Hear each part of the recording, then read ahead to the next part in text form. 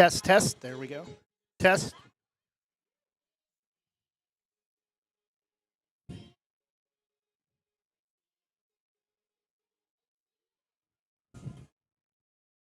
Good afternoon and welcome back to the 2026 Portland Westside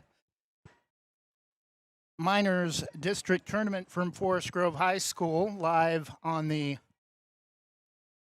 varsity softball field.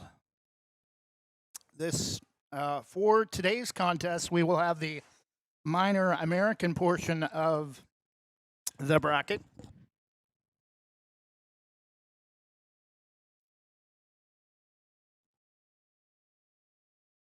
Two minutes. We'll also be handling public address and scoreboard for most of the day.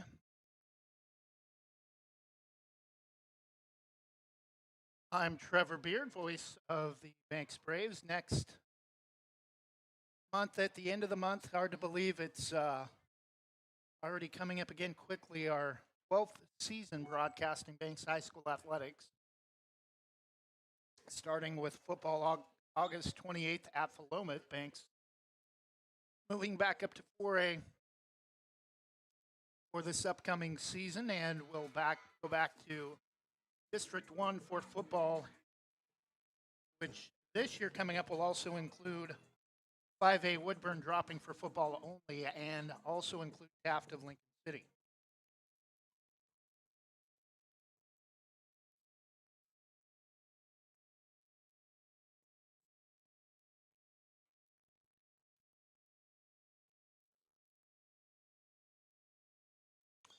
Want me to go exactly at 8:50?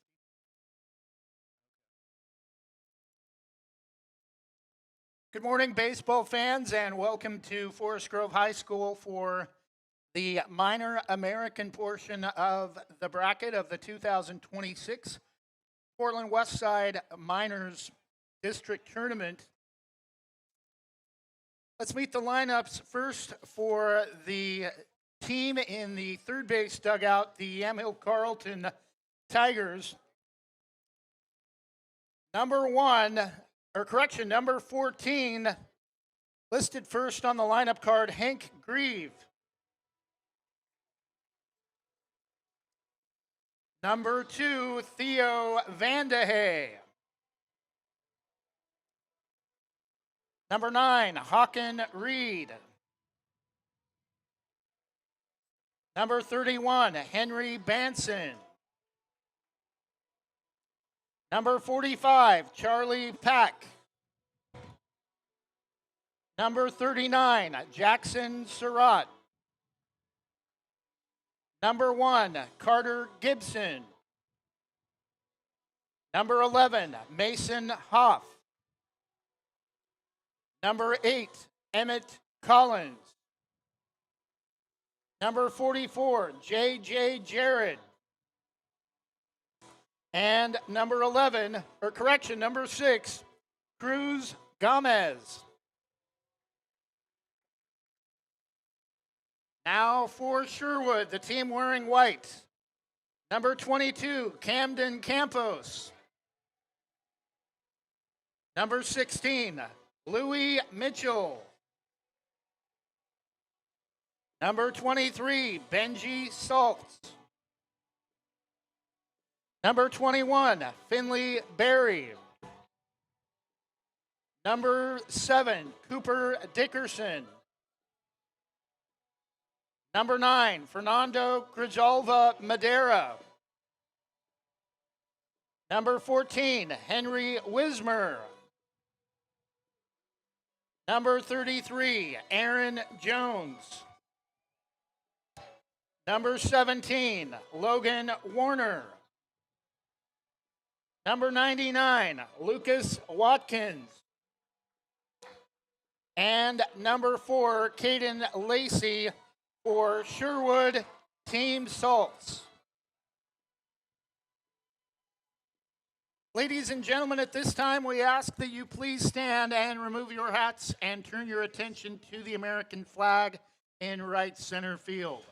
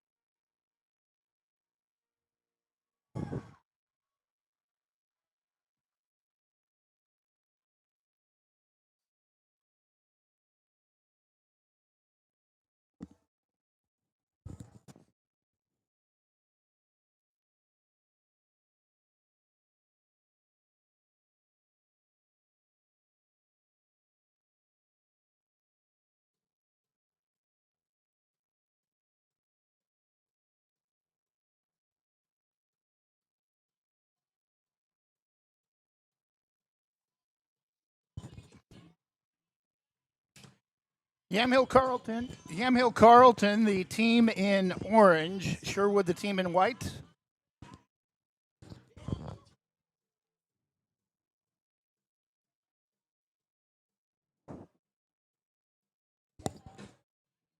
Nine and 10-year-old baseball played on 60-foot base paths, playing at the Forest Grove softball fields. Varsity dimensions: 205 to the left field left field foul pole, 215 to the gate and straightaway center field, and 210 to right center field. Can't read the dimensions down in the right field corner.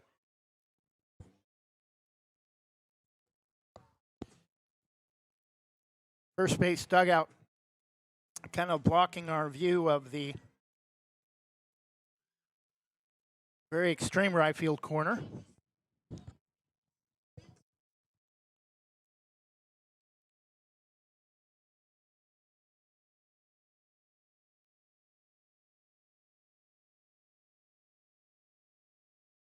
Coaches meeting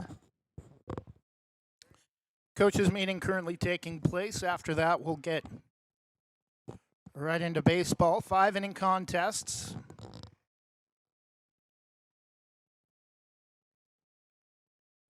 I believe basically the same rules as Little League, are very similar.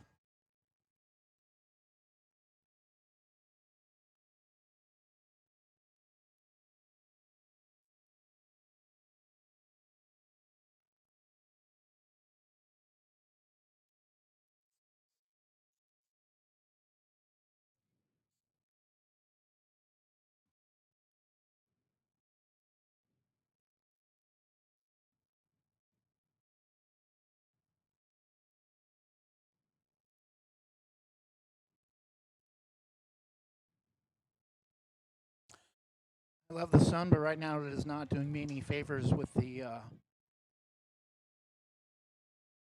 reflection onto my laptop.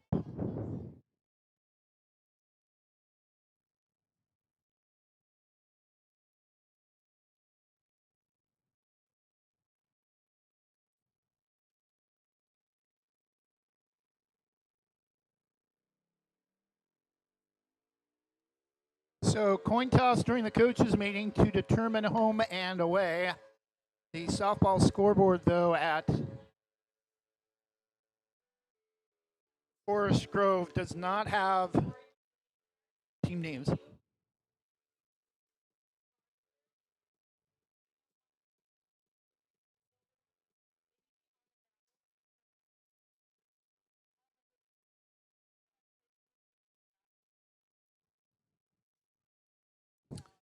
If you are parked near the hitting facility, you are allowed to park on the gravel only.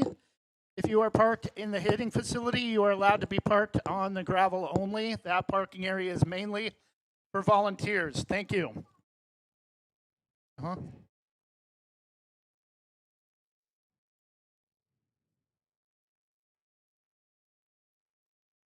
Somebody's car got hit by a baseball. Ooh. Huh?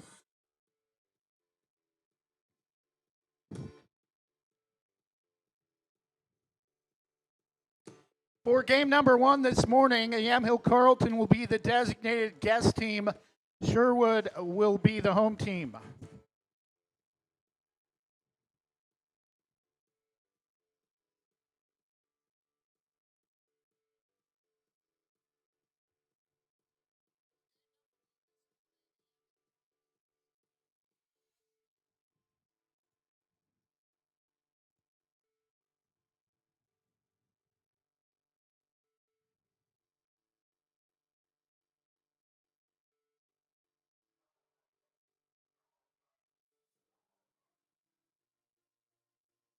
Were you at the Westside JBO thing too? Yeah, I thought I recognized you.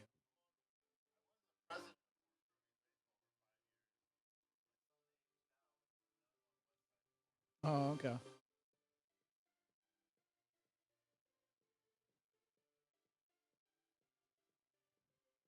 Yeah, I thought about trying to do more Forest Grove stuff. I could do both as long as it's not like on a day Banks has a game, but football would be kind of really tough to.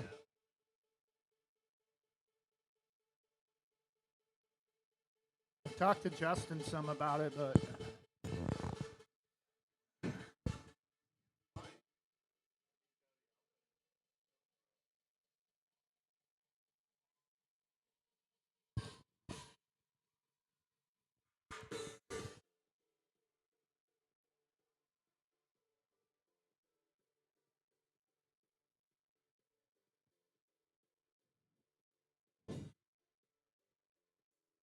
Sherwood white uniforms, red lettering, red numerals with black trim, black and white paneled hats with the Sherwood logo over the center of the white panel. White pants. Yamhill Carlton orange uniforms, black stripes, tigers across the chest, white numerals with black trim. Names above the numeral on the back. Leading off for Yamhill Carlton, number 14, Hank Grieve. Hank sporting some kind of colorful orange, black and white long sleeve temporary tattoo. First pitch just misses high. Home plate umpire almost couldn't decide which way to call it.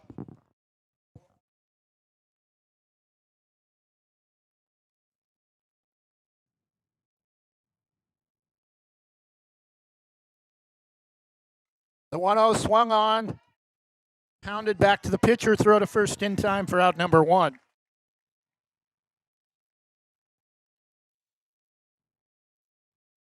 Batting second, number 2, Theo Vandehey.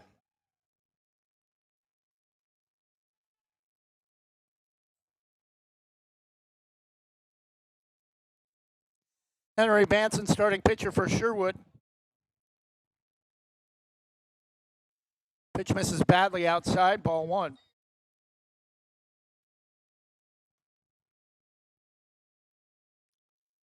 Yamhill Carlton white numerals with black trim on the front and backs of the jersey.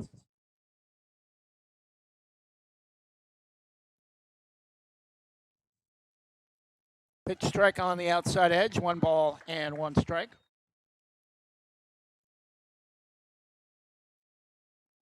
Moving. Oh, no, you're fine.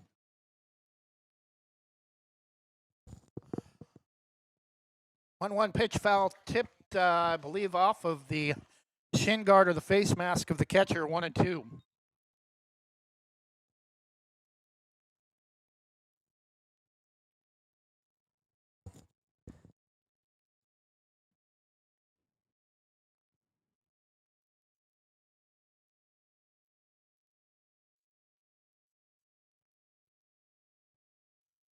One ball and 2 strikes. The pitch from Banson again.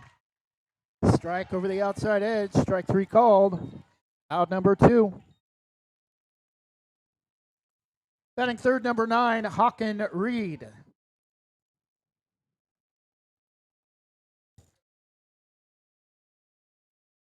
Usually when I'm doing PA, I make sure everybody's name's read at least once, and then after that I just kind of randomly. Yeah, pitch is, I believe, high for ball 1.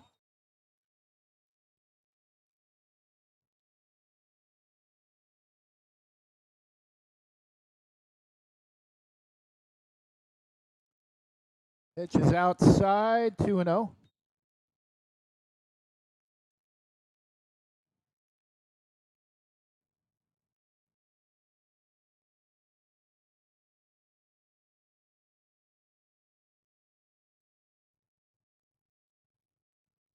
Swung on and missed, 2-1 the count.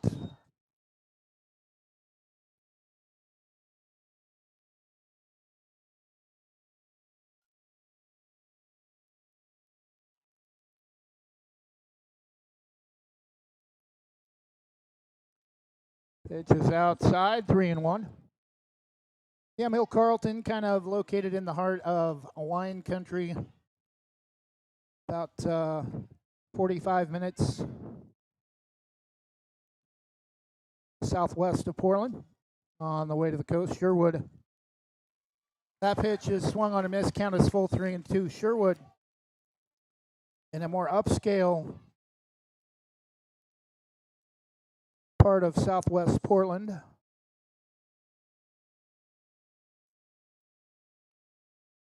West of Taggart on the way to the coast. Pitch is foul tipped into the glove of the Sherwood catcher, and after half an inning, Yamhill Carlton nothing. Sherwood coming to the plate. We'll be back in just a moment. Jim's Market in Banks is an institution serving the community for generations. They're actively involved in events and athletics from the youth league to high school level. Let them serve you with their locally grown fresh produce, fresh bakery items, including custom cakes, and quick hot food from their in-store deli. Jim's Market, conveniently located at the south entrance to Banks.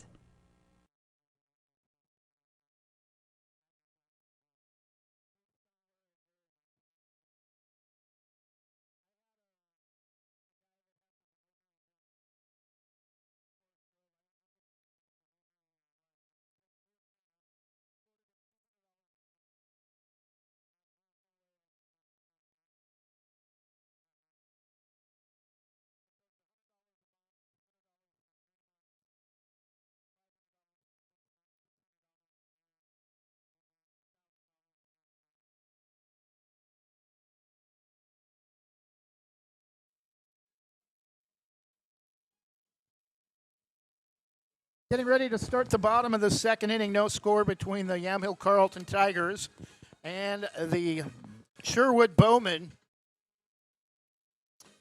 At least we assume that's what they're called. That's what their high school counterpart is called.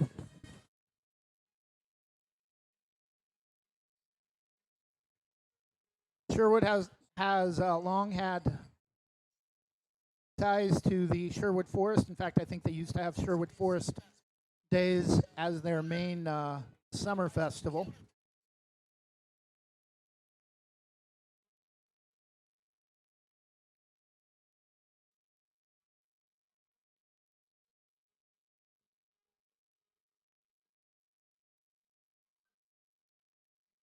So I believe the two tournaments going on this weekend here at Forest Grove are minor American and is it minor national or minor federal?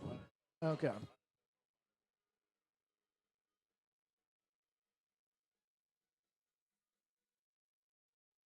Gaston playing in the other, I believe, minor national state tournament at Salem this weekend. And we're set to go for the bottom of the first, leading off for Sherwood Camden Campos, number 22. Pitches over his head, ball one. Leading off for Sherwood Salts, number 22, Camden Campos.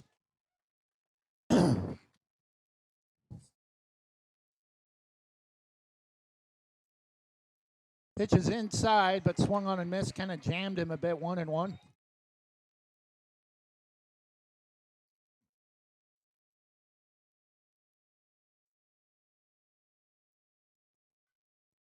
One pitch is down and in, 2 balls and 1 strike.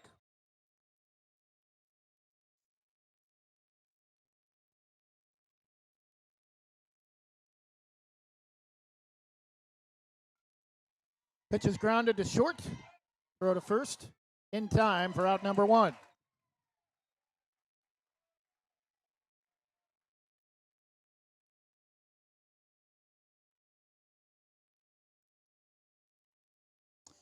Batting second for Sherwood, number 16, Louis Mitchell. Pitch is down and in, ball 1. Batting second for Sherwood, number 16, Louis Mitchell.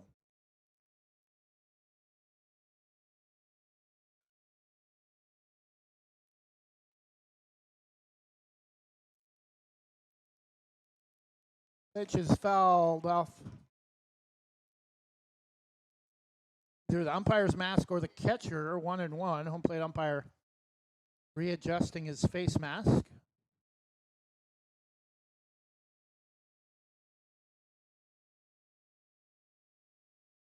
1-1 pitch inside, 2 balls and 1 strike. Pitcher for Yamhill Carlton.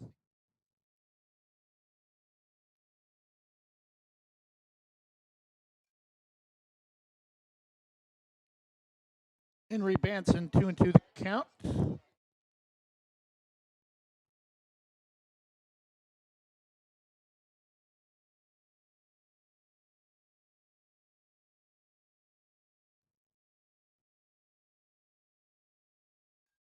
Pitch is grounded back up the middle. That will go as a base hit as the center fielder and right fielder collide going after the ball. That's going to be the first hit of the game.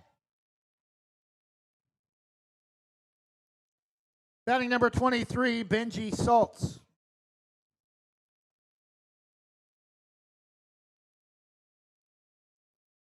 Runner at first goes, pitches outside and will get past the catcher, ball 1. Runner will advance to second.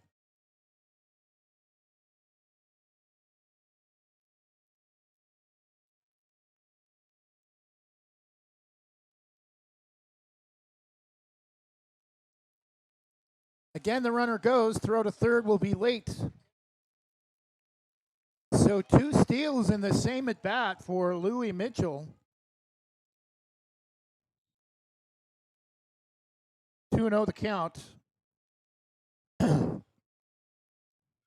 Pitch is swung on, popped up, and caught. A big out for Yamhill Carlton with a runner in scoring position at third. 2 outs now for Sherwood. Number 21, Finley Berry.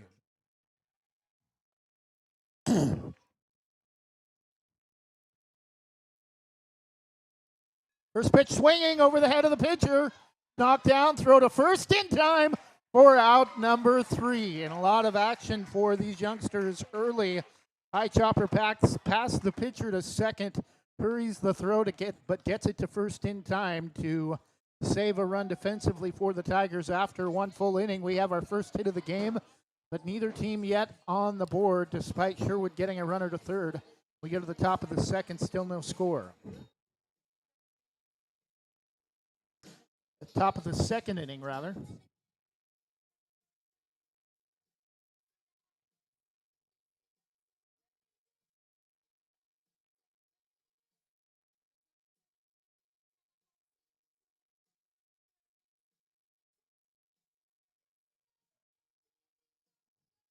Same great smile, same great service, but a brand new location and a great new team. Sarah Hesselman Group is still proud to support Banks High School athletics, but has now joined the Premier Property Group real estate team with new offices located in Bethany. If you're thinking about buying or selling a home, contact the Sarah Hesselman Group, Sarah at sarahhesselman.com, or call 503-313-0748.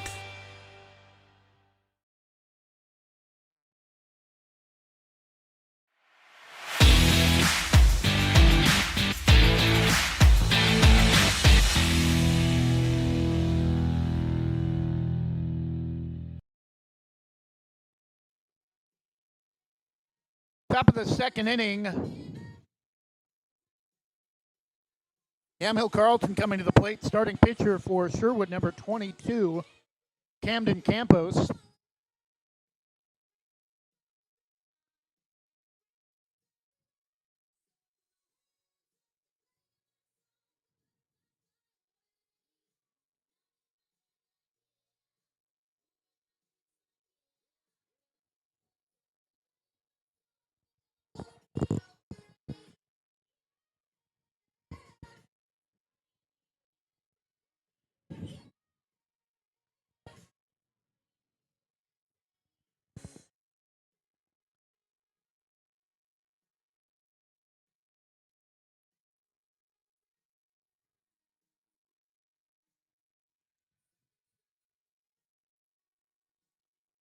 Leading off the top of the second for the Tigers, number 31, Henry Banson.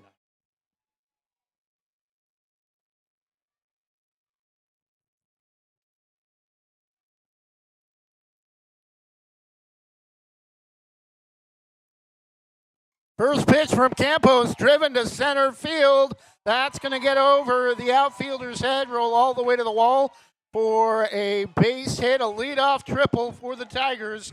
And they're in business early. He overran the base at first, trying to look at the plate, but he'll stay put at third base for a leadoff triple.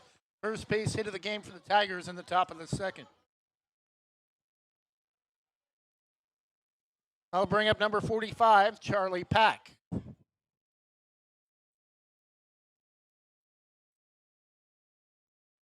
Pitch is taken high, ball one. Batting number 45, Charlie Pack.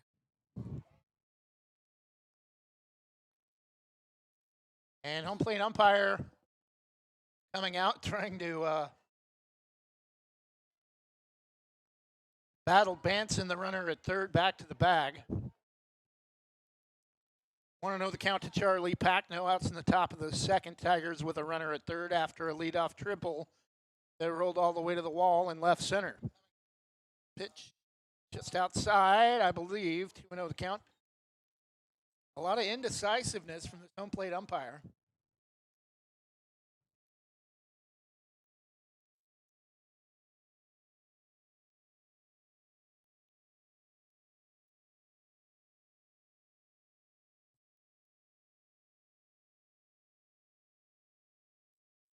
Pitch swung on and missed, 2-1.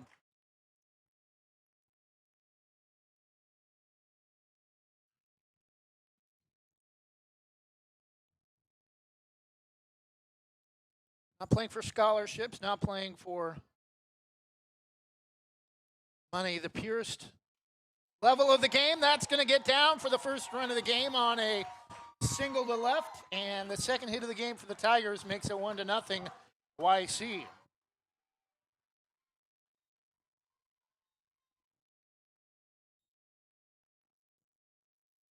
Batting number 39, Jackson Surratt. And already we're going to have an early visit to the mound from Sherwood.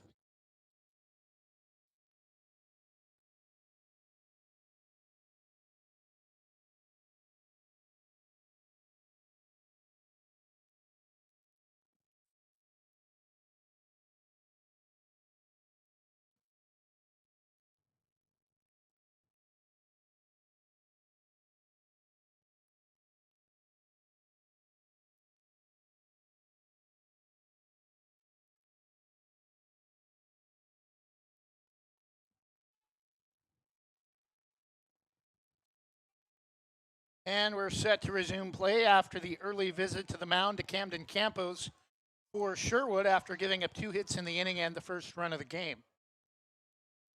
Runner at first. Surratt choking way up on the bat, almost clear up above the where you would normally have the bat taped. Good 2 to 3 inches up towards the top of the bat. Pitch misses outside, ball one.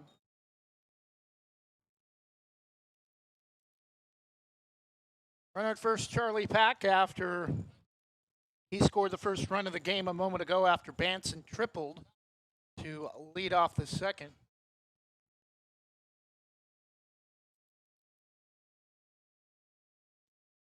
Runner at second goes, pops straight back, and can't find it in play. Looking up towards the sun, 1-1. Get too far out of the batter's box, just a little bit behind home plate.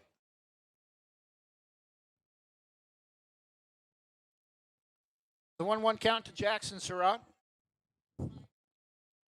Now a runner at second.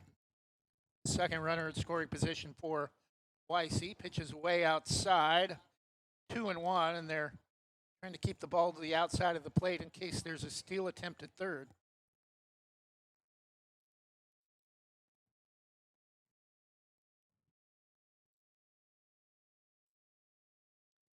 Left-handed hitter Surratt.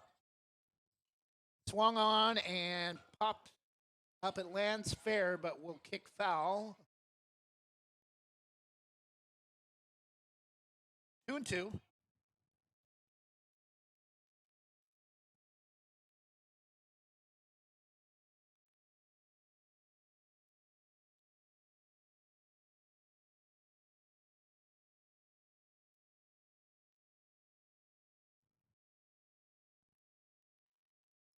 2-2 pitch, swung on, and that's going to drop for the third hit of the inning for the Yamhill Carlton. Runner will advance to third late, slides in safely. Still nobody out in the top of the second. 3 hits for the Tigers, all in the inning. Batting number 1, Carter Gibson. Number 1 at the plate for the Tigers, Carter Gibson.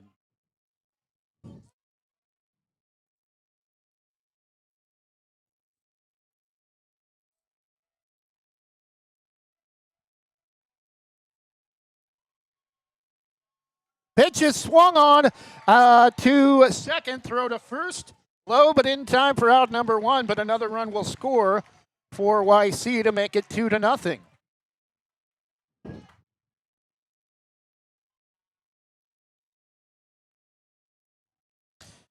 Batting number 11, Mason Hoff.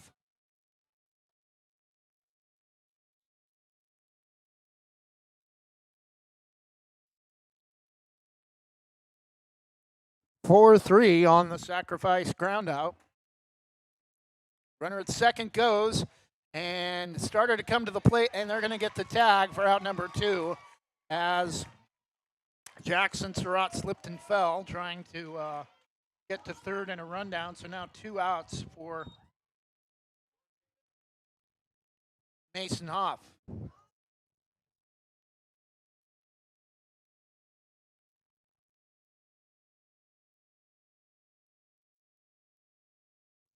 Is low and away, ball 1.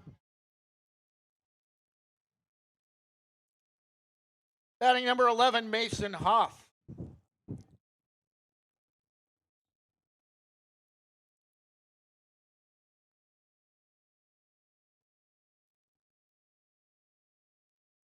Swings at a high pitch up in the zone. Foul, just gets a piece of it fouled straight back. 1-1.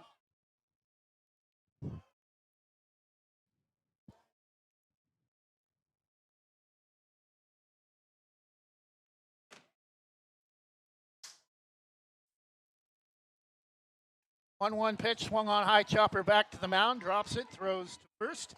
In time, nice way to stay with it and get the out for the third out of the top of the second. But we have a score. Headed to the bottom of the second, YC on the board. First 2 runs on 3 hits in the top of the second. Bottom of the second inning, Tigers 2, Sherwood nothing. We'll be back in a moment. Visit Main Street Pizza in Banks, located next to Jim's Market, for the best pizza in Washington County. From loaded hot baked subs to a Main Street special pizza piled high, we will satisfy your pizza cravings. We've been serving and supporting the Banks community since 1986. Open daily at 11 a.m. Call ahead now to place your order at 503-324-5858 or follow us on Facebook to see our daily lunch specials. Mention this radio ad and receive $2 off any Main Street pizza.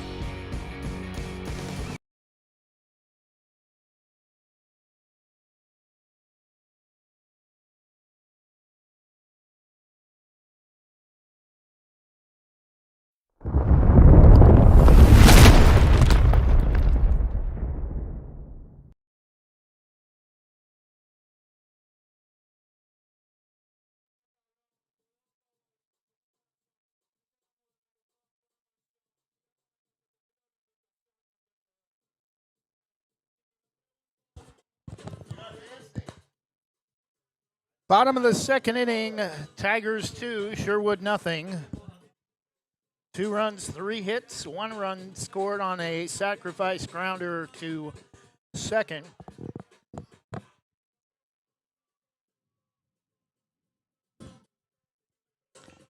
Yamhill Carlton doing all of their damage in the top of the second inning.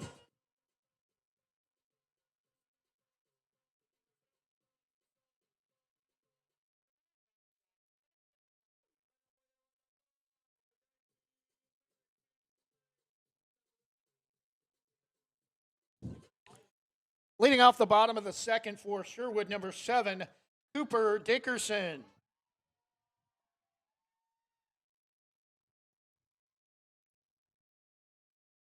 First pitch swinging, chop to first, gets past the first baseman. That would normally go as an error, but This age group, we will not put that on the board. Batting second, Fernando Grijalva Madera, number 9. Runner at first goes, pitches outside, ball 1. Runner will advance to second. Batting at number 9, Fernando Grijalva Madera.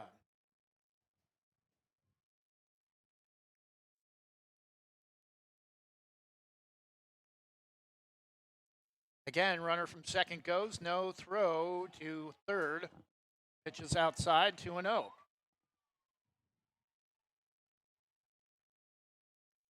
Sherwood had a runner at third in their previous trip to the plate in the bottom of the first. Throw back to the bag, not in time.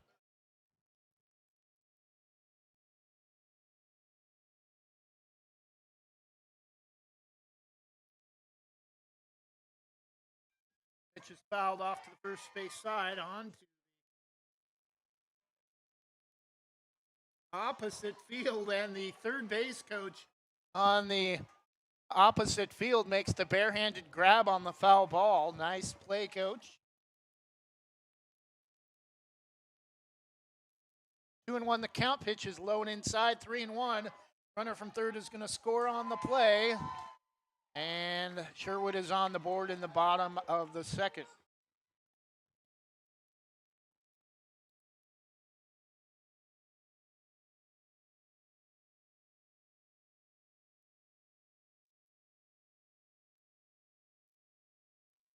Again, fouled off, 3-2.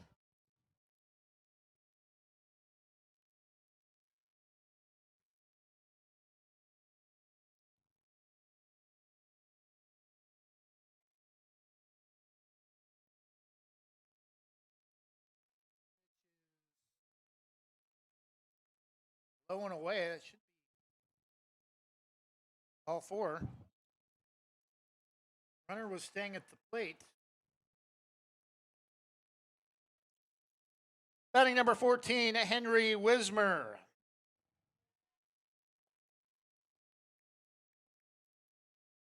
So still nobody out for Sherwood in the bottom of the second. Pitch again and way outside. Runner will advance to second.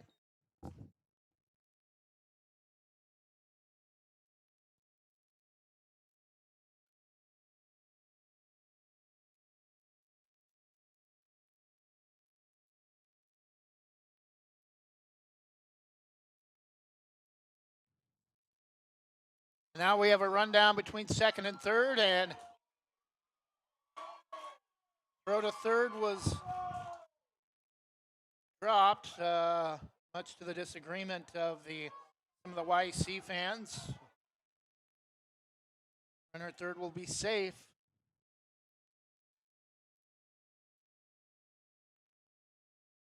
Strike on the outer side of the plate, 1-1.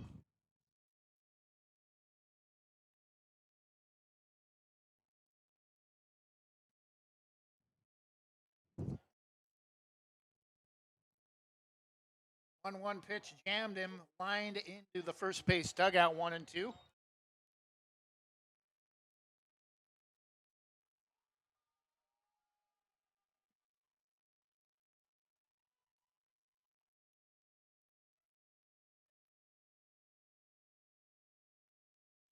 Low and away, 2-2 the count. Runner at third. Sherwood threatening to tie the score. Still nobody out.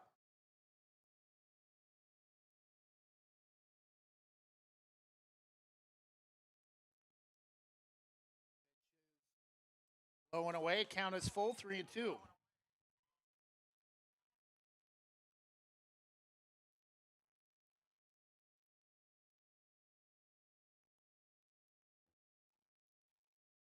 Fouled straight back into the net. Still full count, 3-2.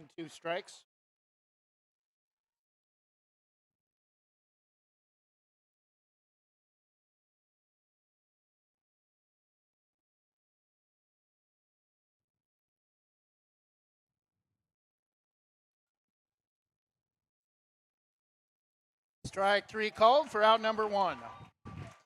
A big out for OIC with a runner in scoring position at third, threatening to score. or threatening to tie the game. Batting number 33, Aaron Jones.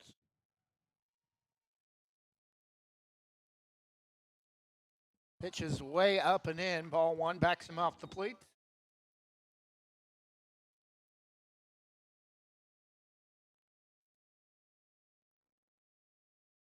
2-1, Yamhill Carlton in the bottom of the second. Which is low, ball one.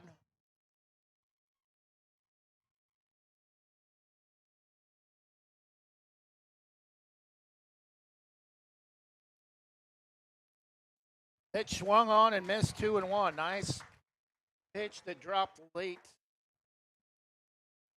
fooling the hitter, Aaron Jones.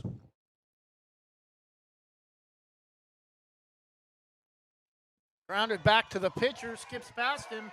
Throw to second will be in time, but will tie the game at 2. Again, on a sacrifice for 3 putout.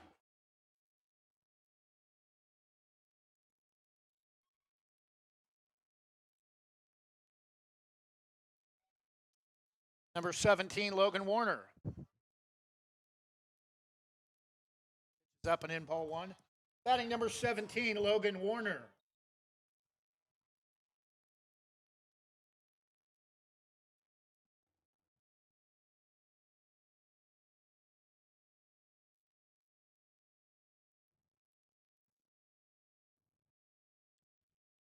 One 0 fouled off high into the net, off the behind home plate, a little bit up the third base side, towards the third base dugout. 1-1, 2 outs, tied at 2. The bottom of the second inning. Logan Warner, number 9 hitter, pitch either swung on and missed or fouled off the plate. Couldn't tell for sure if the ball hit the plate or if he swung and fouled it off the plate. Either way, it's 1-2. Tigers trying to get out of a little bit of a issue here in the bottom of the second after giving up 2 runs to tie the game. Pitch is outside, but swung on and missed. Fooled him badly on a pitch well off the plate. And we go to the top of the third inning. Tigers 2, Bowman 2, when we come back. For more than 45 years, Housemaster has been offering residential and commercial inspection services with more than 200 locations across the U.S. and Canada. We've helped more than 3.5 million buyers and sellers make important real estate decisions. Housemaster of Southwest Portland helps local residents make the right choice when purchasing a residential or commercial property. Call Housemaster of Southwest Portland 971-245-2500 or visit their website housemaster.com/southwest-portland.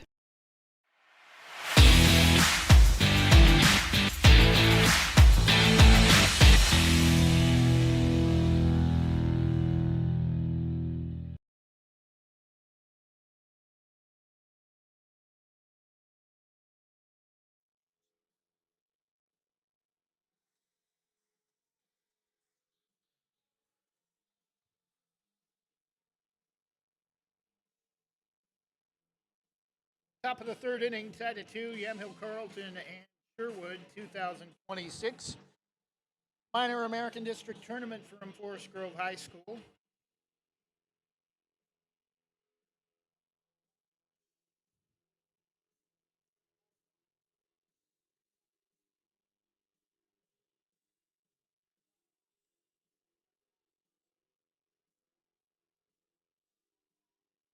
Bottom 3 hitters in the lineup for Yamhill Carlton: Collins, Jarrett, and Gomez.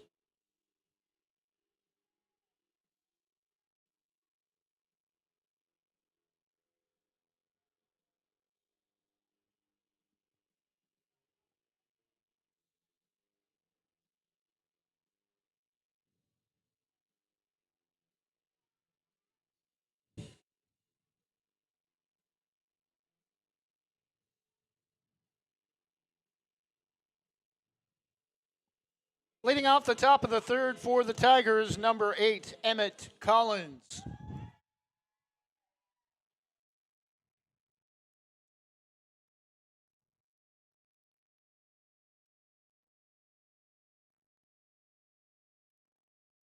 First pitch to Collins, grounded to short. Nice play. Throw to first. Throw is in time for out number one.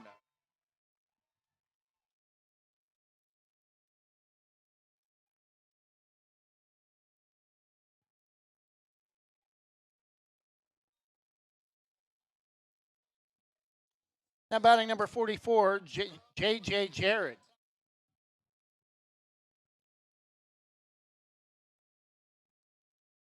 It's outside, ball one. Batting number 44 for the Tigers, J.J. Jarrett.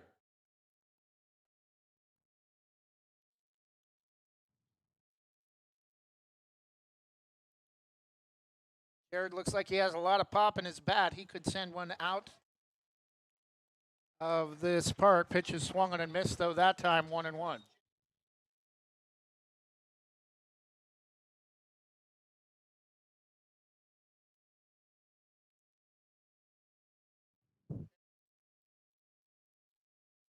Home run swing, just gets a piece of it, fouled straight back, 1-2.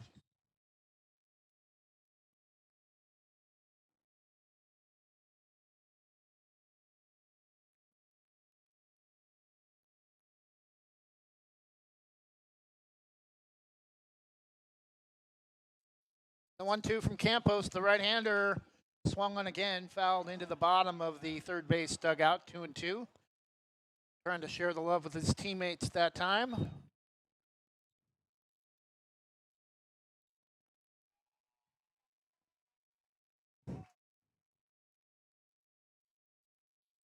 Again, the 1-2 misses well outside. 2 balls and 2 strikes. If there was a runner aboard, that probably would have sent the runner to second. Campos takes a big deep breath, again misses outside. Count is full, 3-2.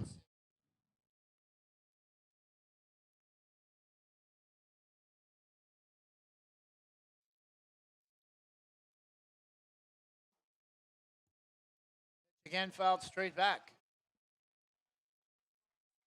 Good battle between the power hitter J.J. Jarrett and Sherwood starter Camden Campos.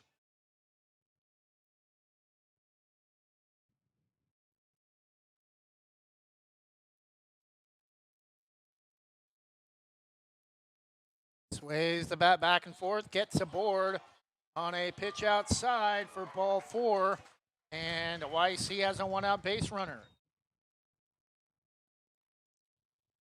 Bottom of the order, number 6, Cruz Gomez.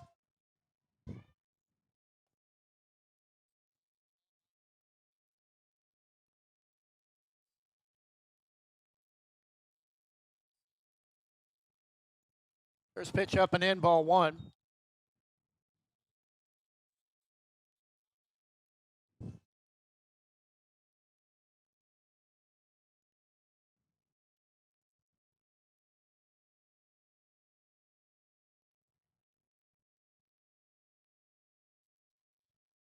The 1-0, taken all the way for strike 1.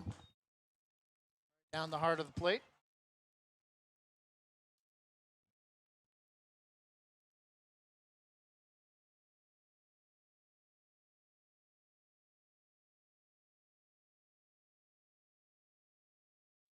1-1 from Campos. High fastball swung on and missed, 1-2. Runner at first after Jared walked.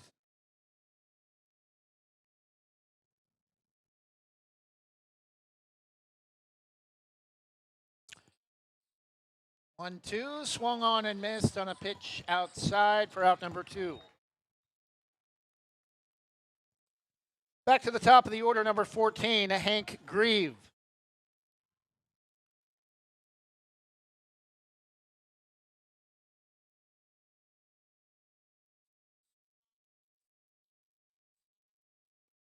Low and away, ball 1.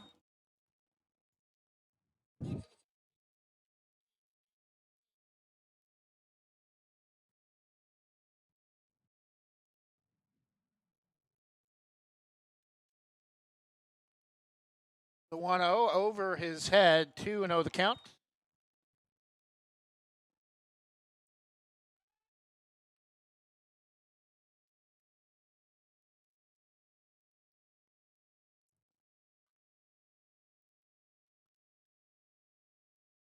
2-0 from Campos, again low and away, ball 3. And now Campos, after walking the previous hitter on a full count pitch, in danger of giving up the second walk of the inning on 4 pitches.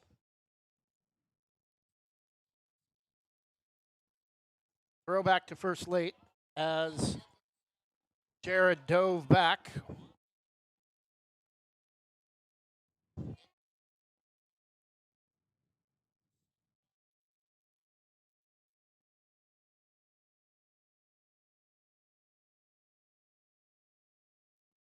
First starts to go, and it's low and away for another walk for YC. And that will move the runner at first into scoring position in the top of the third. 2 outs. 2 walks in the inning given up by Campos. And he might be getting close to a pitch count situation.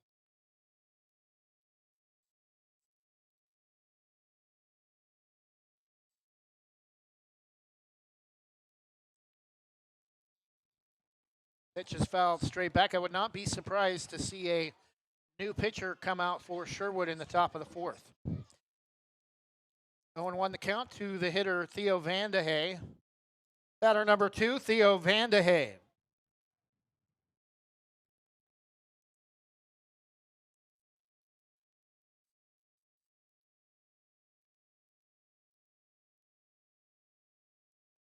Pitches up and in to 1-1.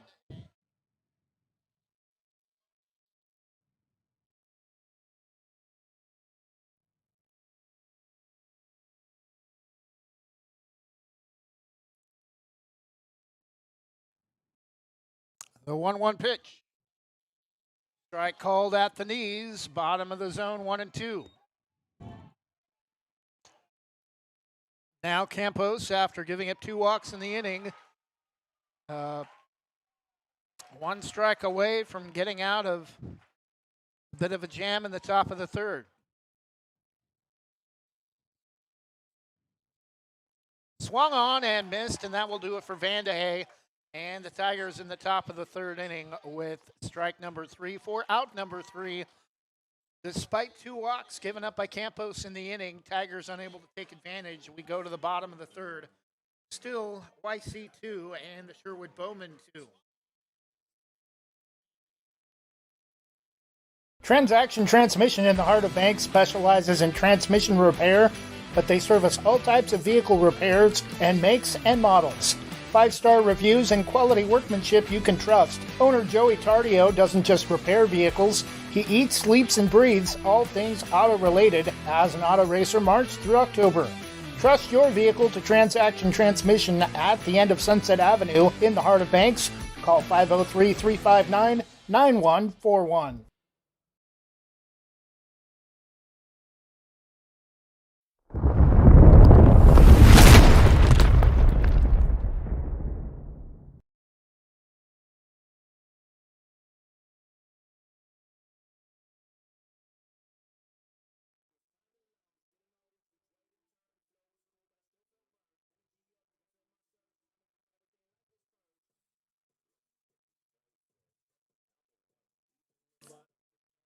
Bottom of the third inning for Sherwood, it will be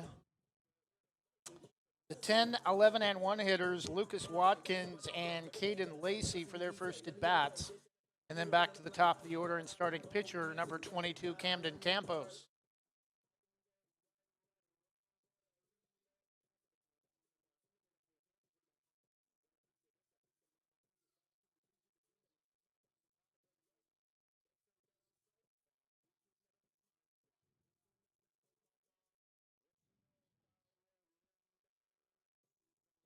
Leading out for Sherwood in the bottom of the third inning, number 99, Lucas Watkins. First pitch from Banson, swung on, grounded to short. Can't get the glove down in time, though, and a leadoff base runner for Sherwood in the bottom of the third.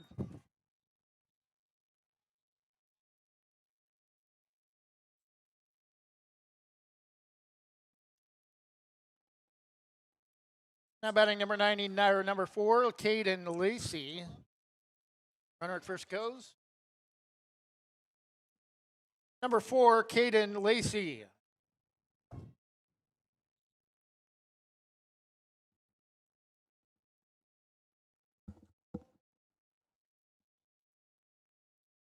Swung on and missed that time on a pitch down and in. Runner will advance to third as the ball gets past the catcher, 1-1.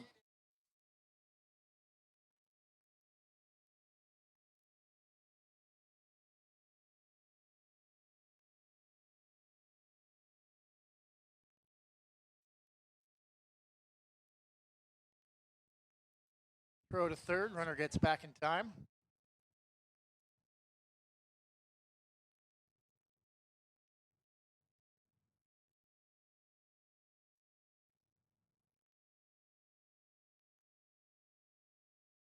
One pitch, swung on and just got a piece of it.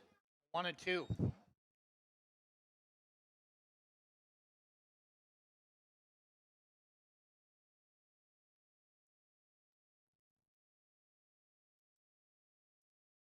Advancing the 1-2 over the head of Watkins. Oh, it hit his bat as he tried to dive out of the way, so technically ruled a foul ball. Runner at third, I think, wanted to go on the play.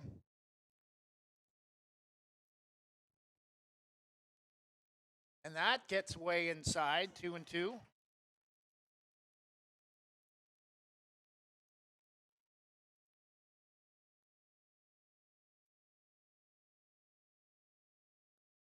Strike 3 called, out number 1.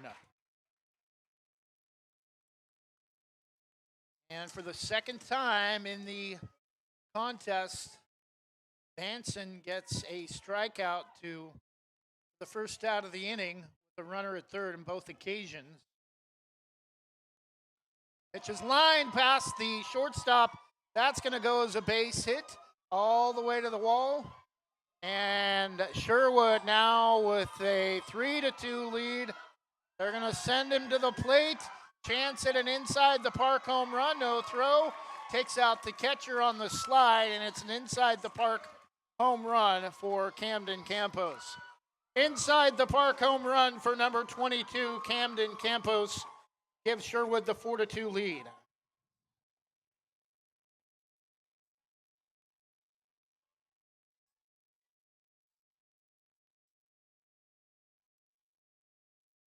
Low and away, ball 1.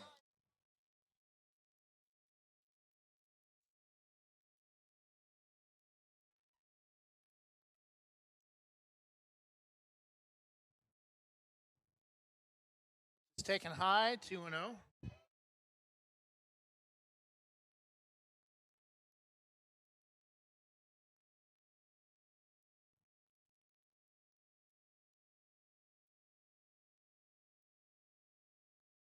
Low and away, ball 3.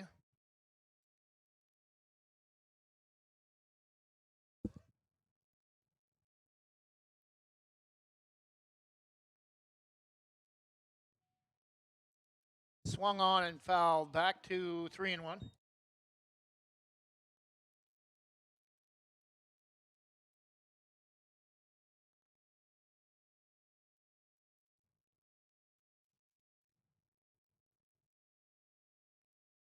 Bottom of the third inning in a 5-inning contest. Pitch fouled straight back, 3-2. Number 16, Louis Mitchell.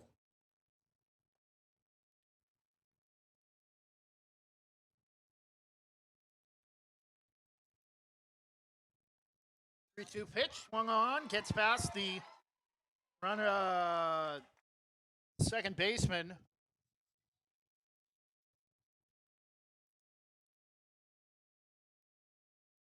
Time call, and we're going to have a visit to the mound to Henry Banson. And that will be it for him, I believe. As he comes off the mound, he'll be replaced by number 39, Jackson Surratt. At least that's how it appears for the time being. And Surratt will take over on the mound for YC. New pitcher for the Tigers, number 39, Jackson Surratt. We'll take a 30-second break and be back in a moment. Proudly serving our neighbors in Washington County since 1946, LaHaye's is your destination for locally made Letterman's jackets, custom embroidery for business apparel or a unique gift, and scouting uniforms and supplies. LaHaye's is on the corner of 3rd and Main in historic downtown Hillsboro. Open Wednesday through Friday, 10 to 6, Saturday, 10 to 4, and anytime online at lahayes.com or call us at 503 648 2341.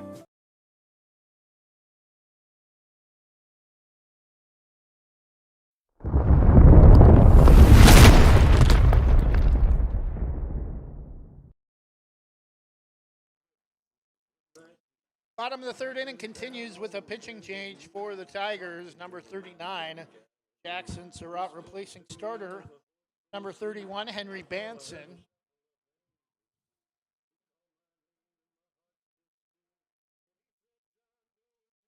And it appears we're set for two. Sherwood, 2 runs in the bottom of the third. And the hitter, Benji Saltz, number 23.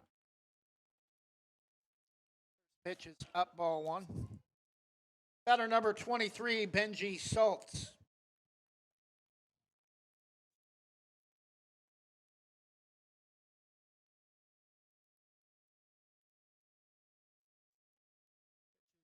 Bounced in front of the batter's box, throw to third. Might have been a close play, but the shortstop covering the bag on the play, unable to make the catch cleanly. 2-0 the count.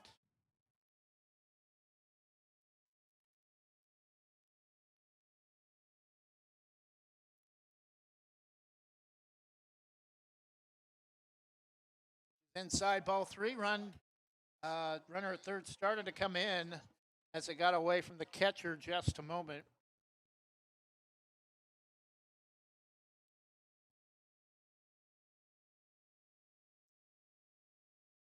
YC with the black hats and the YC overlapping logo.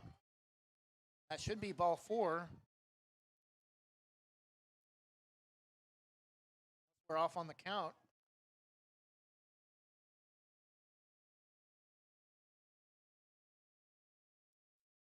Missed a strike and they're grounded back up the middle. Throw to first will be in time, but another run will score on the sacrifice. 6-3, and it's 5-2 Sherwood. Number 21, Finley Berry.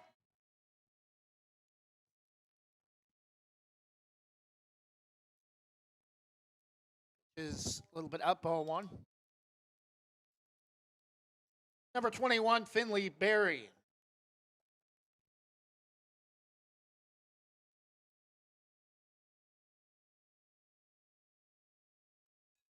Swung on, and a couple of players nearly collide, and it's going to drop for another base runner for Sherwood.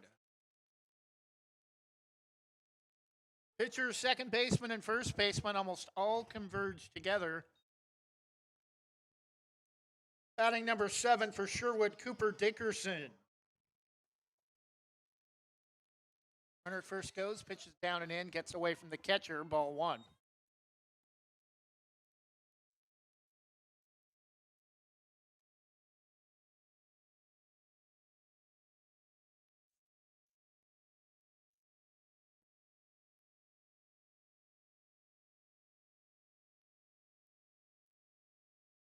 And the runner goes.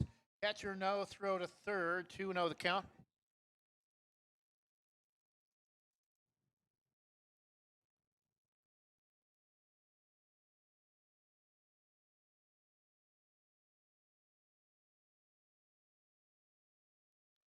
Throw to third.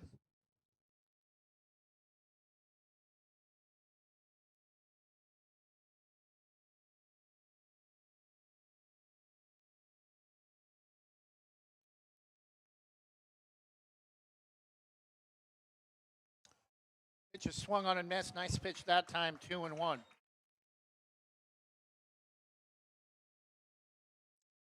Sherwood 5, Yamhill Carlton 2. Yamhill Carlton had a 2-0 lead. after the top of the second. Swung on and missed. Strike two called.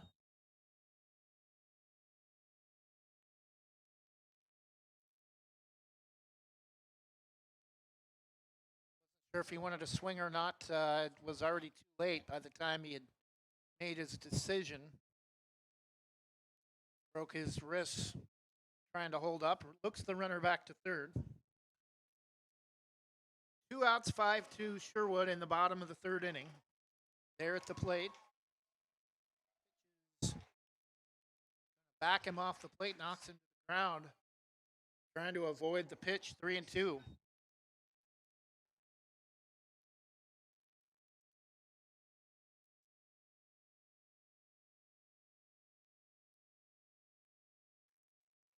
Strike three called for out number 3, and that will do it for Sherwood in the bottom of the third. But they take control now with 3 runs in the bottom of the inning. We go to the top of the fourth. Bowman 5 and the YC Tigers 2 will be back with the top of the fourth.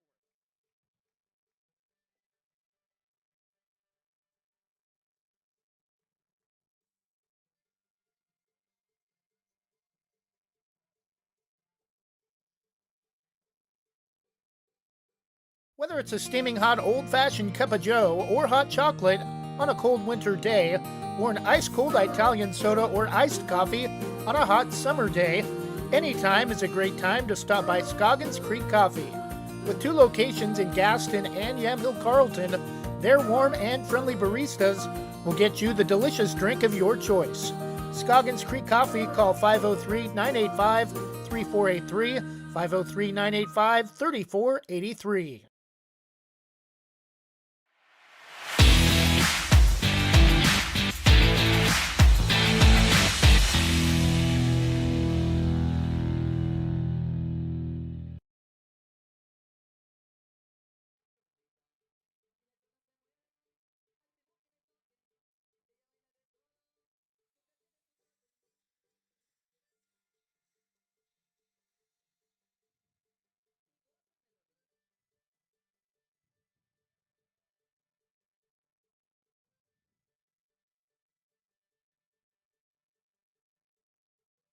Top of the fourth inning, Sherwood 5, Yamhill Carlton 2.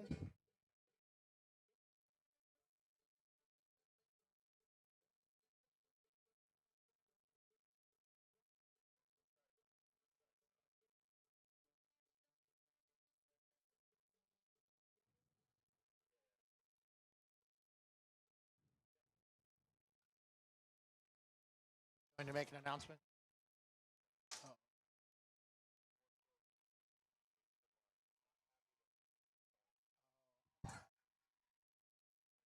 They're just not happy because they're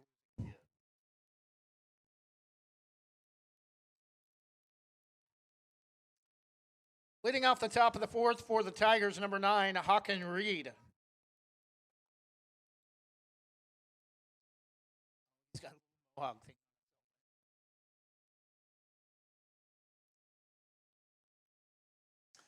Misses way outside into the opposite batter's box, a 1-1.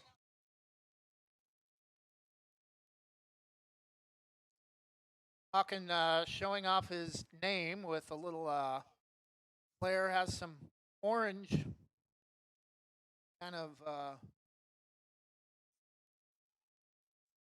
orange, almost like mohawk on the top of his helmet. Pitch is fouled back, 1-2.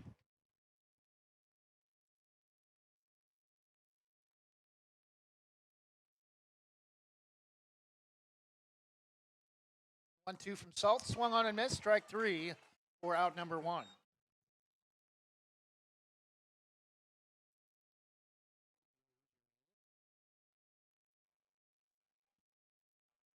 Oh no, I saw you would.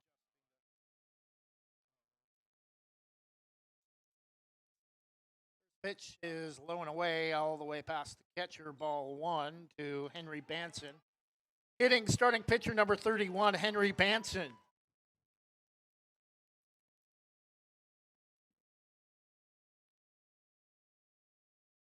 1-0 pitch, swung on and off the end of the bat. High chopper to second. Throw to first is not going to be in time. And that will go as an infield base hit for the Tigers. First base runner they've had in a while.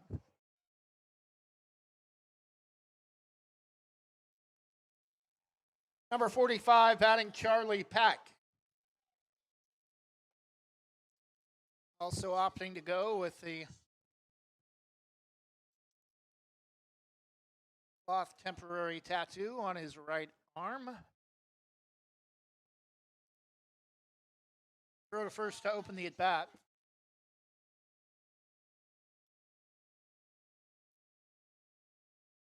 Again, the throw to first, threw it over his head, and that's going to allow YC to get a runner into scoring position as they try to battle back, trailing by 3 runs in the top of the 4th of a 5th inning contest.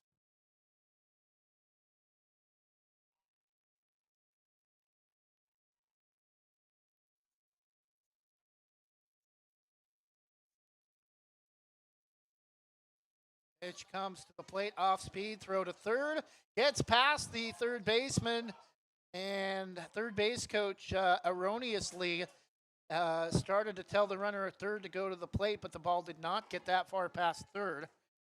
I think it's a 1-0. I don't remember if he swung at that pitch or not.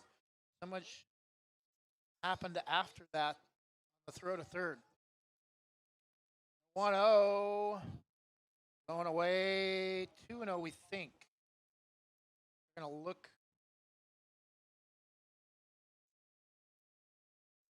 Stare down going on at third. Give the ball back to the pitcher, Salts, and he'll give the runner at third a stare down before heading back to the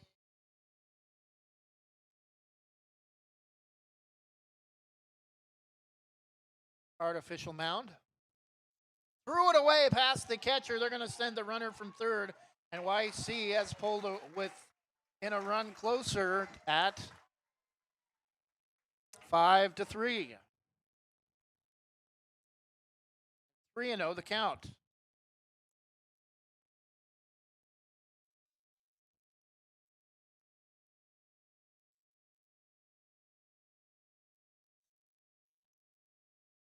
Three and 1 the count. 5-3 Sherwood.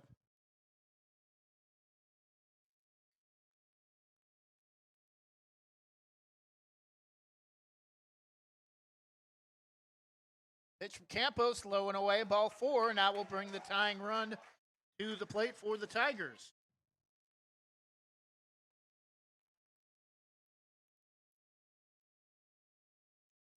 Number 39, left-handed hitter Jackson Surratt. Time has been called, and we're going to have a visit to the mound for Benji Salts.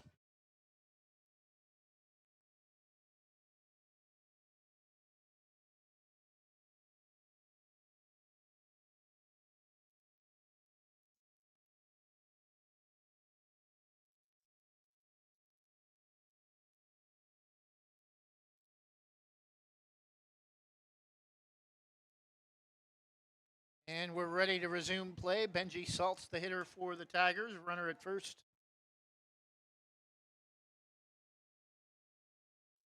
Jackson's Charlie Pack. Surratt, the hitter, first pitch swinging. Runner at first goes. He'll be at second, 0-1 the count.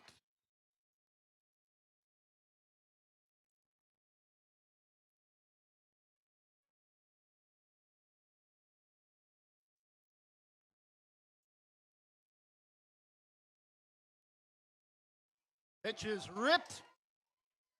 Just foul. Oh. Home plate umpire's calling it foul.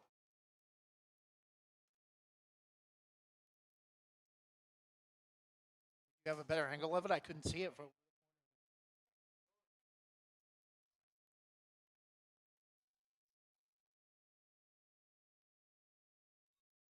Oh, and to the count officially.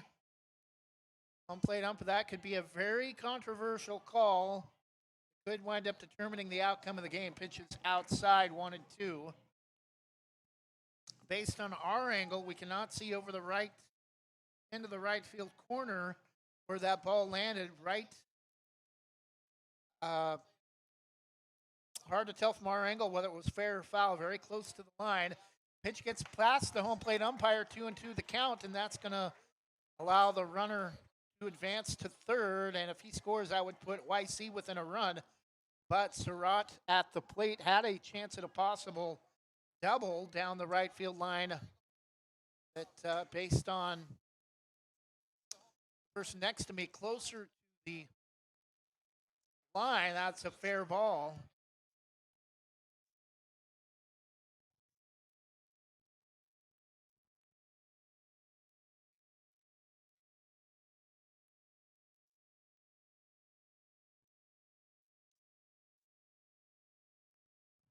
And swung on and missed for strike three, and that's too bad for Jackson Surratt. He thought he had a double down the right field line. It's out number 2 for the Tigers.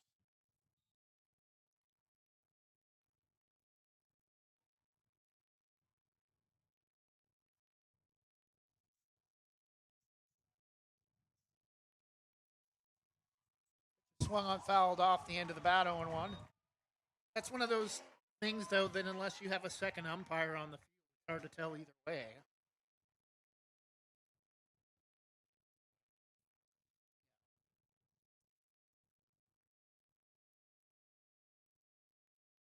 When the count pitch is up in the zone, hard to tell by his mannerisms from the home plate umpire. I think that was ball one. It was a ball either way, but couldn't tell if he swung at it or not. 1-1 the count, we think. Swung on and missed that time for, apparently he ruled that pitch, previous pitch, strike 2, and Carter Gibson goes back to the dugout mad at himself. YC gets a run back, but left a runner stranded at third. We go to the bottom of the fourth, 5-3 Sherwood.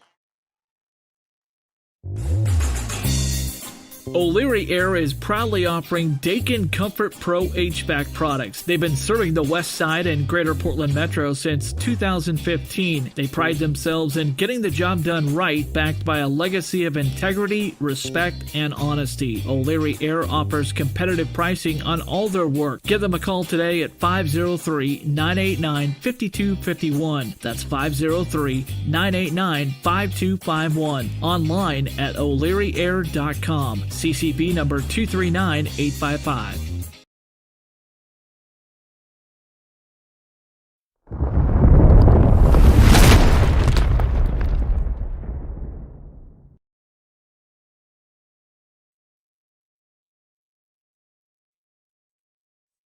Bottom of the fourth inning, tough break for YC in the top half as Jackson Surratt lined one down the right field line. Only one umpire for the early round games, and home plate umpire had to make a decision from that distance on a fly ball to right that was ruled a foul ball. And based on the person next to me helping up in the booth, he was able to see it better from up here and said that ball hit the line and should have been ruled a base hit. But one of those plays that unless you have a umpire on the field, it's hard to make a call one way or the other.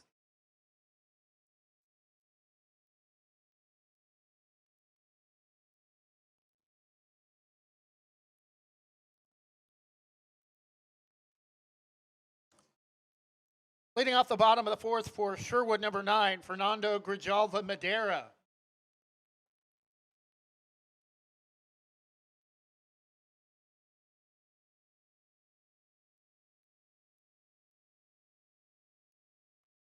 Is up and in, ball 1.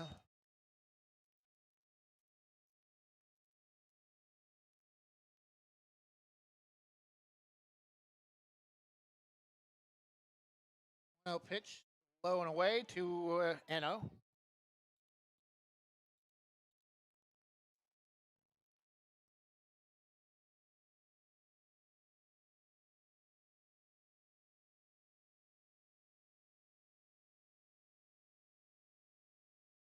Pitch swung on, lifted down the right field line. That's foul, out of play, or playable, but unable to make the catch. 2-1.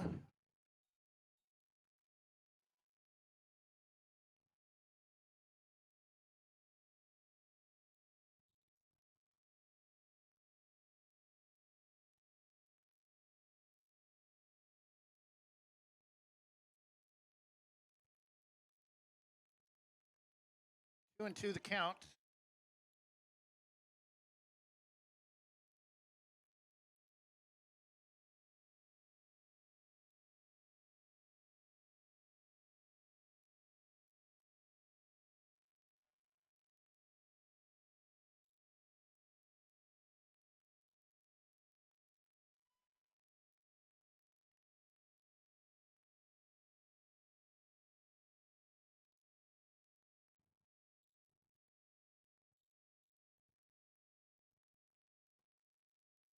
And ball four for Grijalva Madera as we were trying to fix an issue with the scoreboard. It appears to be a bit dim. Number 14 for Sherwood, Henry Wismer. Pitch up and in. Runner will take second, ball one.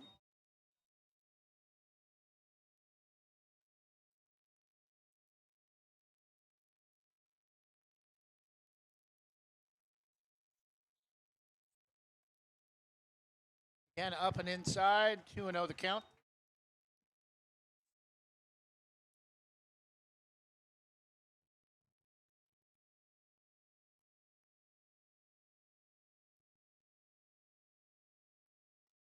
Is grounded back to the mound.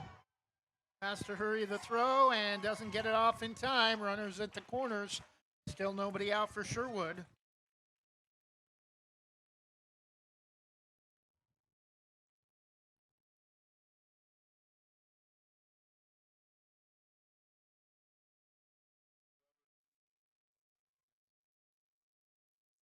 Elimination game for Yamhill Carlton and Sherwood, as is usually the case in the breakfast portion of the bracket.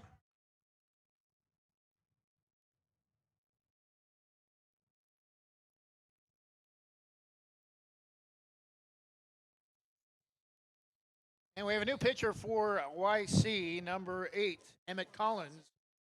New pitcher for the Tigers, number 8, Emmett Collins.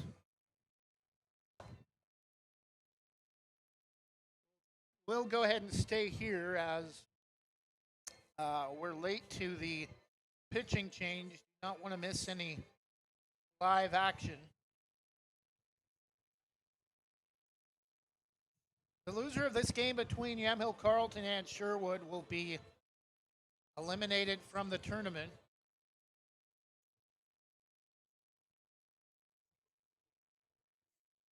Sherwood leading 5-3 in the bottom of the fourth, 5-inning contest.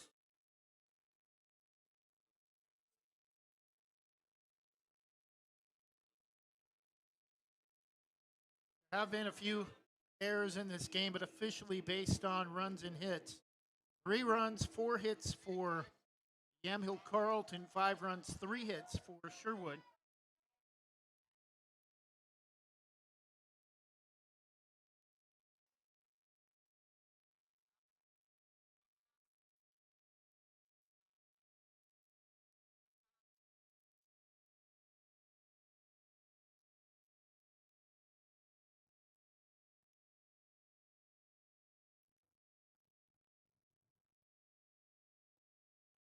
Two 0 the count to Aaron Jones. Low and away, ball 3, and that will get past the catcher.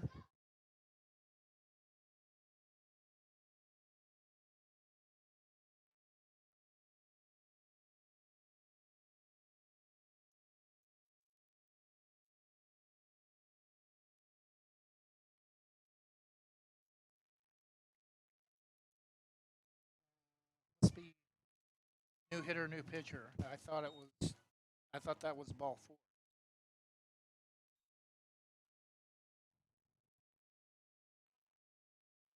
And play at the plate will be late.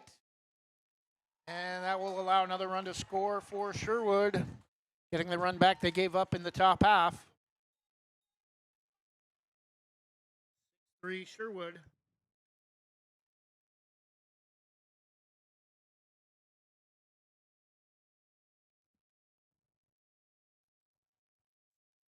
Ball will skip past off the heel of the catcher's glove. Again, the throw to the plate not in time. Jones will advance to first on the walk, and it's 7-3 Sherwood.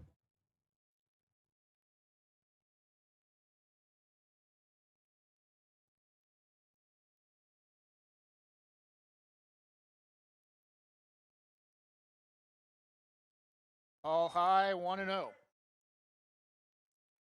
Batting number 17, Logan Warner.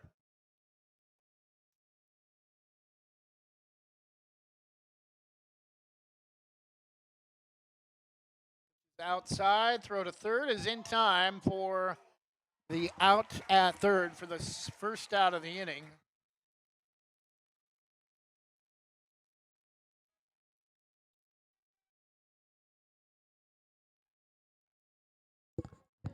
So the bases are empty now for Sherwood, one out. And that was a good play for the Tigers. They needed it. Otherwise, that would have scored another run for Sherwood after a base hit to center field from Warner. Number 99, Lucas Watkins.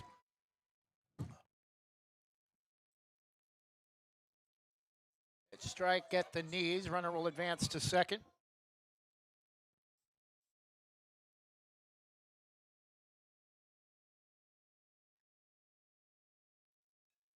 Pitch chopped hard to third.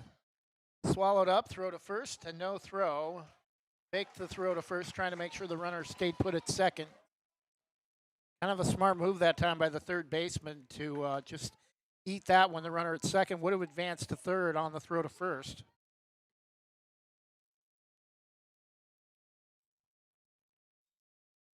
Blown away, ball one. Number 4, Caden Lacey.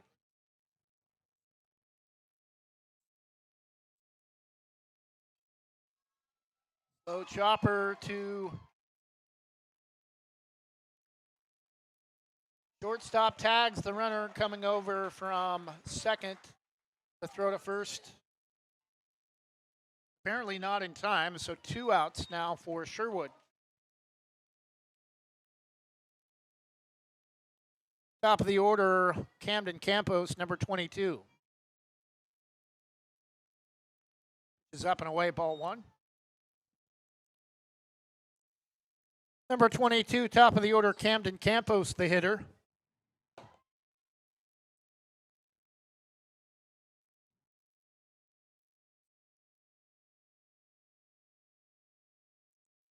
Runner at second goes. No throw to third. Pitch is swung on a nasty pitch down and away. 1-1.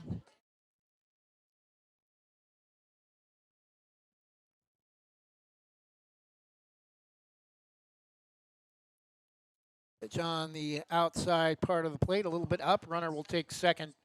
Runners at second and third. 2-1 the count to the hitter Campos.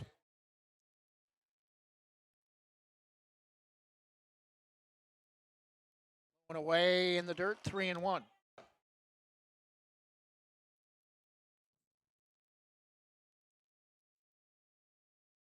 And Emmett Collins really having some issues finding the plate after coming in this inning.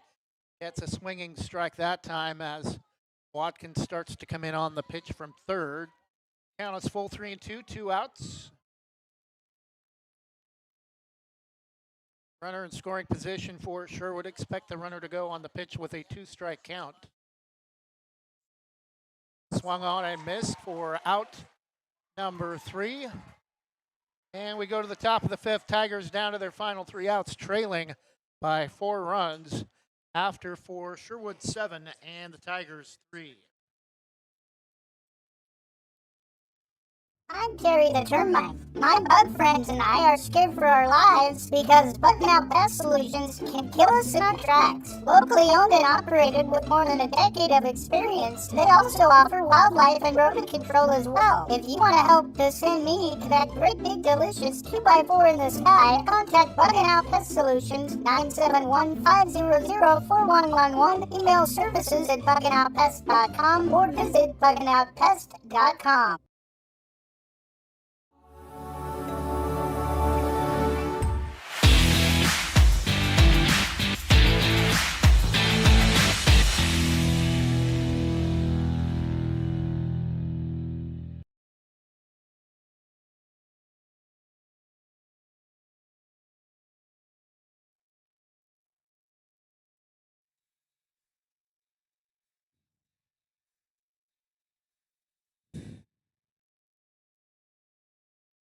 Top of the fifth inning, new pitcher for Sherwood, number 33, Aaron Jones. New pitcher for Sherwood trying to pick up the save, number 33, Aaron Jones.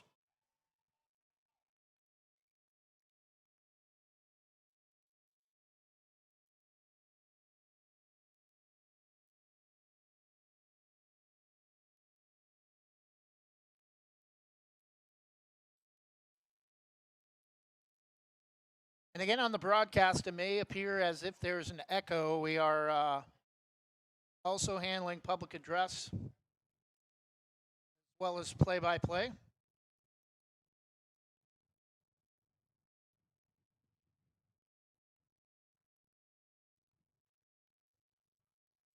Will be the 8, 9, 10 hitters for YC, Hoff, Collins, and Jared.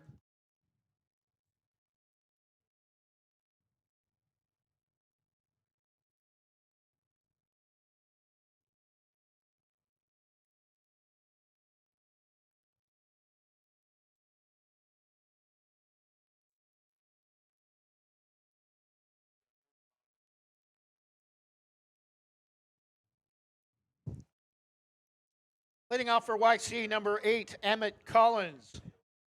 Correction, it's off. Correction, hitter number 11, Mason Hoff.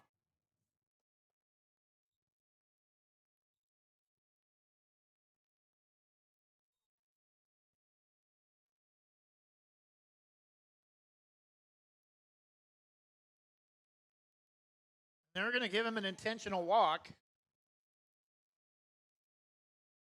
That will quickly bring up now number 8, Emmett Collins.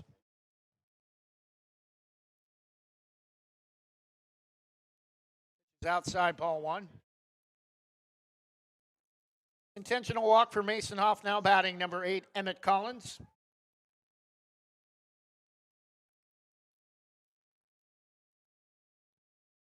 The runner back to first. Is outside, 2-0.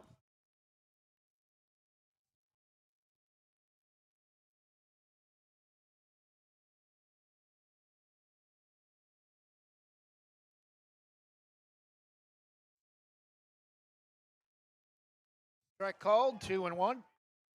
Runner takes second.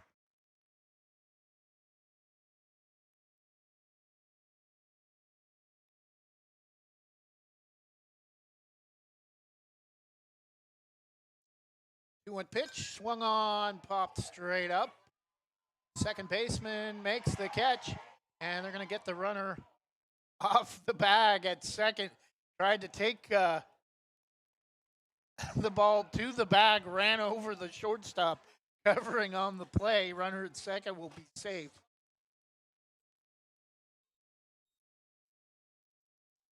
Number 44, J.J. Jared. Trying to cut this Sherwood lead in half with one swing of the bat. And he rips one right on cue to left field. Not a lot of depth on it, but it will move a runner into third and scoring, even closer to scoring position. Was already in scoring position at second. J.J. Jared, the previous hitter, now batting Cruz Gomez, number 6. Strike on the outside edge, 0-1. Runner at first, J.J. Jared, now batting number 6, Cruz Gomez.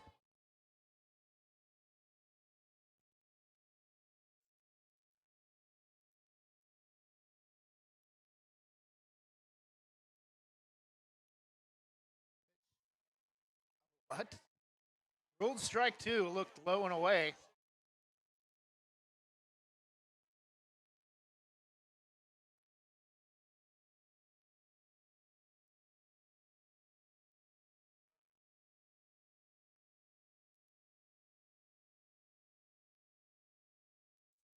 Two runners in scoring position for the Tigers at second and third. Low and away. They are not going to send the runner from third. 1-2 the count. gets all the way past the new catcher, number 7, Dickerson.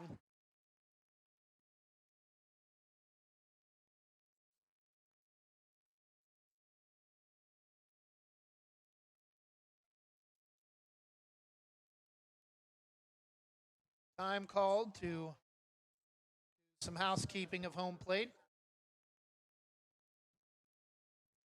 1 ball, 2 strikes, 1 out, runners at second and third for YC, trying to battle back late in the bottom of the 5th of a 5-inning contest.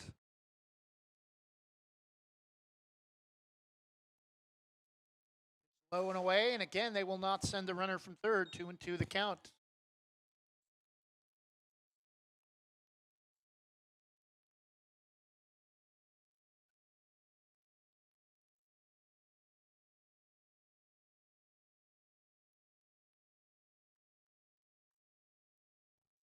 To pitch up and in, ball 3.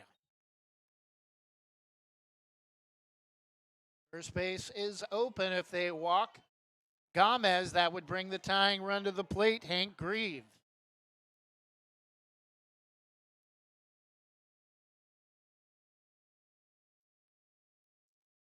Strike 3 called on the outside part of the plate, out number 2.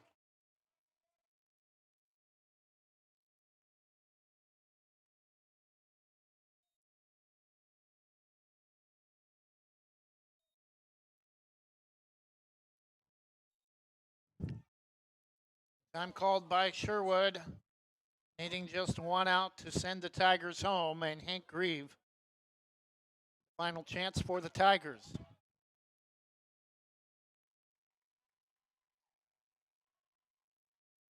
Batting for the Tigers, number 14, Hank Grieve.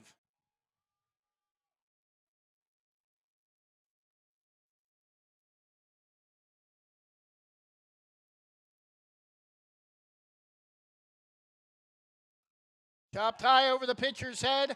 Cut off by the second baseman. Throw to first. Pulls him off the bag, and YC scores a run. Still 2 outs.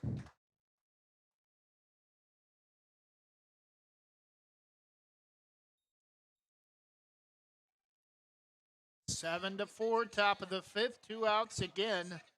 YC continuing the contest down to their final out. Number 2, Theo Vandehey. Pitch gets away.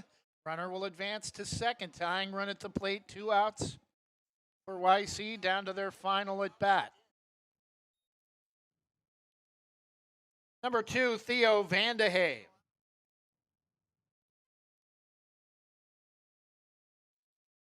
And I think Dickerson may have caught that in a bad spot.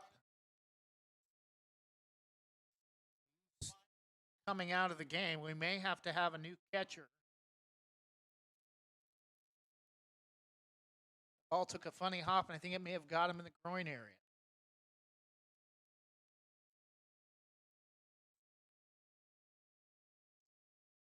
Heard everybody taking a knee.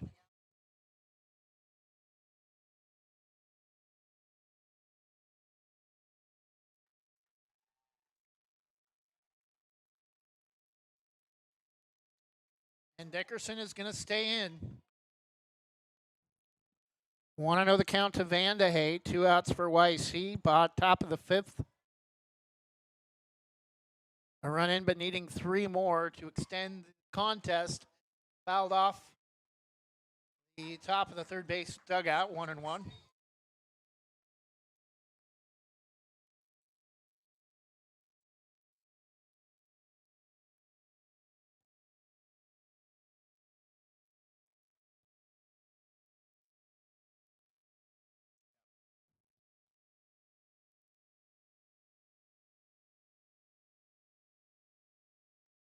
Strike 2 called outside part of the plate. Now the Tigers down to their final strike.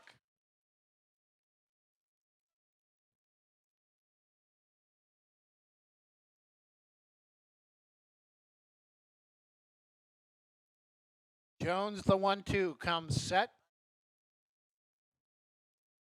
Delivers, and strike 3 called low and away. And that will do it for YC in this year's 9 and 10-year-old Miners American District Tournament.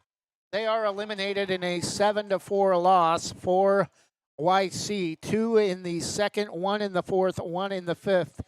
For Sherwood, 2 in the second, 3 in the third, and 2 in the fourth. The third inning for Sherwood, the difference in this contest, they get the victory 7-4, 4 runs, 5 hits for the Yamhill Carlton Tigers, 7 runs, 4 hits for Sherwood. They will continue on in the tournament. The Tigers of Yamhill Carlton are eliminated. We'll keep our broadcast up. We will return with our second game of the day at noon. We hope you've enjoyed game number 1 from day number 2 at the 2026 Portland Westside Portland Westside Miners District Tournament. We'll be back.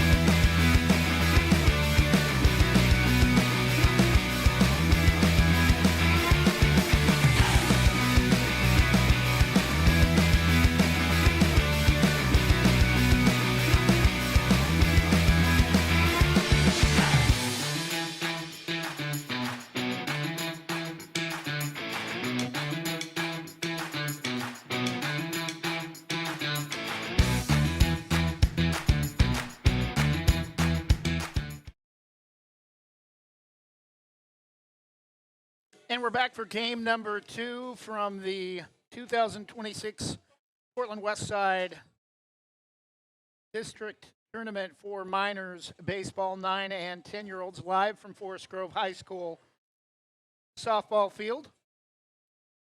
We're going to have a little bit of a different setup for the start to today's contest. 2 fields being used, but the minor federal teams, McMinnville and Westview, will be moving on to the softball varsity field for today's national anthem, and starting lineups coming up in just a couple of minutes at 15 till.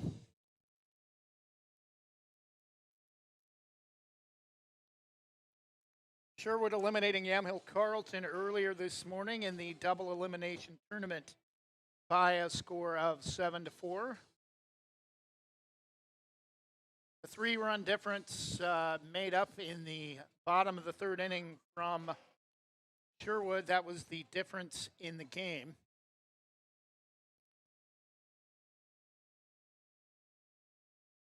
Sherwood had a 7-3 lead heading into the top of the 5th inning. Yamhill Carlton able to scratch a run out, but unable to come all the way back to send it to extras. All contests in this tournament 5 innings, except for if a game goes extras.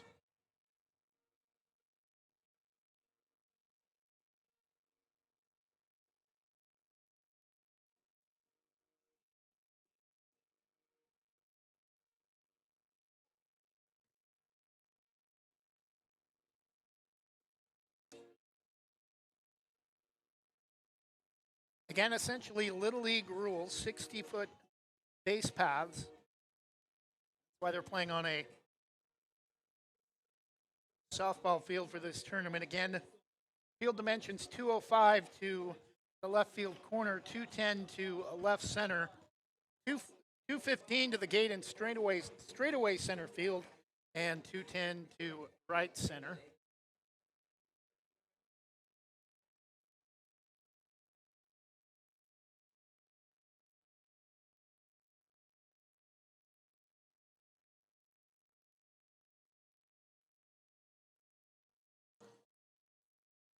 We'll be here from about 8 o'clock this morning, likely until about 8 o'clock tonight and tomorrow as well. Sunday's games should culminate with the championship game around 2 o'clock, depending on how the double elimination bracket plays out. If a team with 1 loss advances to the championship game, we could have a second game after the 2 o'clock game.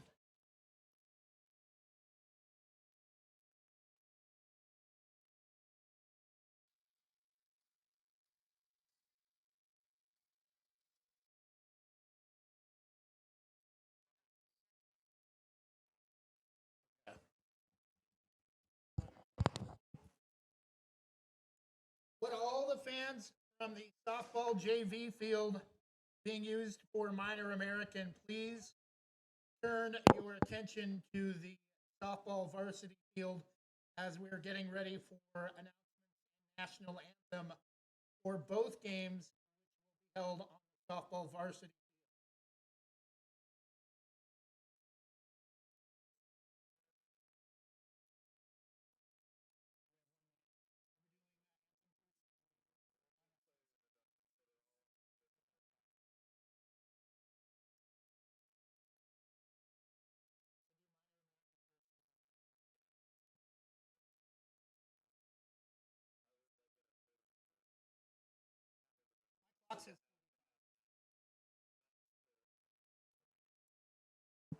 McMinnville players, would you please make your way onto the varsity softball field for player introductions and national anthem?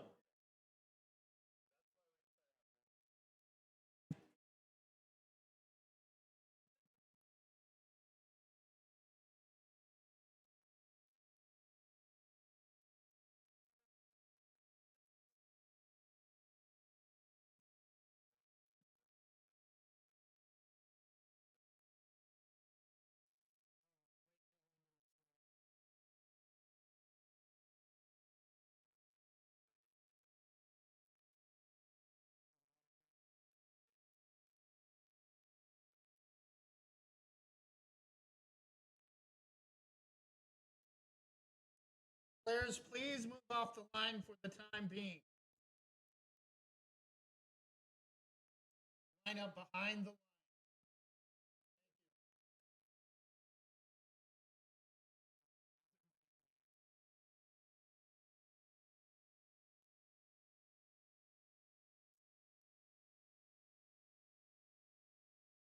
JBO would also like to thank all volunteers for helping with this year's 2026 Westside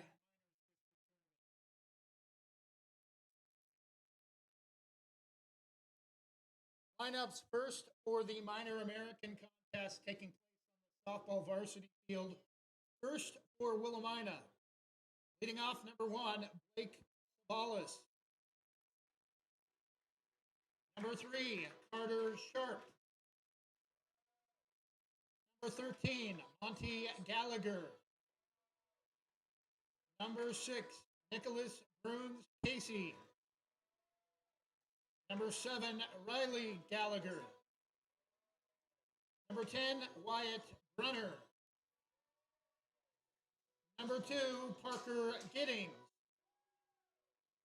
Number 12, Evelyn Olsklaw. Number 4, Connor McKinney. And number 11, Devin Gardner. Now for the McMinnville Minor American squad. Leading off, number 15, Wyatt Bearden. Number 2, Camden Brazil. Number 7, Ethan Early.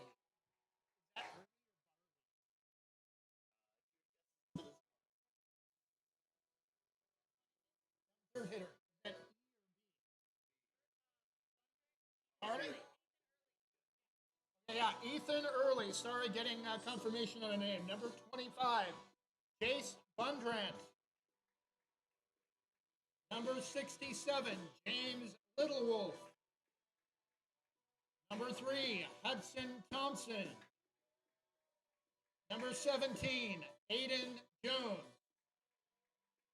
Number 10, Harlan Botton. Number 14, Elias Olia. Number 8, Axton Green. Number 34, Reed Lake. Now for the McMinnville Grizzlies minor federal team. Number 5, Carter Emerson. Number 7, Cohen Beatty. Number 22, Ethan Eider. Number 99, Ethan Garcilazo. Number 27, Isaiah Hessedal. Number 10, Jameson Sedevec. Number 21, Joseph Gordon. Number 11, Micah Lewis. Number 8, Michael Sandman. Number 17, Nolan Lake. And number 24, Weston Cass. Now for the Westview minor federal team. Number 1, or correction, number 2, leading off Jackson Dexter. Number 3, Benson Reed. Number 28, Ben Bradford. Number 15, Oliver Barrett. Number 27, Braden Sun. Number 5, Benson Navidi. Number 14, Ezra Reyes. Number 50, Jamo Navidi. Number 17, Elliot Cornelius. Number 92, Adam Clark. Number 10, Alexander Zablut. And number 44, Zane Johnson. Ladies and gentlemen, at this time, we ask that you please stand and remove your hats as we ask you to turn your attention to the American flag in center field. And for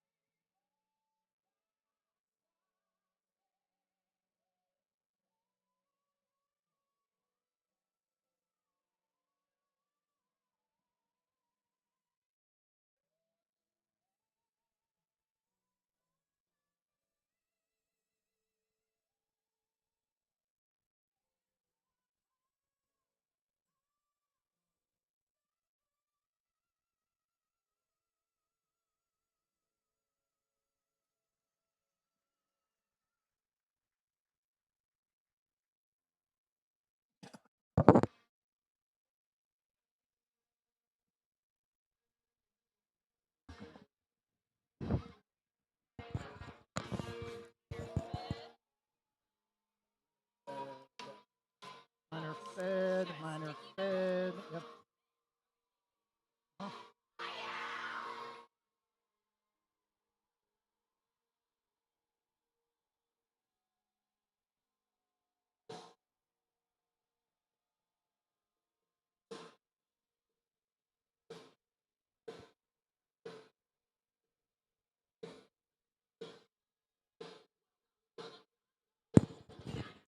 And we're just about set for our second game of the day between the Willamina Bulldogs and the McMinnville Grizzlies.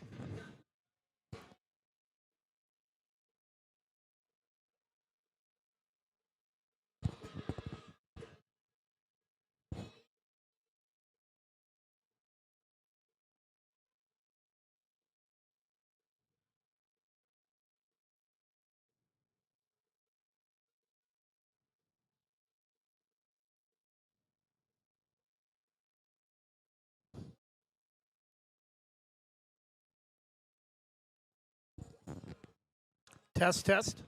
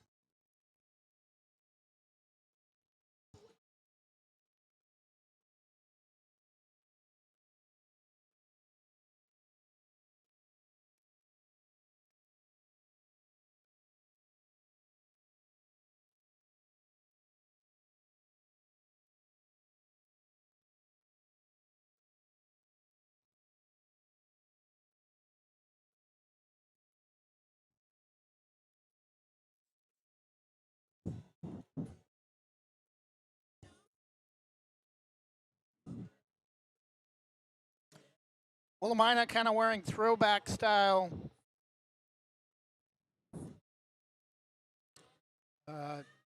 almost uniform style t-shirts, orange with black sleeves, black dogs across the chest. Their high school mascot, the Willamina Bulldogs. Black baseball caps with orange bill and orange W over the center of the cap, McMinnville. Black uniforms, white numerals, black hats with red bills and red M over the front of the cap.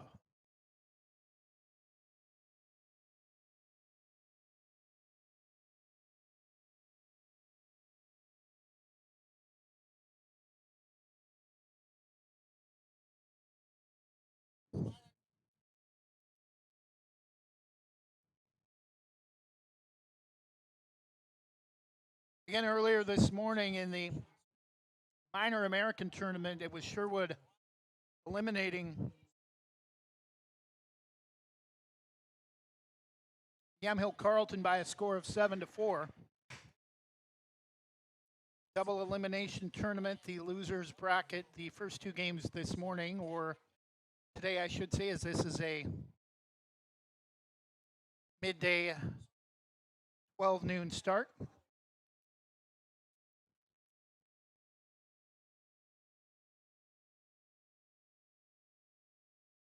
Willamina names will be on the bottom of the black numbers on the back.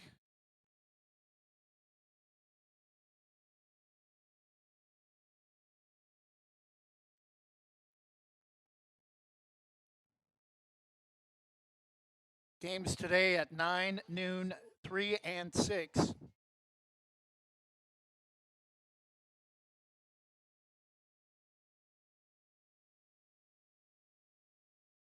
Looks like we may have an official umpire today wearing the official umpire garb with the white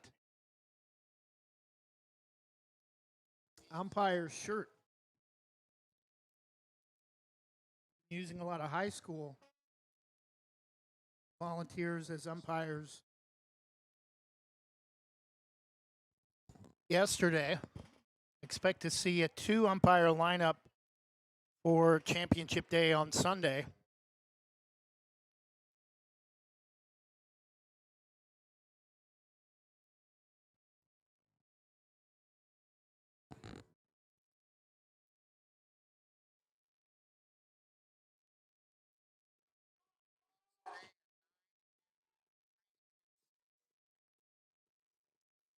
And I believe we are set. Willamina will be the designated home team for today. They will be in the field first. McMinnville will be the road team. They will be at the plate first. Leading off for the Grizzlies, number 15, Wyatt Bearden.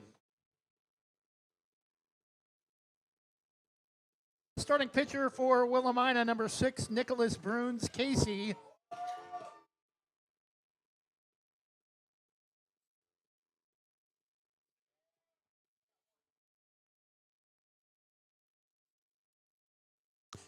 If you want to help run the scoreboard again, you can. You don't have to, but. Okay.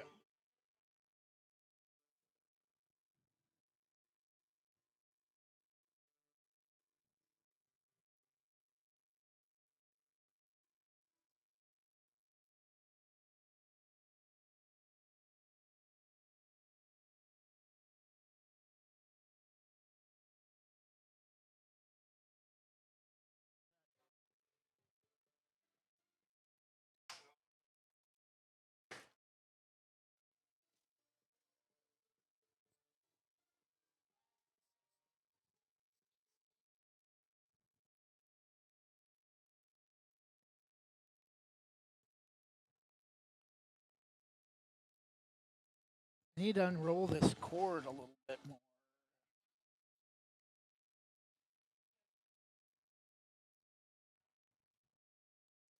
Well, this is the first time I've seen you this weekend.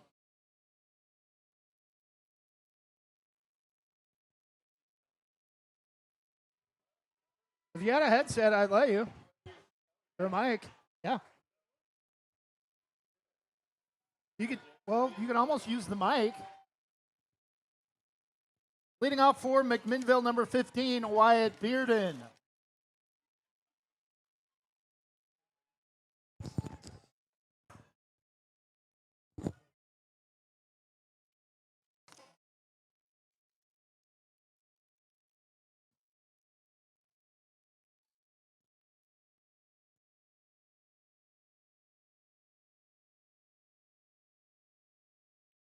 Bruce Casey, the left-hander, first pitch is outside, ball one.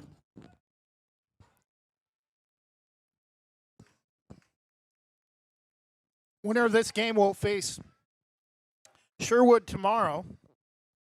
The 0-1 pitch swung on, or the 1-0 pitch swung on and missed. 1 ball and 1 strike. Willamina wearing black T-shirts, red Bears lettering with white trim, white numerals on the back with white names, last names. The 1-1 pitch swung on and missed. Strike 2.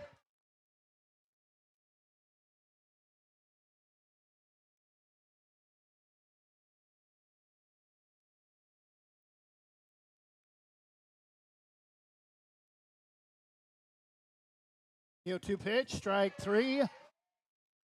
Bruins Casey missed with the first delivery, but after that, good morning, good afternoon, and good night to Mr. Bearden. And now, number 2, Camden Brazil.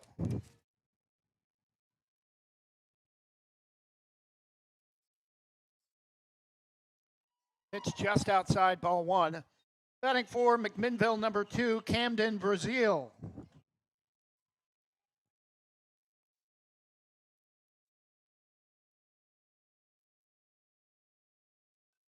Swung on, fouled on the very right edge of the net, I think. Almost thought it went on to the other field, but I think the net kept it on this side, a 1-1.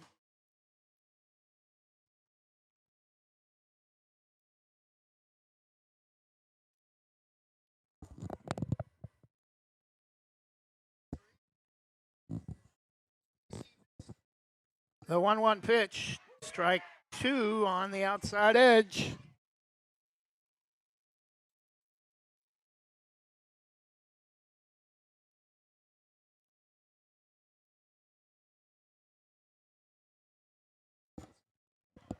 The 1-2 jammed him, strike 3 called. As home plate umpire said he went around, 2 outs. Bruins Casey, 2 strikeouts to open the game. Number 7, Ethan Early.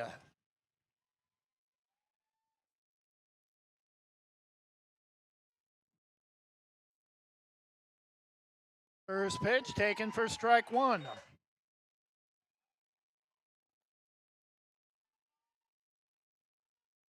Bruins Casey trying to strike out the side to open the game defensively for Willamina. 0-1 pitch misses badly that side, low and away. No harm, no foul, no runners aboard with 2 strikeouts to open the contest. 1-1 the count.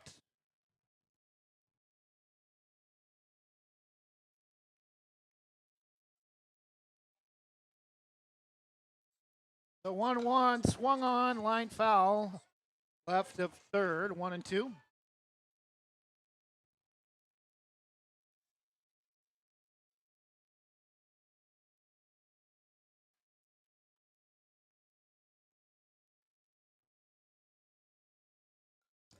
Pitch chopped high over the pitcher's head. That's going to get back up the middle for a 2-out single for McMinnville after Bruins Casey had struck out the first 2 batters he faced. Batting number 25, Jace Bundrant.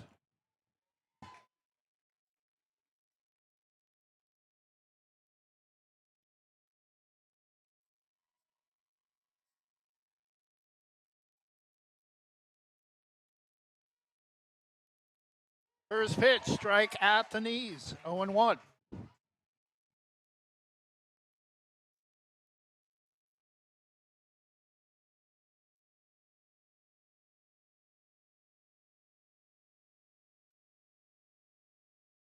The 0-1 pitch, runner at first goes, strike 2. Apparently, hitter got a piece of it into the glove of the catcher.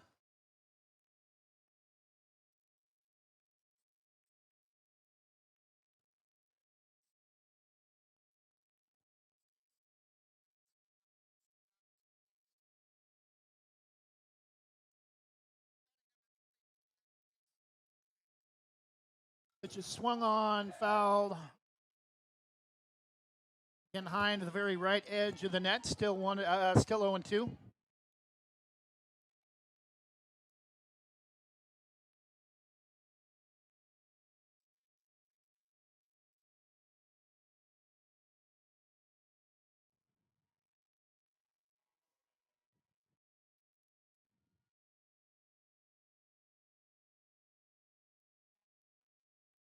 Burns Casey, the left-hander, runner at first goes. Pitch swung on and missed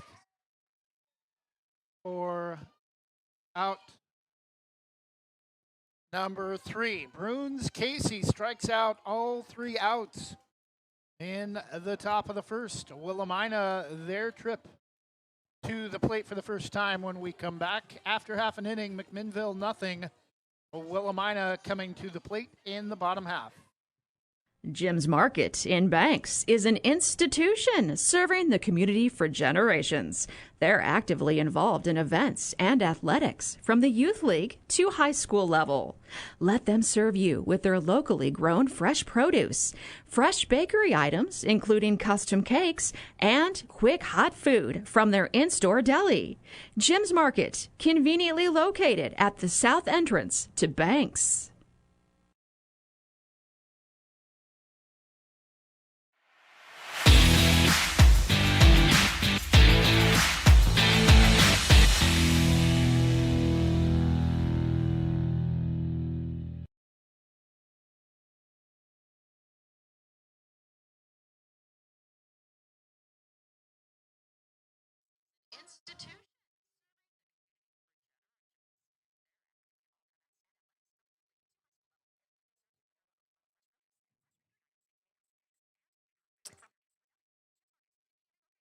I monitor myself through my.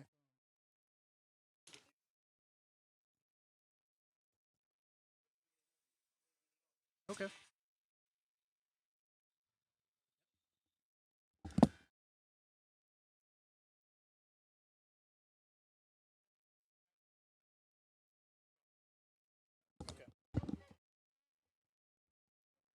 Okay.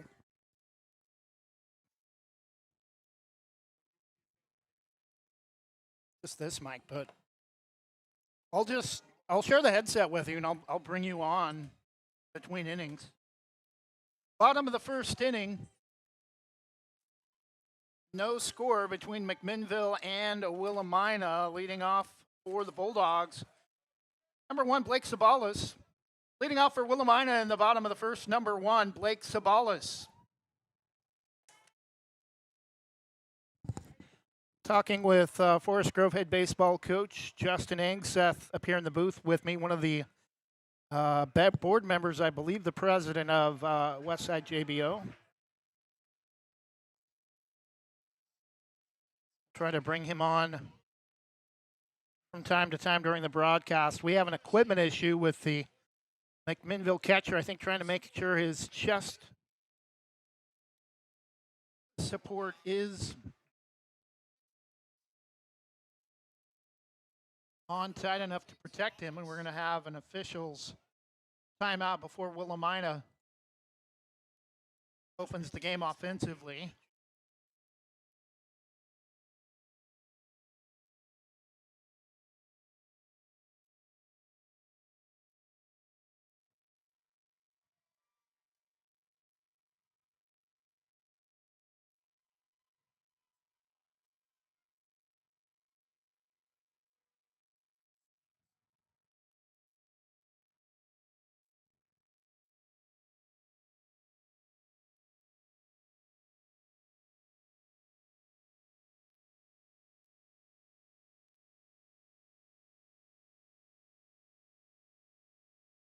And a little Jeopardy music being played from down below as we're in a equipment delay for McMinnville's catcher. And now he appears set to go.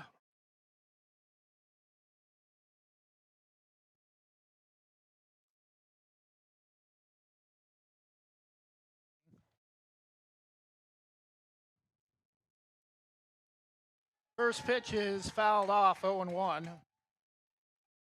Our scoreboard operator. Oh. First pitch is fouled off, 0-1 to Blake Sabalas.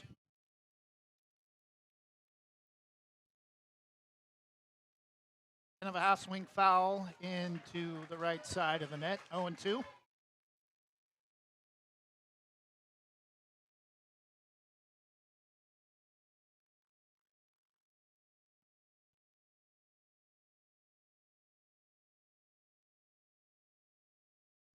Is way inside. I think it thought it hit the hitter, but I think it went off the glove of Minville catcher.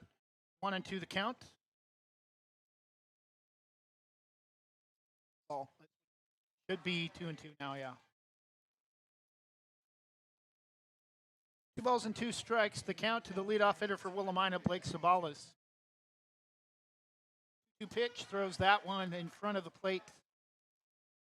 Right side count is full 3-2. And now after being well ahead in the count 0-2, starting pitcher for McMinnville, Ethan Early.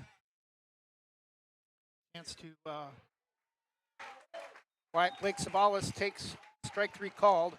Starting pitcher for McMinnville, number 7, Ethan Early. Now batting for Willamina, number 3, Carter Sharp.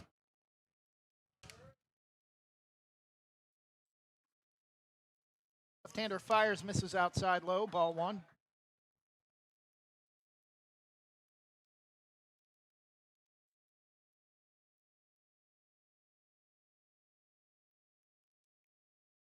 Is way up and inside, 2-0 the count.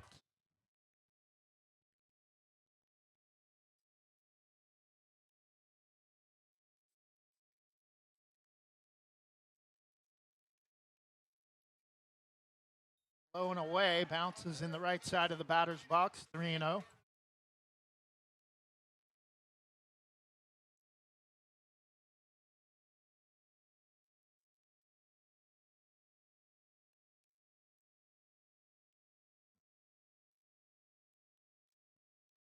Rio pitches outside, ball 4, and after striking out Blake Sabalas on a 3-2 pitch looking, he walks Carter Sharp on 4 pitches, and Willamina has a 1-out base runner. Number 13, Monty Gallagher. And again, we have an equipment issue for Minville catchers, fixing a shin guard issue.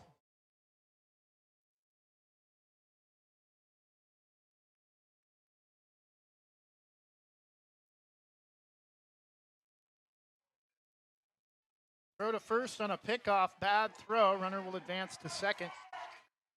Willamina doesn't have any base hits. Oh, no, McMinnville does, though. Willamina's home team.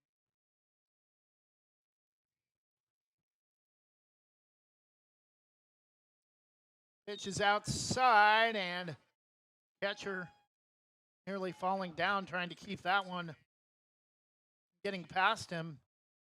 The catcher almost seeming like the equipment is too much for him. Runner advances to third. Pitch is swung on, fouled to the right side of the screen. 1-1.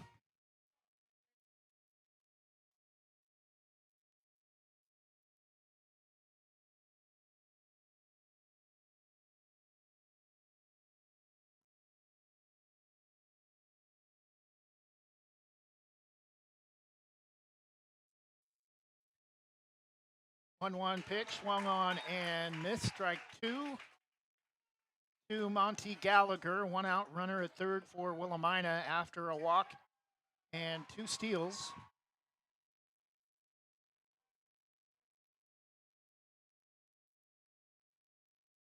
Gallagher steps out, takes a couple practice swings.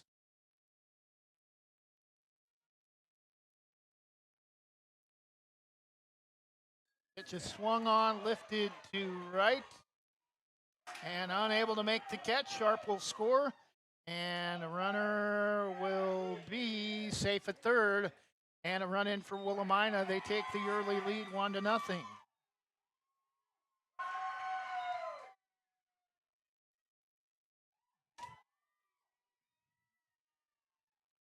Number 6 for the Bulldogs, Nicholas Bruns Casey.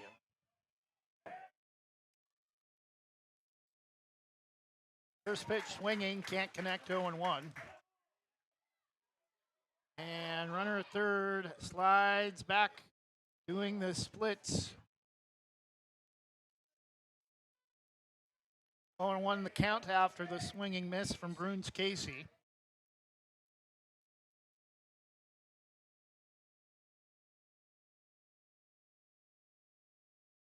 Is inside, gets past the catcher. Another run will score. Sliding safe is Gallagher. 2-0 Willamina in the bottom of the first.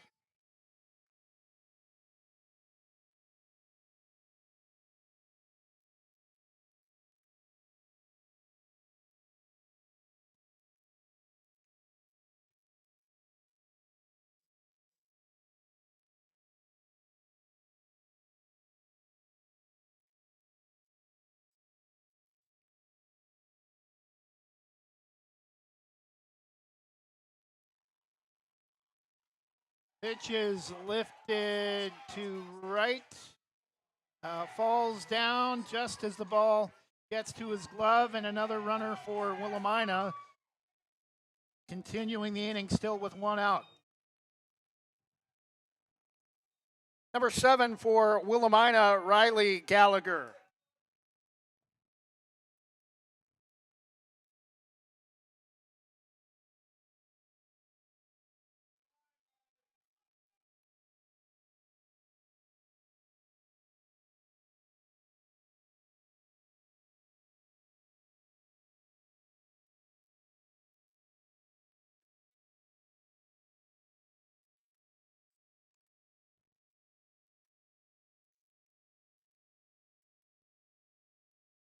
Time called.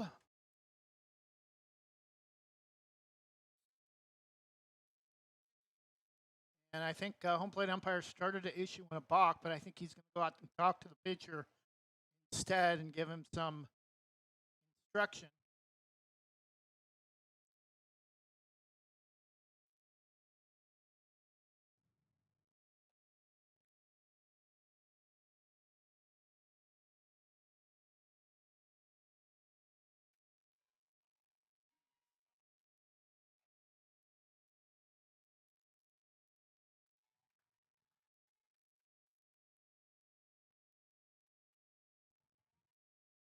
And we're set to resume play. Runner at second goes. Pitch is swung on and missed.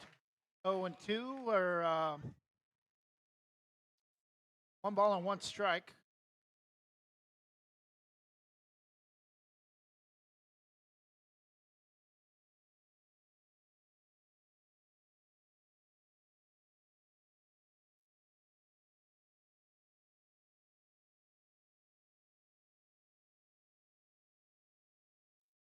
Bounced off the plate outside. Another runner will score. 3-0.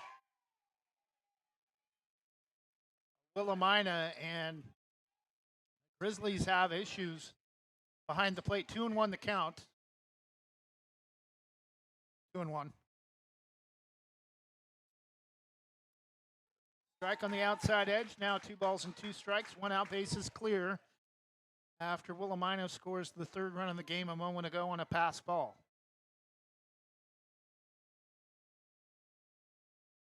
To pitch, strike 3 called, and Riley Gallagher goes down looking for out number 2. Now batting for Willamina, number 10, Wyatt Brunner.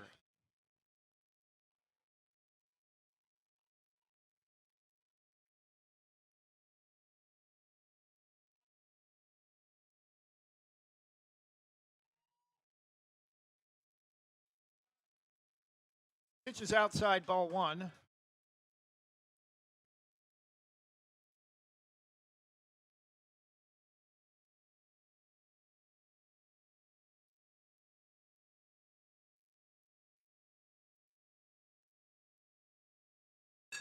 Pitch is swung on, grounded to short.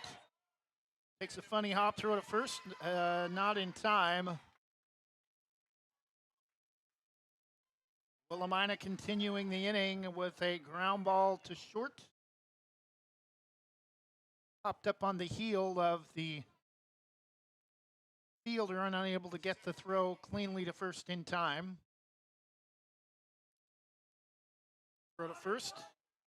And he's out, and that will end the inning for Willamina in the bottom of the third. But they are able to get 3 runs on just one base hit due to some issues behind the plate from the McMinnville catcher. And after one, it's the Bulldogs 3 and the McMinnville Grizzlies nothing. We'll be back in just a moment with the top of the second inning. Same great smile, same great service, but a brand new location and a great new team. Sarah Hesselman Group is still proud to support Banks High School athletics, but has now joined the Premier Property Group real estate team with new offices located in Bethany. If you're thinking about buying or selling a home, contact the Sarah Hesselman Group, Sarah at sarahhesselman.com, or call 503-313-0748.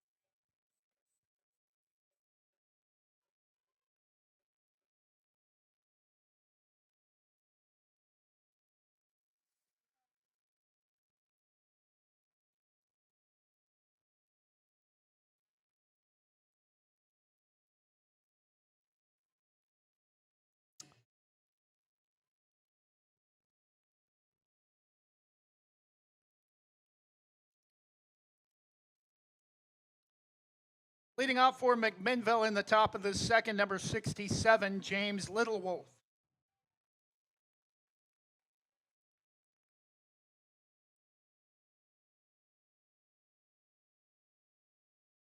First pitch outside, ball 1.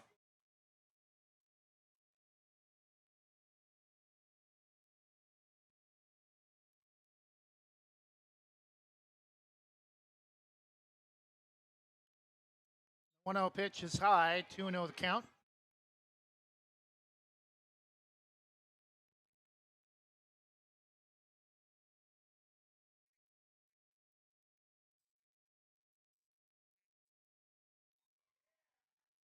Pitch swung on and missed, 2-1. Kind of a cool helmet, almost resembling an ice cream cone, pink on the top with kind of a bluish green section, and then it looks like a waffle cone at the very bottom of the helmet. 2-2 the count.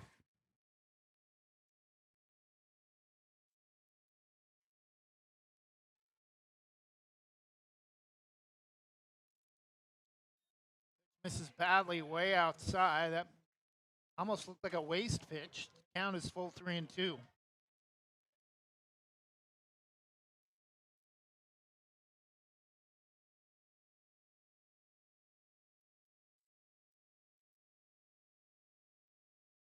And just a little bit high, ball 4 for a leadoff walk to James Littlewolf for McMinnville. Now batting for the Grizzlies, number 3, Hudson Thompson.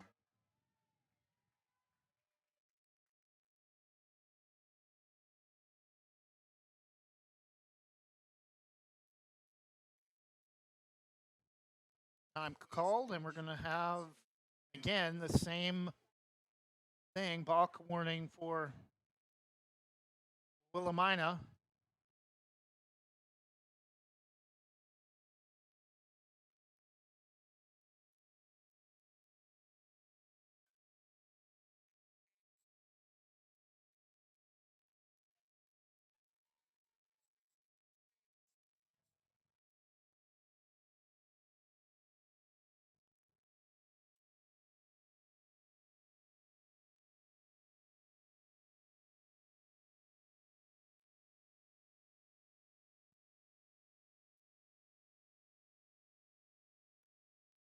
High pitch swung on and missed. Throw to second.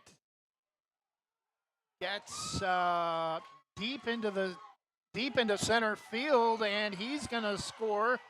Willamina now on the board. McMinnville now on the board, 3-1.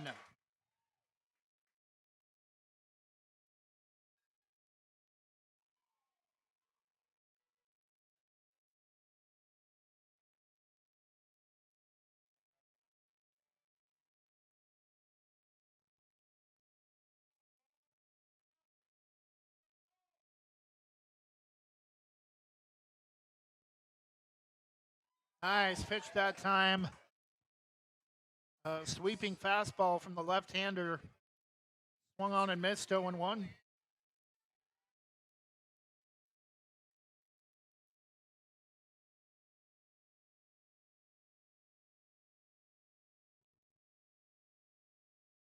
Again, swung on and missed. The 0 or a strike 3 apparently for the first out of the second inning.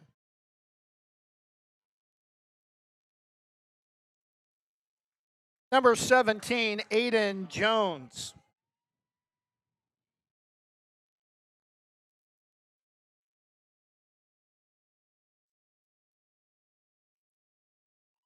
Pitch strike over the outside, 0-1.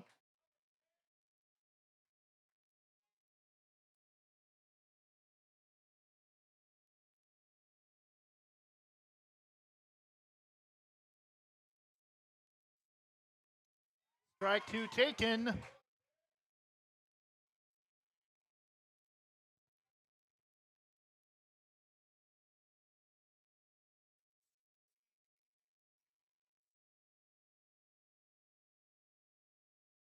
Go to pitch way inside, and it hit him. And McMinnville with a 1-out base runner after the hit batter.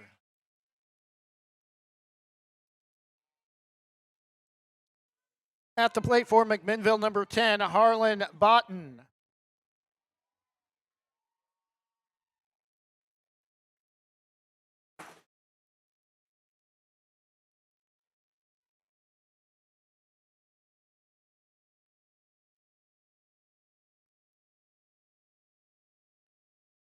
Is outside, ball 1.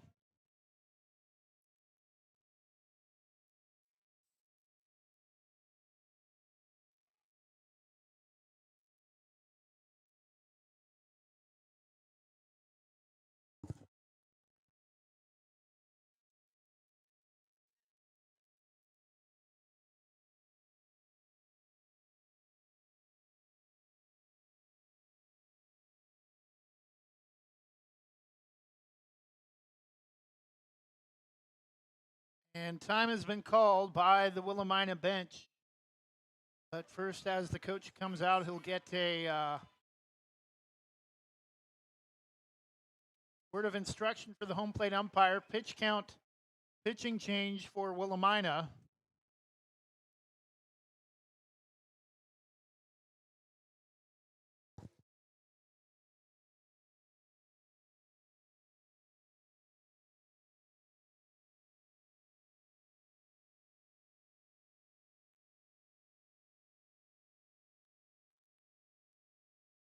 It appears Burns Casey is going to stay on the mound for Willamina for the time being.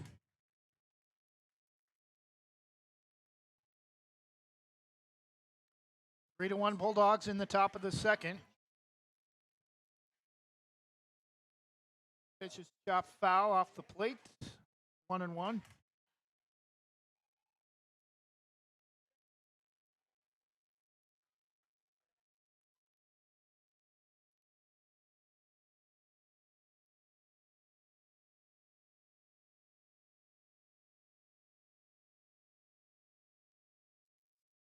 Runner at first goes. Pitch is outside. No throw to second.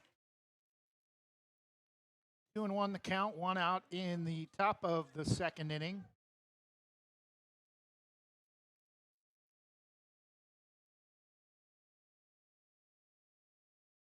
Two-one pitch. Way inside. Down and in. Ball 3.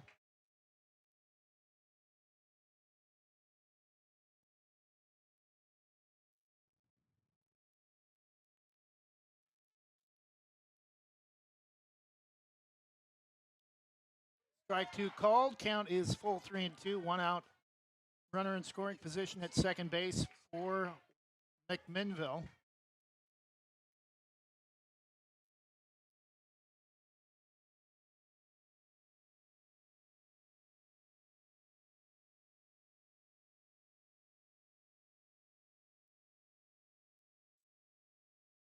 Hitter on deck has a loose wheel for McMinnville, so time called until he is got that fixed to be able to pay attention for any pitch that is fouled in his direction, and we're set to resume play. 3-2 the count to the McMinnville hitter, Harlan Botten, and backs off the plate. Strike three called for out number two. At the plate from McMinnville, number 14, Elias Olia.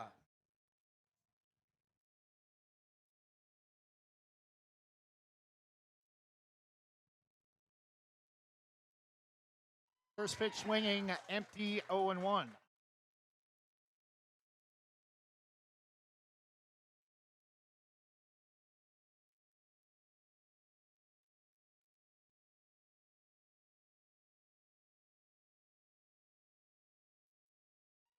Is taken for ball one.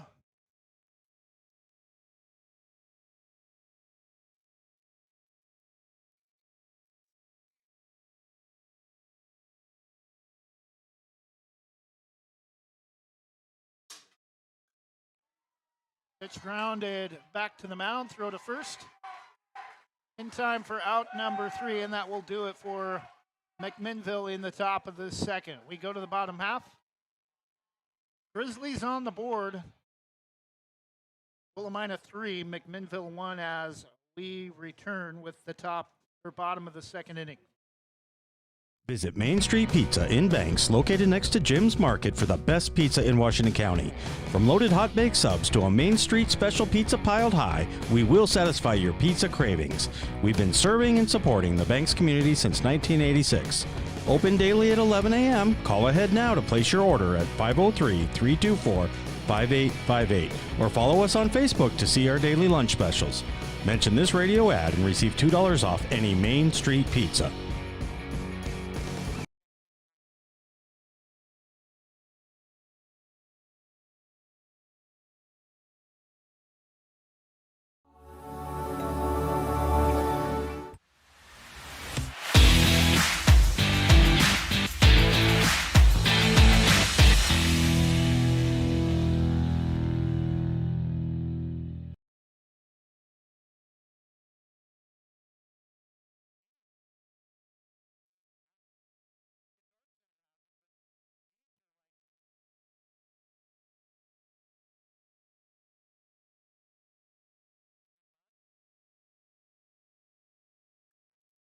Oh, that might work, as long as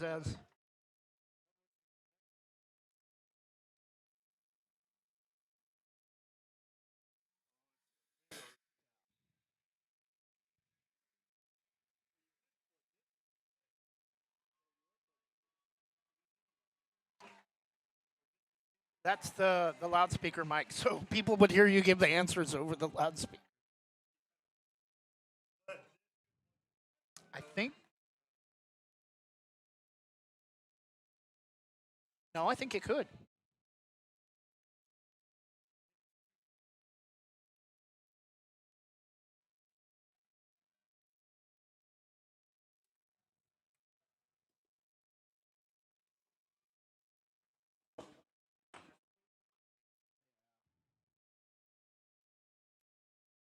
Yeah.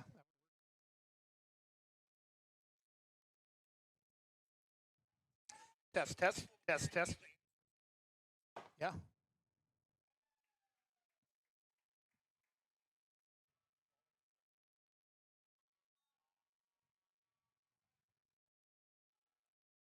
Bottom of the second inning. Willamina hitting.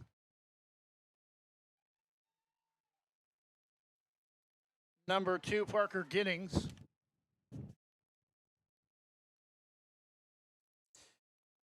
Batting number 2, Parker Giddings. Now this one isn't.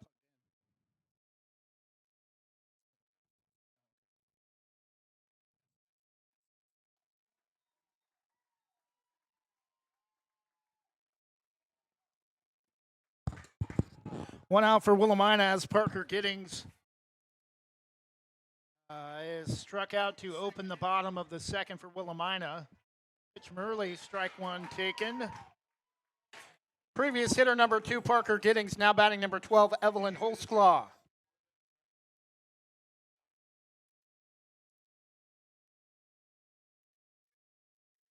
Pitch swung on and missed, strike 2.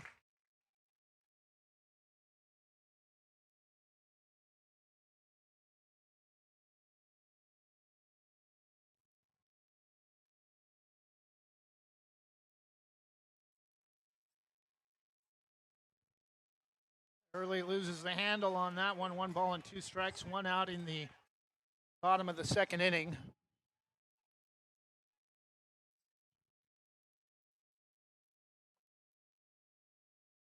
Pitch is swung on and tipped into the glove of the McMinnville catcher for out number 2.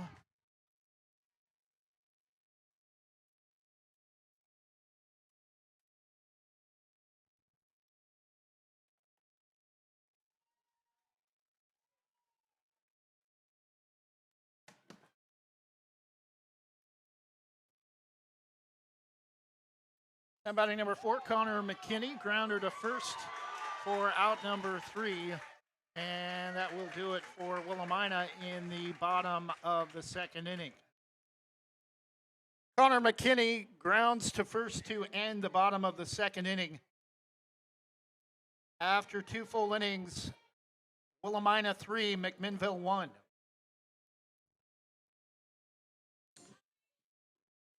Try to say something into that mic, see if it'll pick it up. Not hearing anything in my headset.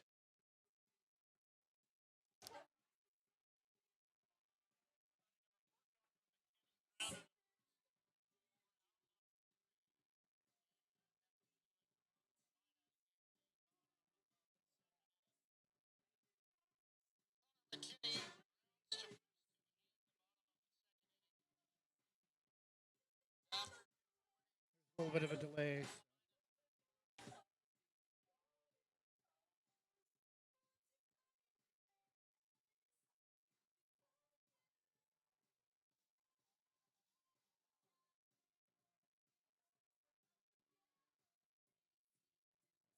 It didn't pick anything up. I can just share my headset.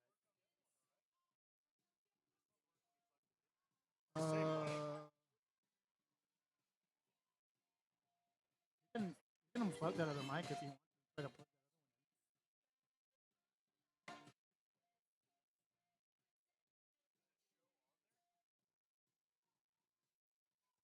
Oh.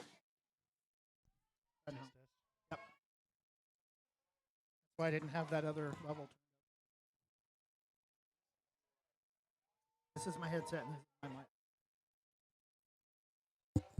Top of the third inning for McMinnville, leading off number 8, Axton Green. Leading off for McMinnville, number 8, Axton Green. Pitch swung on and missed, strike 1 as we open the third inning.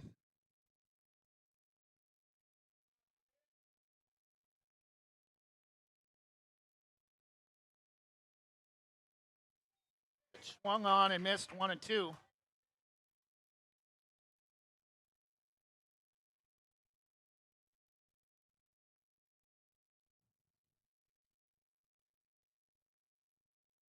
Swung on and missed, strike 3 for Axton Green, out number 1. Bottom of the order from McMinnville, number 34, Reed Lake.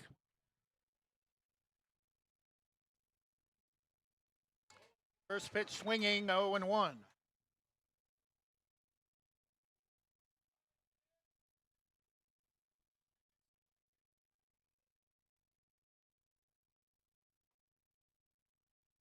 One pitch, strike 2. Just gets a piece of it, 0-2 the count.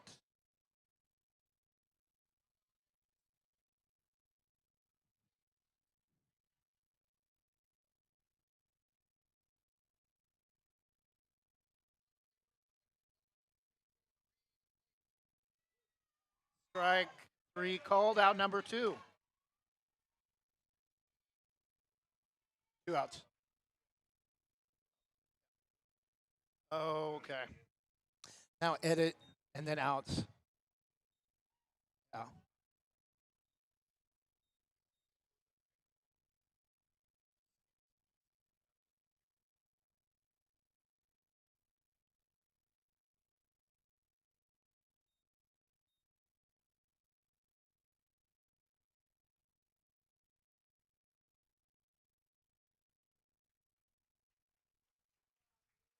Back to the top of the order, number 15 for McMinnville, Wyatt Bearden.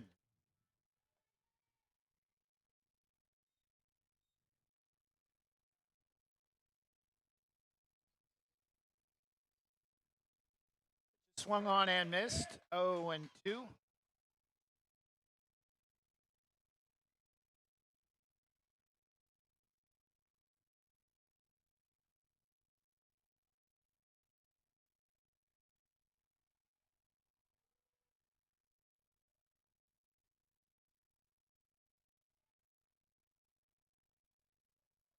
I think we're going to get another clock warning for the Willamina pitcher.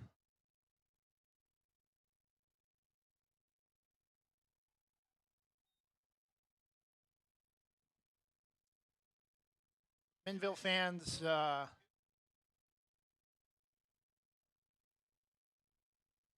wanted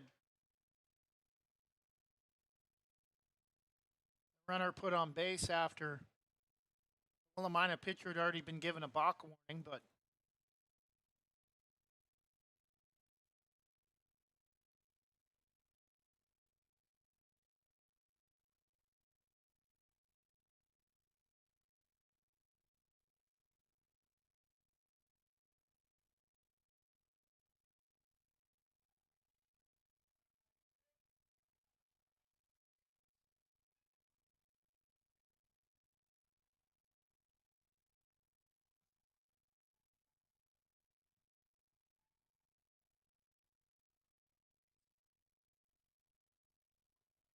is jammed in tight, swung on and fisted foul.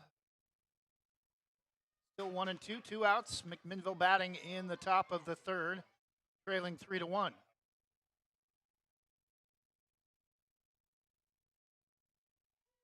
Strike 3 called to end the top of the third. We're going to take a short break, and then when we come back after the third inning, we'll bring on Forest Grove baseball head coach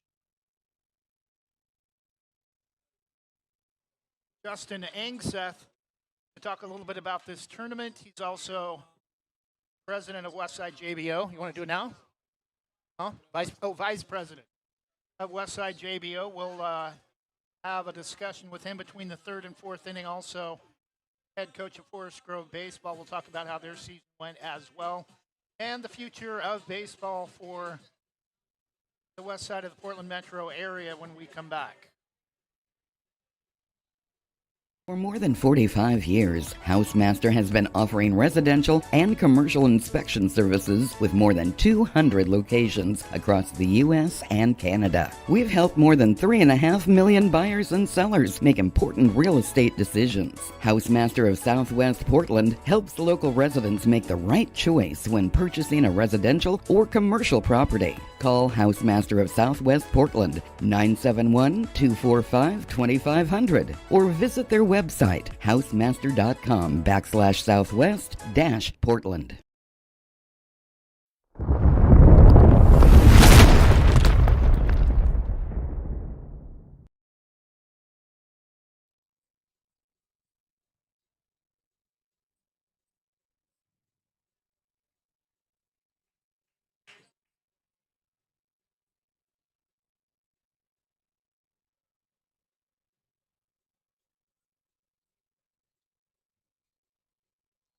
Bottom of the third inning, Willamina 3, McMinnville 1. Willamina keeping the Grizzlies off the board in the top of the third.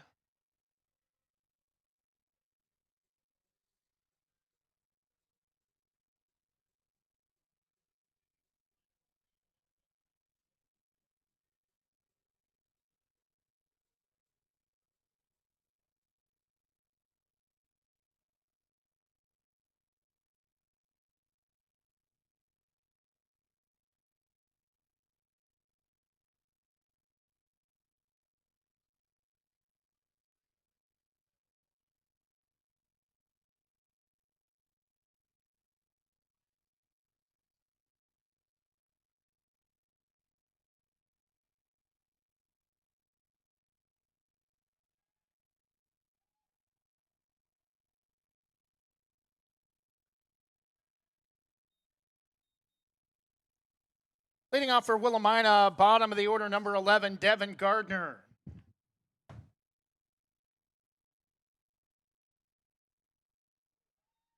Pitch taken for strike at the knees on the outside edge of the plate, 1-1.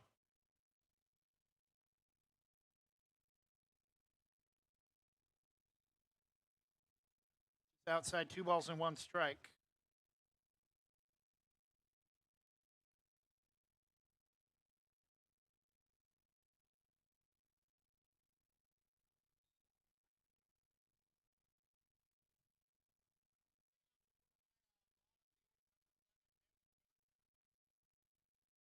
Three and 1 the count. And ball 4 to Gardner for a 5-pitch walk, putting the leadoff runner aboard for Willamina in the bottom of the third. Back to the top of the order, Blake Sabalos.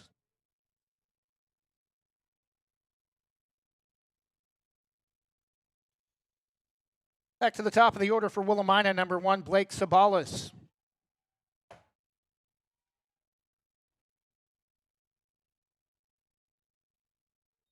Pitch taken for strike 1. The runner will advance to second on the pitch.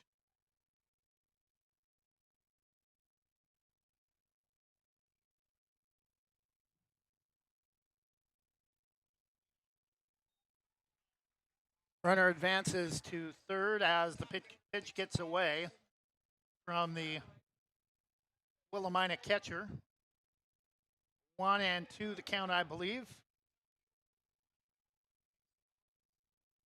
Could be 1-2. Strike 3 called for out number 1 for Willamina, with a runner at third trying to extend the 3-1 lead. Number 3, Carter Sharp. First pitch taken for strike 1.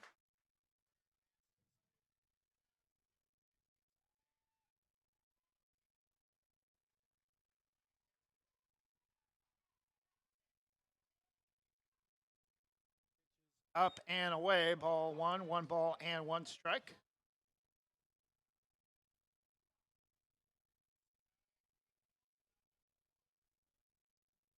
One pitch. Strike at the knees, 1-2. Got the runner caught between third and the plate. They will not make a throw to third. The runner at third was halfway to the plate. 1-2 the count.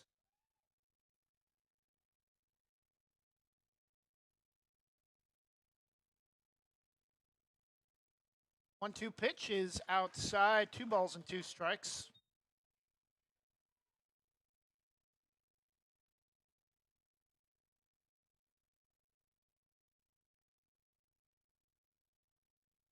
Two is outside. Count is full. 3 balls and 2 strikes.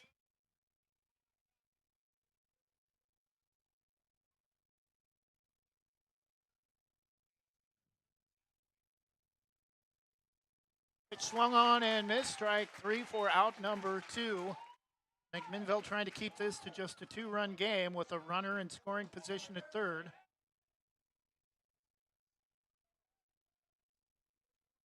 Now number 13, Monty Gallagher. First pitch swinging empty, 0-1. Batting number 13, Monty Gallagher.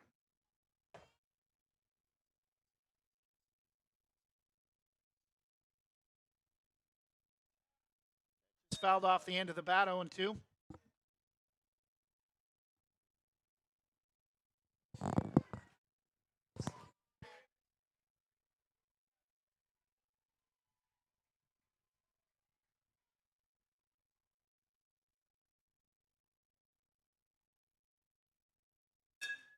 Pitch is lifted to right and caught by the right fielder, saving a run for McMinnville defensively. And after 3, still Willamina 3 and McMinnville 1. As we head to the top of the fourth, want to bring on current Forest Grove head baseball coach Justin Angseth, also vice president of the Westside JBO. this tournament, talk about what it means for the future of baseball in on the Portland West Side. Yeah, so thanks for letting me talk with you, Trevor. You know, Westside JBO, community based, right? It allows these opportunities for these kids to play for their communities. They're wearing the same logos, right? Names across the chest as they would in high school. So there's a ton of value in community based baseball. And to be honest with you, we've kind of started expanding, and you're starting to see the pendulum swing back the other way, where kids are starting to stay with the community-based programs outside of the club, and you know it allows them to play kind of that band of brothers and play with those their buddies all the way up and through.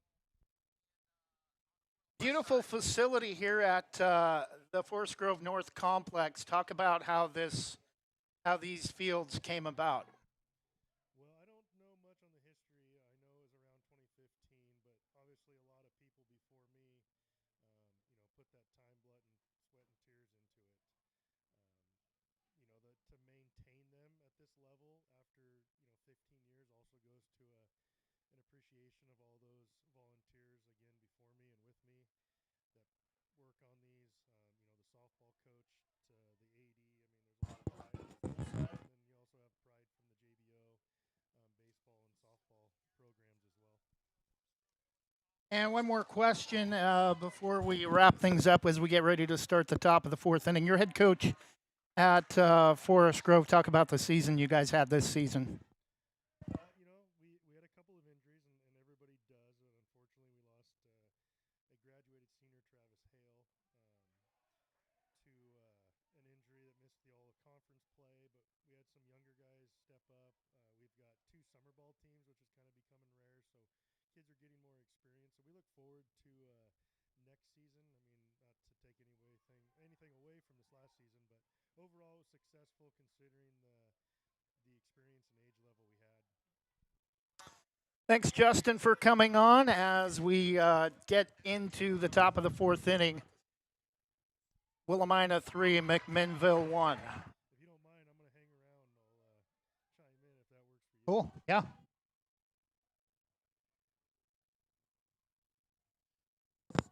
Try holding the mic a little closer to your mouth. It's coming through, but it's okay. 1 out in the top of the fourth.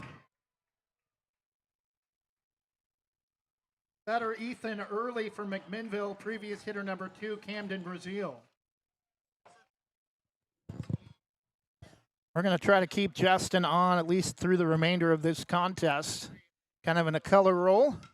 Pitch is fouled off onto the soccer field, just off the third base side.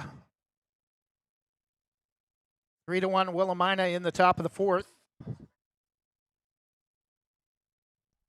these pitchers settled in pretty well, Trevor, haven't they? Pitch is grounded past the third baseman for a base hit for Early. That'll get all the way to the wall in left. And a 1-out double for McMinnville. And just as I say that was a nice double to left.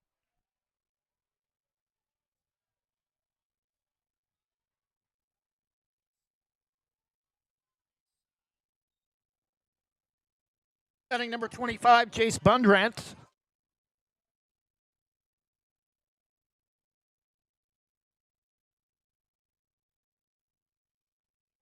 Is inside. Runner will advance to third.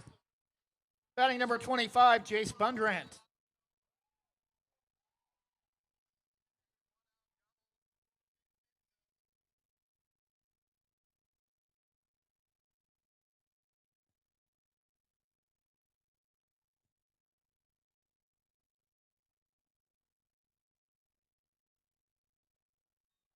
Pitch from Bruns Casey is outside. Ball 2. One thing it'll be interesting to watch on this is the backstops. The ball will come straight back to the catcher, so a lot more plays at the plate than normal at this level. Makes it more exciting with plays at the plate. Pitch felt high into the top of the net, 2-1.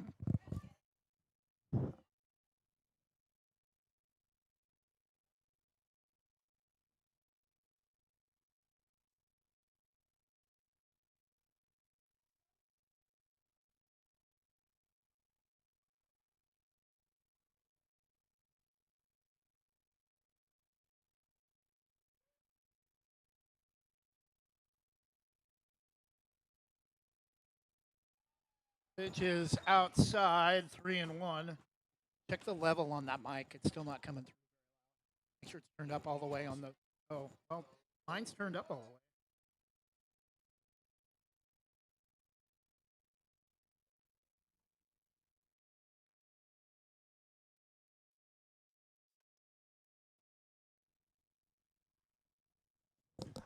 Test.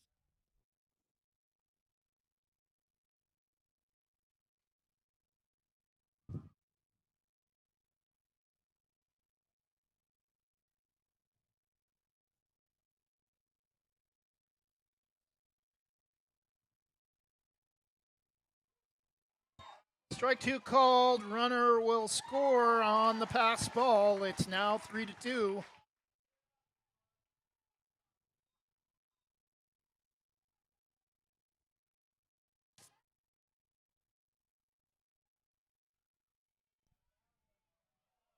That one with the jump the base runner had, you weren't going to quite have a play there, but you can see how there will be some plays there today. It could impact this one. Pitch is outside for ball 4.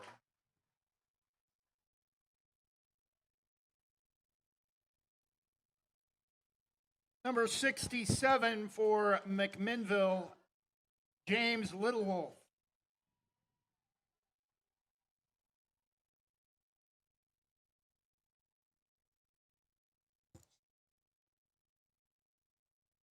Pitch is well outside, and the runner will advance to second.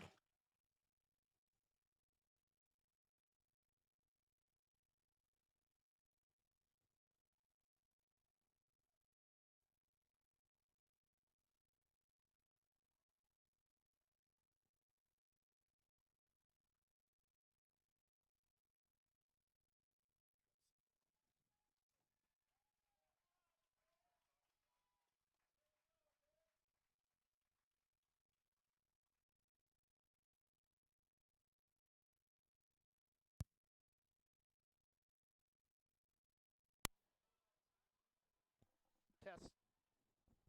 Test, test. Why is it not? Test, test.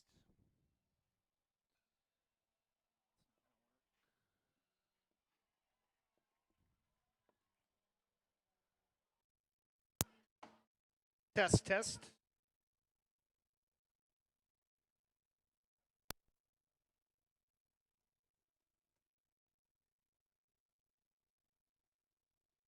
Try,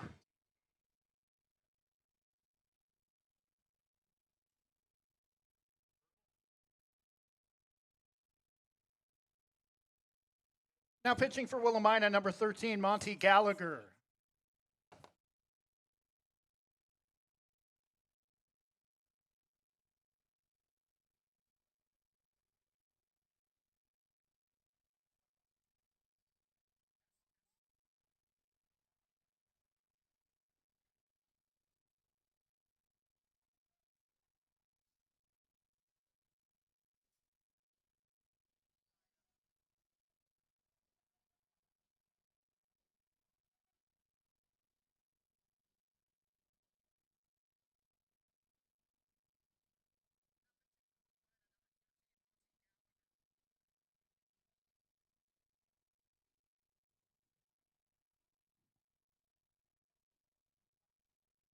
Hand me that other mic for.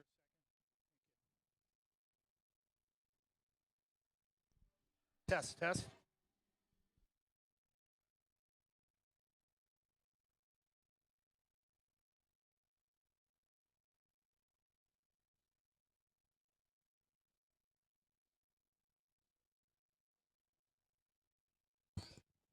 Still trying to work out some of the kinks with Justin's audio.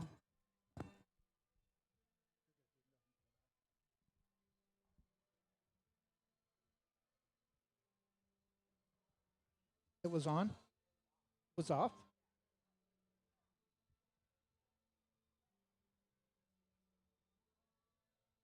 Okay, so it should have been plugged into here, so.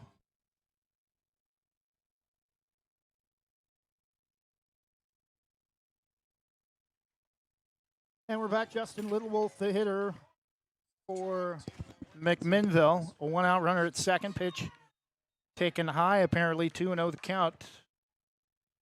Runner moves over to third into possible game-tying run with one out in the top of the fourth.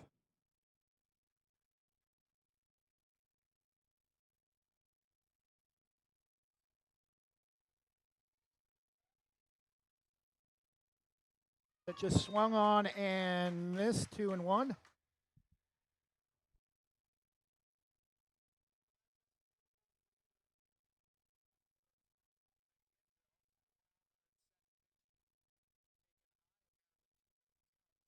One pitch is low for ball three. 3 balls and 1 strike.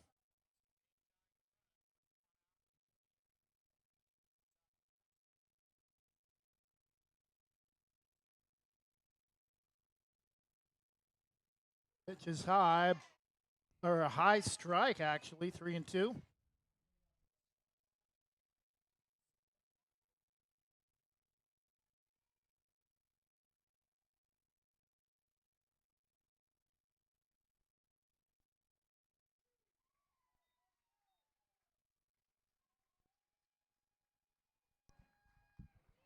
Very unorthodox starting motion with that pitcher, how he points that glove out.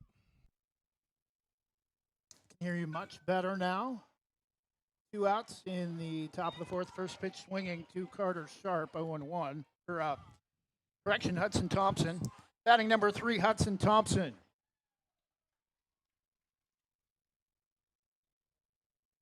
Is way outside. 1 ball and 1 strike.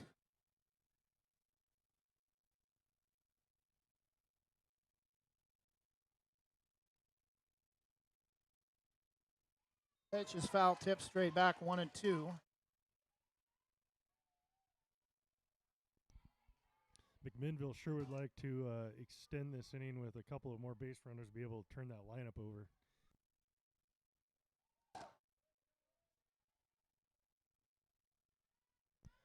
Turn that lineup over and give them another opportunity in the fifth.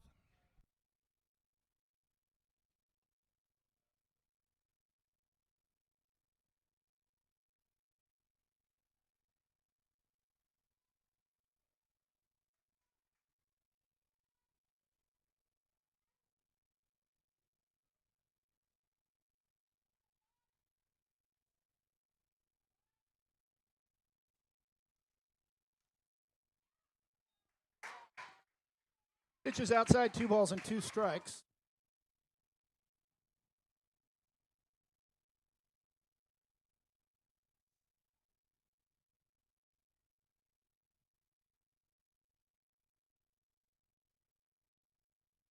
Two pitch, strike 3 called for out number 3, and McMinnville able to get a run back in the top of the fourth, but leaves the tying runner at third. And we go to the bottom of the fourth inning. Forest Grove, or at Forest Grove High School, Willamina still leading 3-1. Or correction, 3-2. And I want to go back and redo our interview now that we have your audio back up and running, Justin. Again, same questions. Talk about the future of this tournament and baseball on the west side of the Portland metro area. Yeah, I mean, I think JBO, I mean, it's going to be around long after I'm gone, and it's been around long before me. There's just a ton of value in community-based baseball. All these teams across Westside, they typically represent their same logos, lettering, uniform colors as the high school. With community-based baseball, you get a ton of value playing with your peers, your buddies, all the way up through as early as the second grade and all the way up and into high school. And it keeps continuity within the program and developing players from a young age, almost like a minor league system as those players get into the varsity level. Question number 2, again, talk about how this beautiful facility on the north side of Forest Grove came about. Yeah, so part of a bond package around 2015, I think, was completion. You can see, for a field of pushing, 10 to 15 years of age, they've maintained it. People long before me. The time and energy, the softball programs between the youth, baseball between the youth, high school leadership, and pride in maintenance. It's impressive to have the quality of fields that we do here, especially again for the age. And final question. I've been at Banks now coming up on my 12th season, so I have a lot of history with that program. You're also head baseball coach at Forest Grove. As we wrap things up, talk about the season you guys had this year. We had a really a good season considering the age and experience. Looking forward to next season. Unfortunately, this season we had a graduated senior lose conference play to a broken hand, but it allowed some again opportunities for the younger guys. Thanks, Justin, for coming on. We are starting the bottom of the fourth inning, and starting pitcher Nicholas Bruns Casey with an 0-1 count. Justin will be on with us at least for the remainder of this game and possibly other games during the tournament. 0-2 the count to Bruns Casey. Bottom of the fourth inning as we get the inning portion of our scoreboard updated. Still 3-2 Willamina in the bottom of the fourth inning. Loser elimination game. Bruns Casey goes down looking for out number one. Yeah, unfortunately, that at-bat did not help out his stellar starting performance on the mound.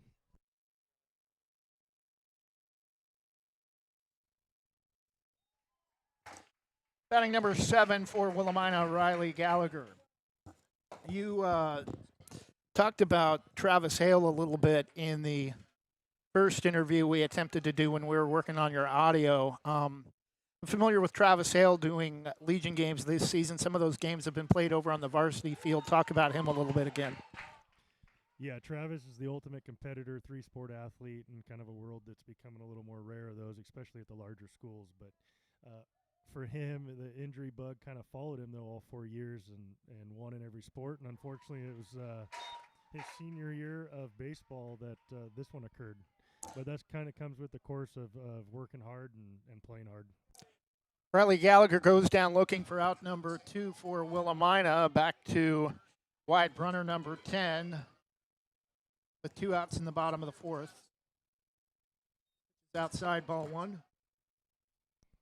Yeah, it really sucks, especially during your senior year, to have to sit out a lot of games, your final chance to play due to injury. Yeah, the little bit of a blessing for him was coming back. He had the 2 non-league games that we had, as that ball stays fair.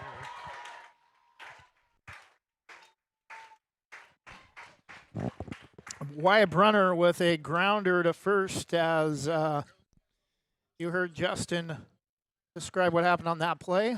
Bottom, we go to the top of the 5th inning. Willamina kept off the scoreboard, but McMinnville down to their final 3 outs in a 5-inning contest. Willamina 3, McMinnville 2 when we come back.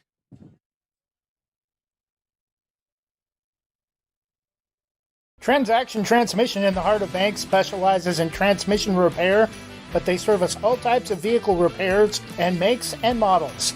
5-star reviews and quality workmanship you can trust. Owner Joey Tardio doesn't just repair vehicles, he eats, sleeps, and breathes all things auto-related as an auto racer March through October. Trust your vehicle to Transaction Transmission at the end of Sunset Avenue in the heart of Banks. Call 503-359-9141.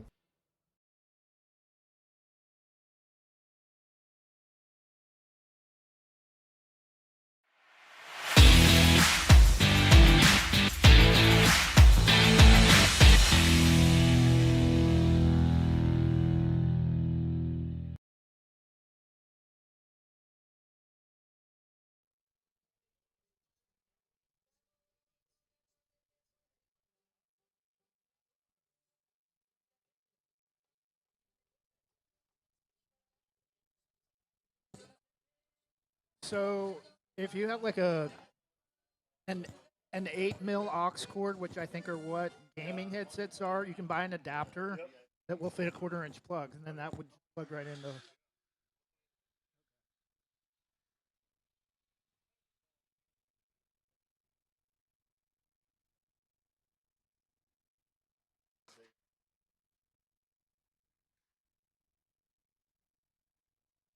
that a new pitcher for Willamina?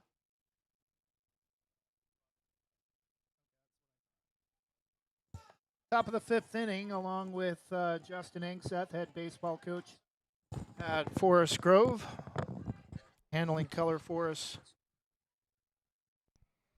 So this top of fifth for this JBO level, Minor American is going to allow an open inning, so unlimited runs here for this inning until there's 3 outs recorded.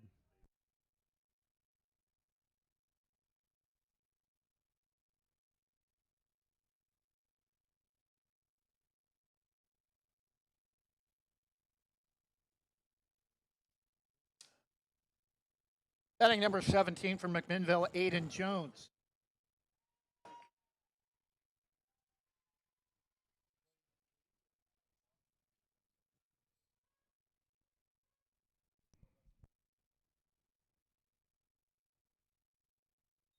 First pitch taken for strike one.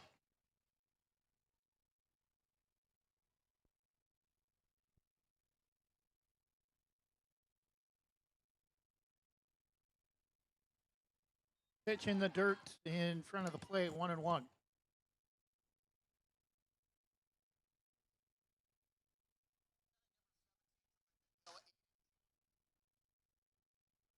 Is way inside. That nearly got him in the face. You hear the ooze from the McMinnville crowd.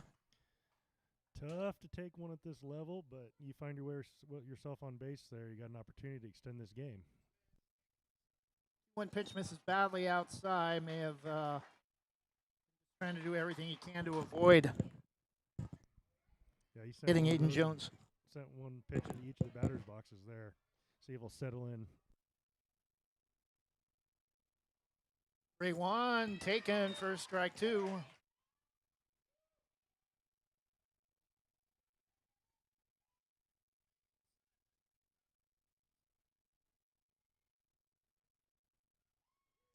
Pitch, strike three called for out number one. Only 3 base hits in this contest, but 5 runs scored. We've seen a lot of steals in this tournament.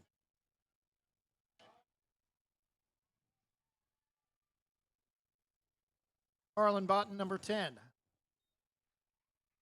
Batting number 10, Harlan Botten.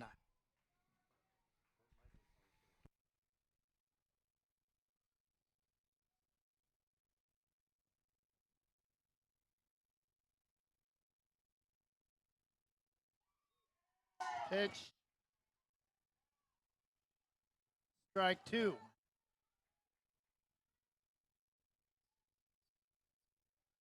Swung on and missed. Strike three, and McMinnville down to their final out in the top of the fifth.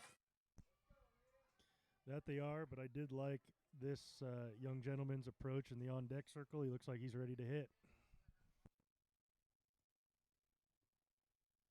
Number 14, Elias Olia. First pitch swinging, home run swing. You just heard Justin say a moment ago, looked like he was ready to hit. Number 14, Elias Olia.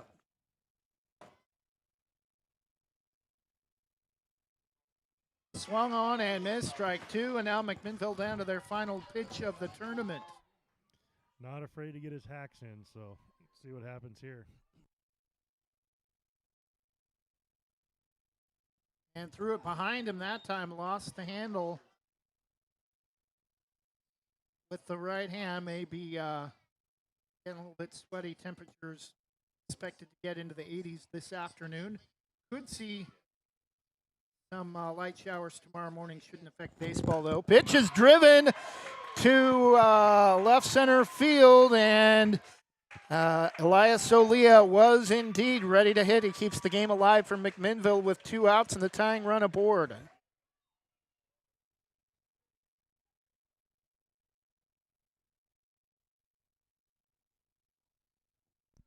McMinnville's going to take their offensive conference here, discuss some things. I'm guessing get them over to scoring position and put a ball in play.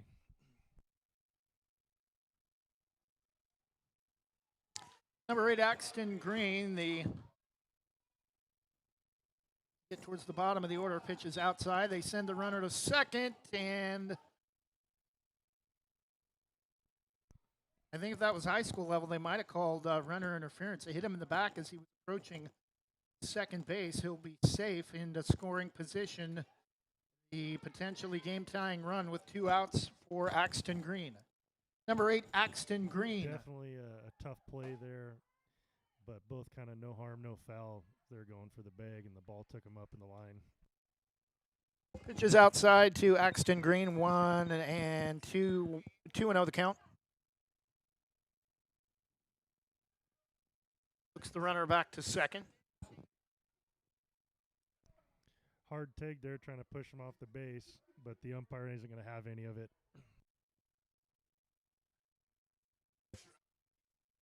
Umpire heads back to the plate, shaking his head.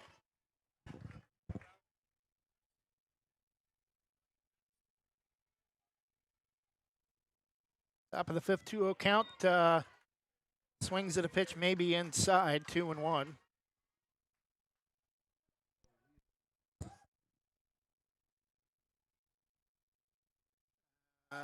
Gets past the catcher and the runner at third. 2 outs at 3-1 count. This is what baseball's all about. McMinnville down to their final out, a chance to tie, and a 3-1 count. A walk would put the go-ahead run aboard.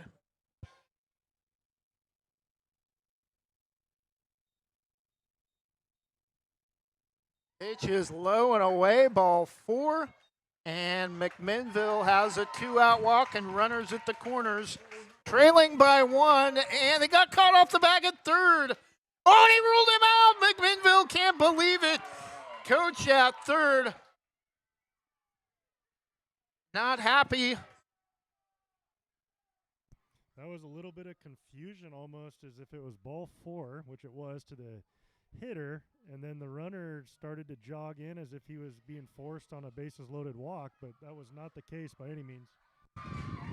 So Willamina hangs on. They get the go-ahead run at first, but are caught off of third to end the game and are eliminated from the 2026 Portland Westside Miners District Tournament at Forest Grove High School by a score of 3-2 against Willamina and McMinnville. And Willamina not separated too close, or not separated by too much in distance, as the two teams play at different levels at the high school level. Big difference in population, but very competitive at the youth level in a 3-2 Willamina victory. Not sure if we'll have Justin back on, but that was fun to have somebody else to converse with back and forth during our game number 2. We'll be back at 3 o'clock for more Miners baseball, 9 and 10-year-olds from Forest Grove High School at 3 o'clock on Westside's GreatestHits.com and the Westside Mobile Media YouTube channel. We'll keep our broadcast up and get things ready for our third game of the day coming up at 3.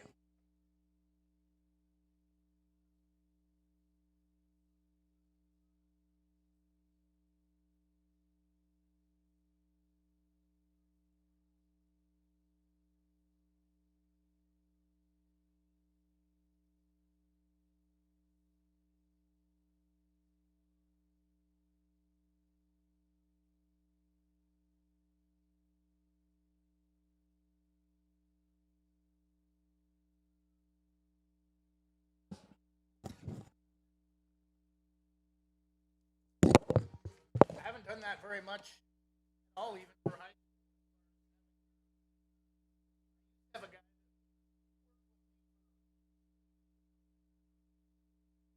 Couple.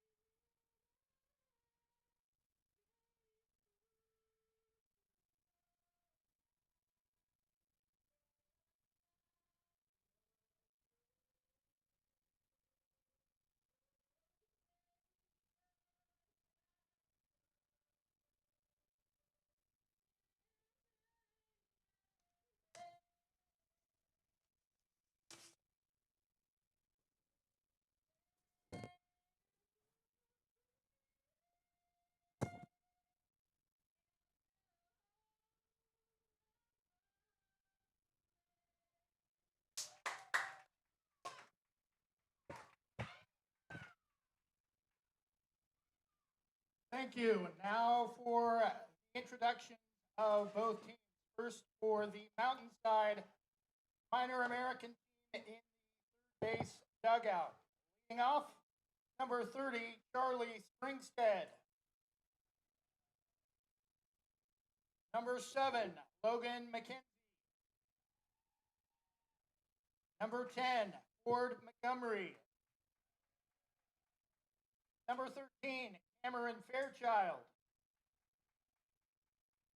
Number 34, Lincoln Roach. Number 24, Eli Wilson. Number 1, Aiden Davis. Number 23, Abram Riedel. Number 12, Carmen. Number 9, E.J. Bennett. Number 15, Emmett Kinsley. And number 6, Liam O'Valley. Now the lineup for the visiting Liberty, or correction, just for the Liberty minor team, coached by Dustin. Emery Jacobs, number 14. Number 77, Tyler Chow. Number 23, Bennett Hara. Number 24, Jones Baisley. Number 17, Cooper Dustin. Number 21, Deacon Hodgson. Number 36, Isaac Hall. Number 15, Jacob Simpson. Number 10, Diego Mayorga. Number 29, Dallas Walls. And number 1, Bodie Fleming.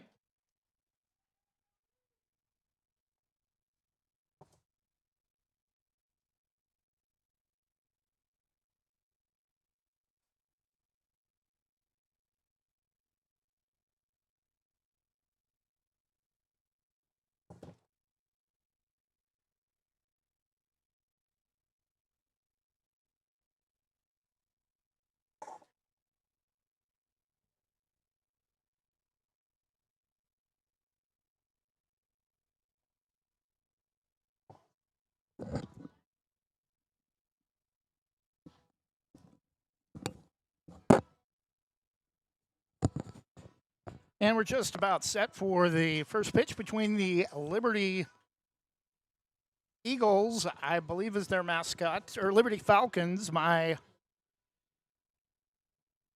memory escaped me for a moment, and the Mountainside Mustangs, or Mountainside Mavericks.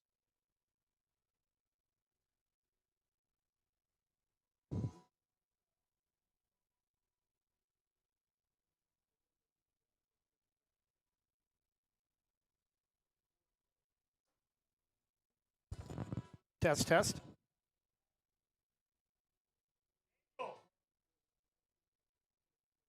Angel.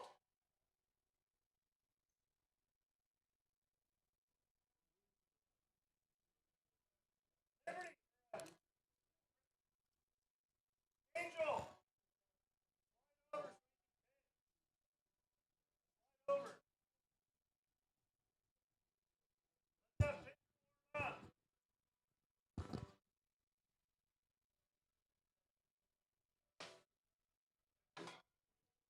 Oh, sure. If you want to stay on the mic with me, you can. I'll just.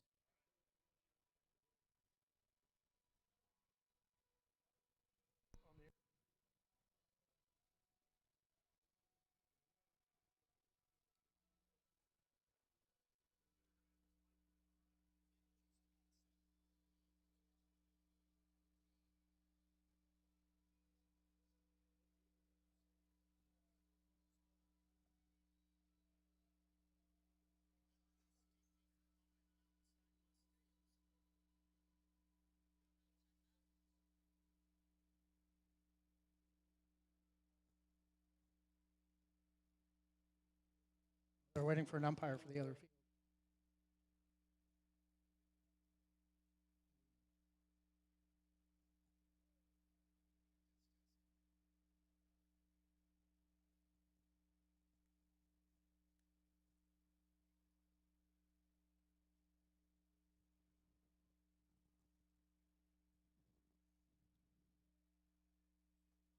Mountainside will be the designated guest team. They will hit first.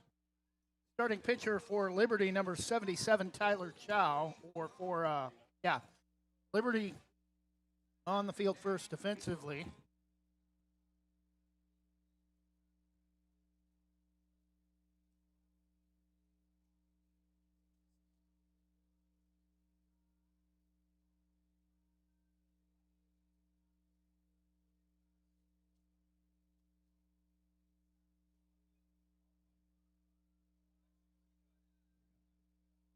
Your mic over there?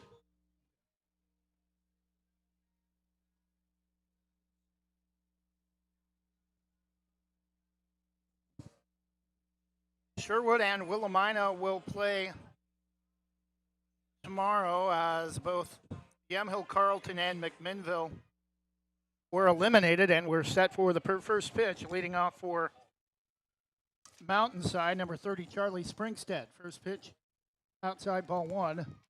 Leading off for Mountainside, number 30, Charlie Springstead.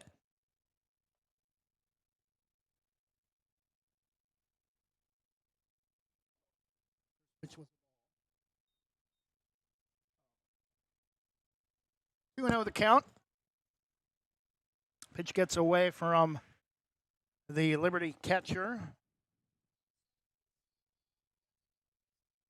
believe Cooper Dustin. Pitch from Chow, swung on, grounded to second. Can't get the glove down in time. And a leadoff base runner for Mountainside. Batting second for the Mavericks, number 7, Logan McKenzie.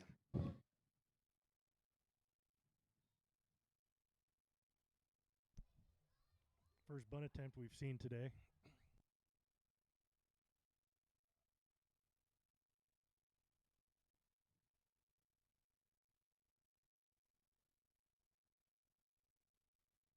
That was a pretty deep bunt. That ball got all the way into the outfield and almost turned into a double after the defensive play. The pitch high, they're going to give the runner second base, 1-0. We're now into the winners portion of the minor American bracket. More game after this coming up at 6 o'clock. Pitch misses badly outside off the end of the glove. Now Mountainside a runner at third. Still nobody out, close to having the first run of the game early.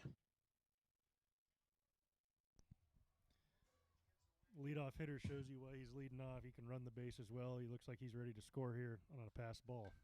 Pitch is lifted foul. Nice effort by the first baseman trying to chase that one down, but it's going to bounce off the first base dugout roof.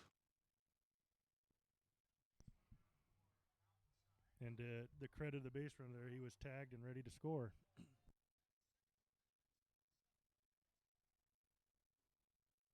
Chow lifted to center field. Able to come in and make the catch. They'll send the runner from third. And Mountainside on the board early. Again, pretty good speed, as you mentioned, from that leadoff hitter, able to score the first run of the game for the Falcons, or for Mountainside.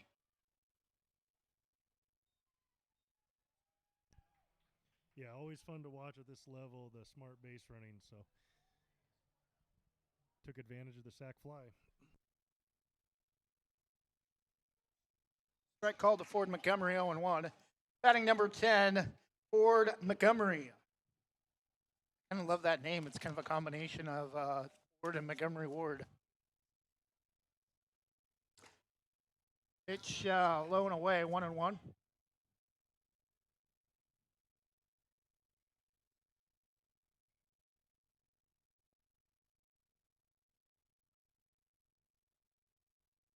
One pitch outside, misses again, 2-1.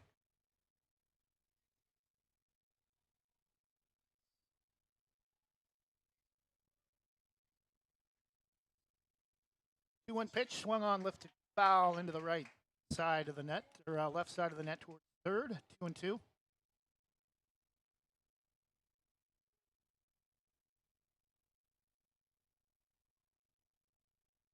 End dimensions at Forest Grove softball field: 205 to left, 210 to left center, 215 to straightaway center, and 210 to right center. Strike 3, swinging for out number 2.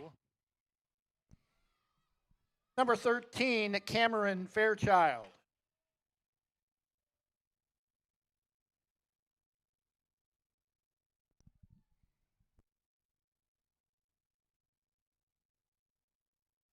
Pitch over the head of the catcher, no arm, no foul, base is empty.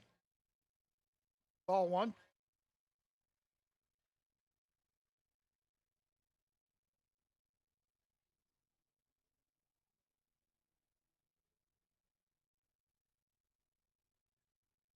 The 1-0 swung on and missed. Off speed fastball up in the zone, 1-1.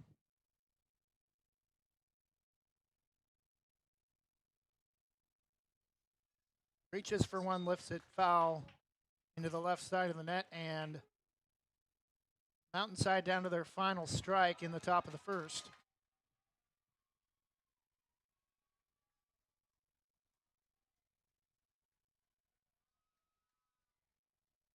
The 1-2, strike 3 called, and that will do it for Mountainside in the top of the first, but they get the leadoff runner aboard on a ground ball to right field, and he scores on a sac fly to shallow center after half an inning. Mountainside 1, Liberty coming to the plate. Jim's Market in Banks is an institution serving the community for generations. They're actively involved in events and athletics from the youth league to high school level. Let them serve you with their locally grown fresh produce, fresh bakery items, including custom cakes, and quick hot food from their in-store deli. Jim's Market, conveniently located at the south entrance to Banks.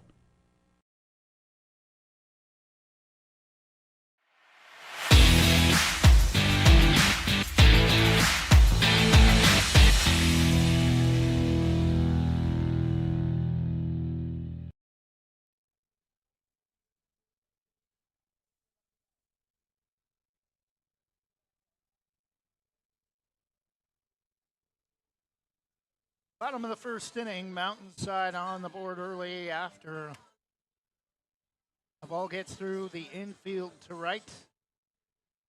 And leadoff runner scores on a sac fly to shallow center, 1-0 Mountainside.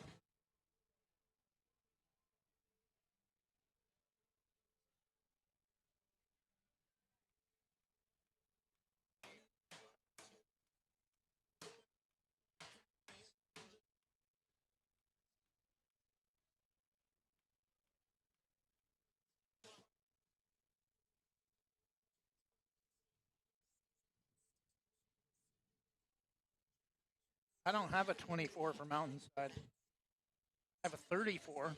Oh, wait, it's Eli Wilson. Starting pitcher for Mountainside, number 24, Eli Wilson.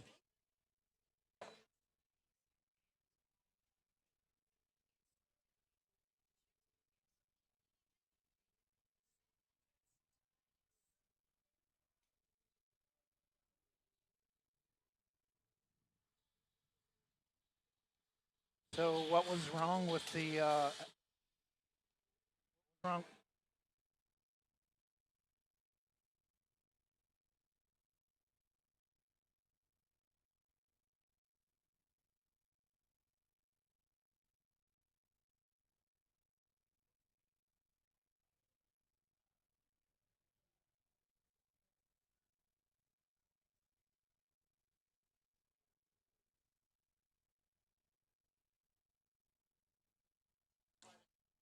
Leading out for Liberty will be number 14, Emery Jacobs.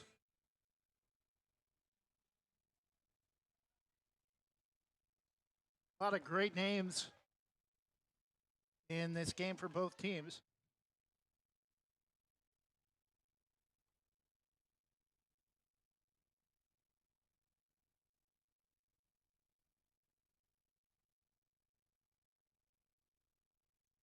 First pitch inside, ball 1. Leading off for Liberty, number 14, Emery Jacobs. Liberty light blue shirts, Columbia blue as we like to call them for Seaside, where we first had that color mentioned, also used by the Wet Sox of American Legion Baseball. Emery Jacobs able to beat out an infield hit on a grounder to short. Liberty, just like their counterparts, with a leadoff runner aboard to open the game offensively. Number 77, Tyler Chow. We'll see if the starting pitcher helps himself out here.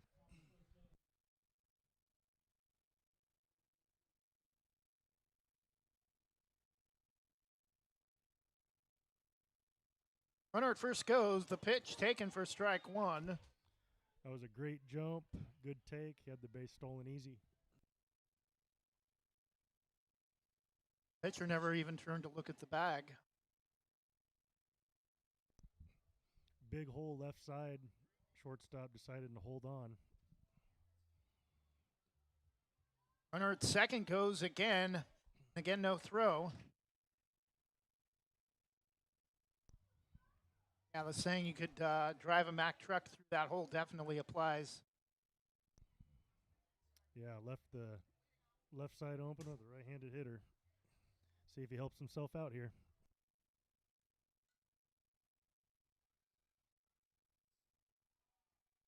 Catch made by the second baseman for the first out of the bottom of the first. Small adjustment, puts it on the ground, score the run, but unfortunately a pop-up. Batting number 23, Bennett Hara. And good communication on that mountainside right side. All three guys talking, and second baseman took charge. Pitch knocks him on his backside inside, ball one.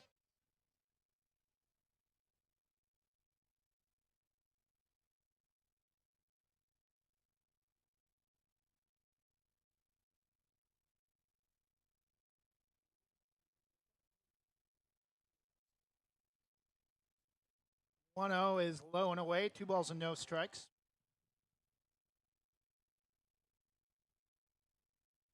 Mountainside still, or Liberty still threatening to tie the game with a runner at third, 1 out.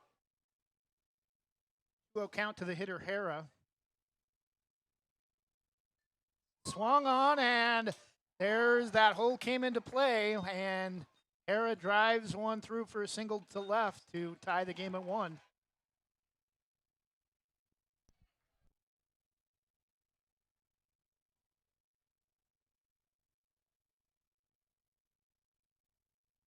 Number 24, Jones Bailey.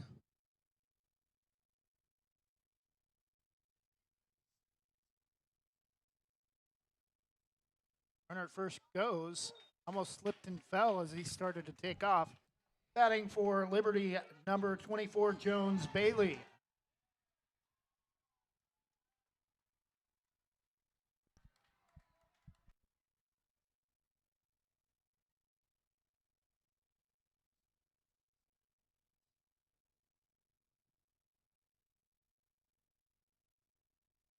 Now they're going to look the runner back to second. 0-1 the count to the Liberty hitter Jones Bailey, tied at 1, 1 out in the bottom of the first. That's going to pull that shortstop back over now, just that one move, opening up the hole again. So we'll see if it works out.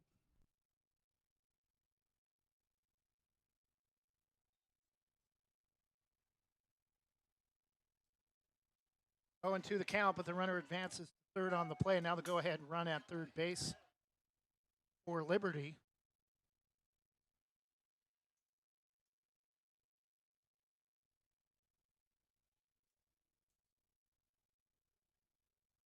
Pitch swung on and missed for out number 2.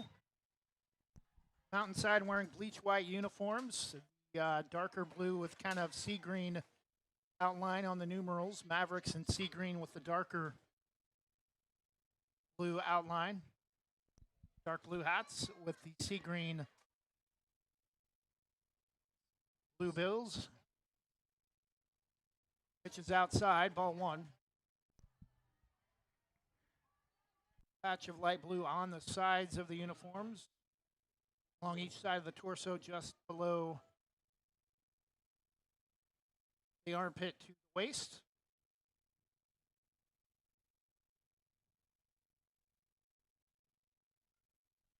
Foul back to the Liberty hitter. This young man's batting stance, kind of a little Kevin Euclid, weight on the back foot, ready to explode. Batting number 17 for Liberty, Cooper Dustin.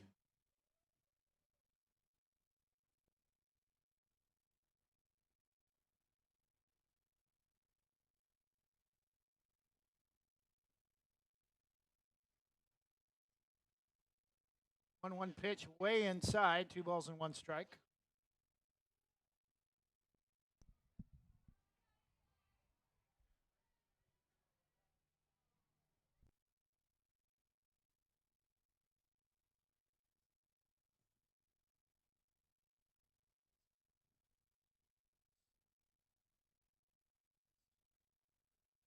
This is badly way outside. That'll get all the way to the backstop. Throw late.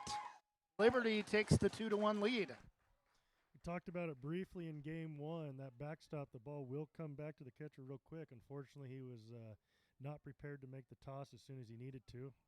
Run scores. Yeah, it looked like the runner from third was almost all the way to the plate before he even threw the ball.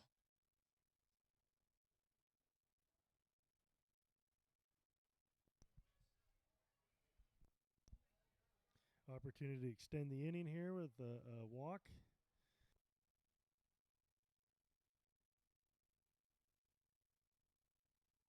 Strike 2 taken. Count is full to Cooper Dustin. And an opportunity for Mountainside to end the inning here.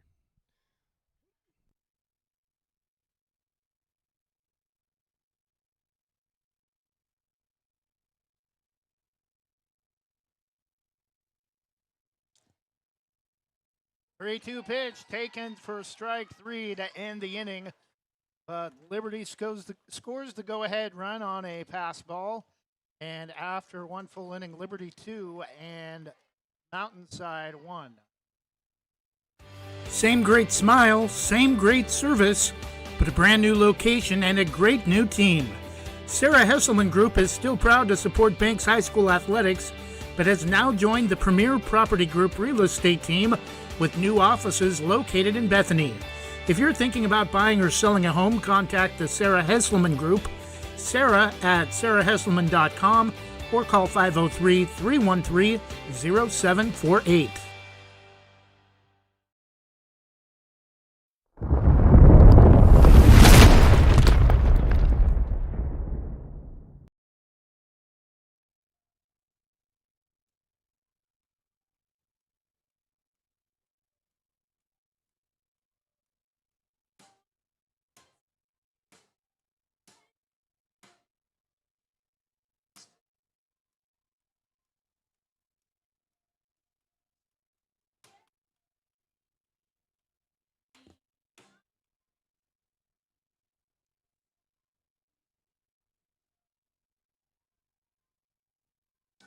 Katy Perry playing between innings as we get ready for the top of the second. You can hear more of her and other great top 40 artists on Westside's greatesthits.com. Also great country artists on Oregon Trail Country.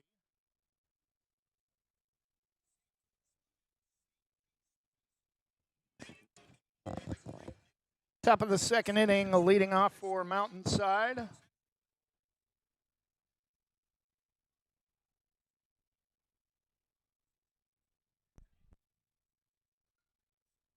Number 34, Lincoln Roach, grounder to short, throw to first in time. Able to make the stretch and hold on to the bag for out number 1. Lincoln Roach leading off the top of the second, now batting number 24, Eli Wilson. Pretty good little snag by the shortstop, and a little unorthodox by the first baseman not to make the tag, but he went back and beat the runner to the bag. First pitch swinging comes up empty for Eli Wilson. Yeah, at this age level, to come up with that kind of stop at short and make that long throw across to a pretty play.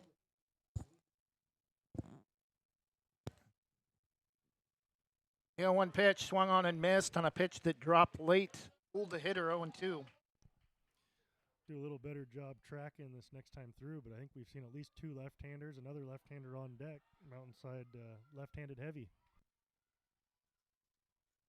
Swung on line right to third for the second out of the inning, and a couple of great defensive plays for Liberty to open the top of the second.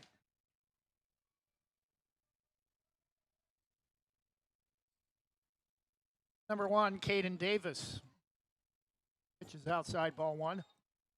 Batting for Mountainside, number 1, Caden Davis.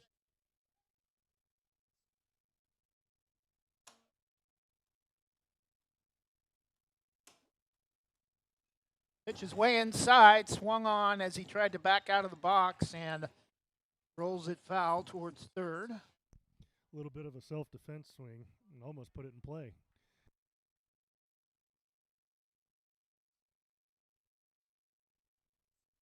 Swung on a miss, gets a piece of it off the plate, 1-2.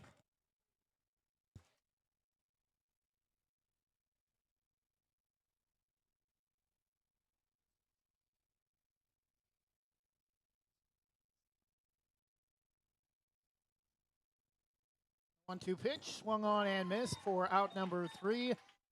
And good defense by Liberty in the top of the second inning with a ground ball to short and a liner right to the third baseman. For the first 2 outs of the inning, we go to the bottom of the second. Still Liberty 2, Mountainside 1. Visit Main Street Pizza in Banks, located next to Jim's Market, for the best pizza in Washington County. From loaded hot baked subs to a Main Street special pizza piled high, we will satisfy your pizza cravings. We've been serving and supporting the Banks community since 1986. Open daily at 11 a.m. Call ahead now to place your order at 503-324-5858 or follow us on Facebook to see our daily lunch specials. Mention this radio ad and receive $2 off any Main Street pizza.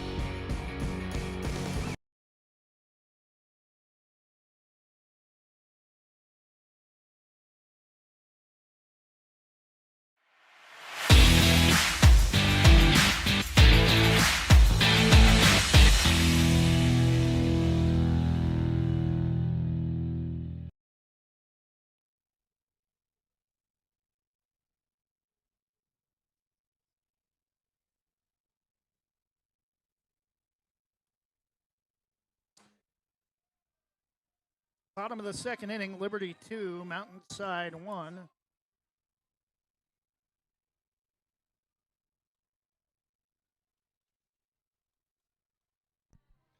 Very effective on the number of pitches being thrown. It's going to come in big. More you advance with the pitch counts, daily max, tournament max, and days of rest are all have to be followed by the JBO rule book and can kind of put a challenge on some of those games later down the road.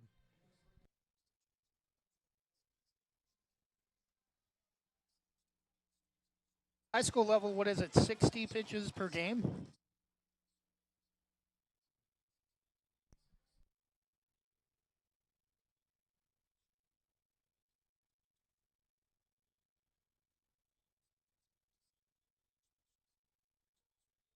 First pitch taken for a strike on the outside edge to the Liberty hitter. Looks like number 21, Deacon Hodgson. Hodgson. No E between the G and the S, but I think it's still Hodgson.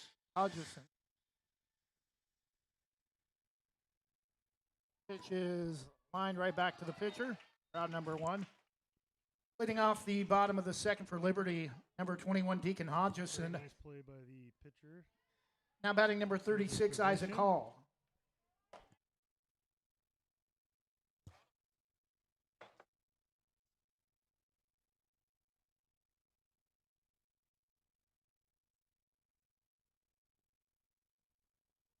Pitch strike around the backside for an 0-1 count. Very nice job painting the corner on the last couple of pitches.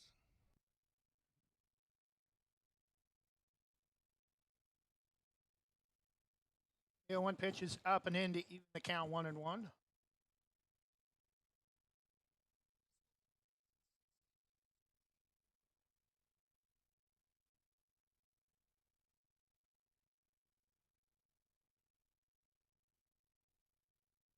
The 0-1 pitch, low and away. 2 balls and 1 strike.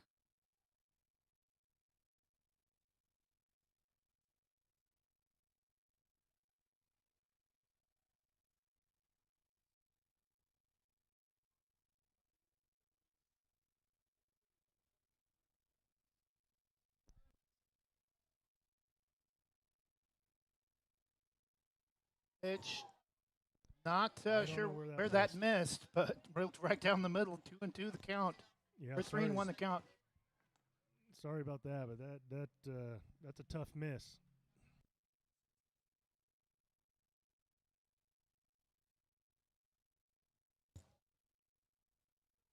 Three-one pitch on ruled what should have been strike 3. Now a 2-2 count.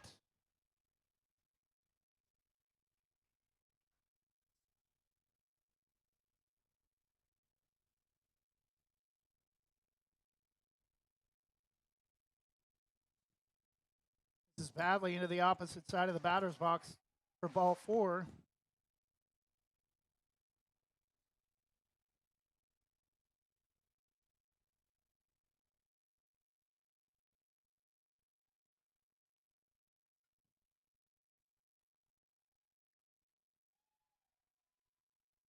No, it's a new hitter. Throw to first. Runner dives back safely.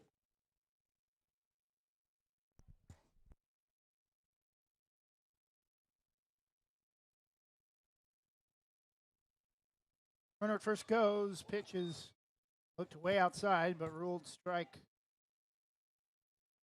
2.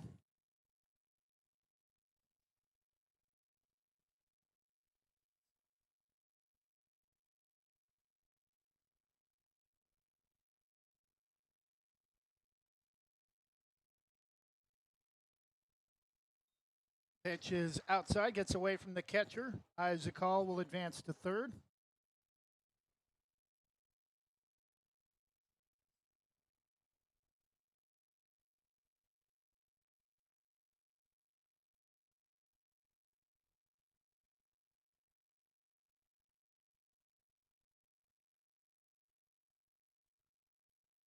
The 0-2 from Eli Wilson up and almost over the head of the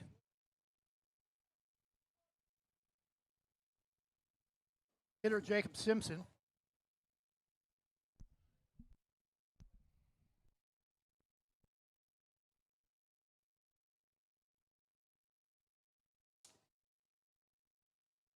Swung on and missed. Strike 3 for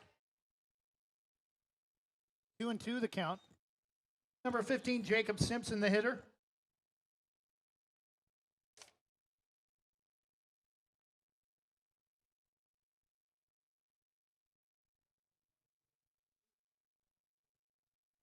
The 2-2 pitch, swung on, and that's driven past the third baseman. Liberty's going to add to their lead as the runner from third, Isaac Hall, scores.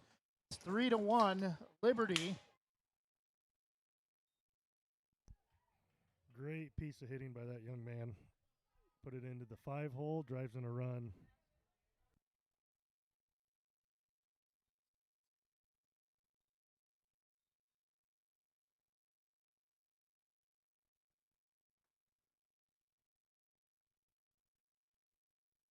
Runner at first goes, pitch is swung on, late throw to second.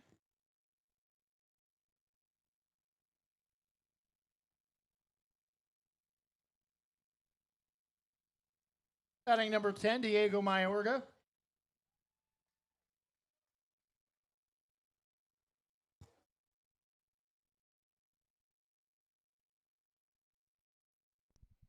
Another hitter with a little Kevin Euclid imitation, hands up high and weight back, ready to drive a ball.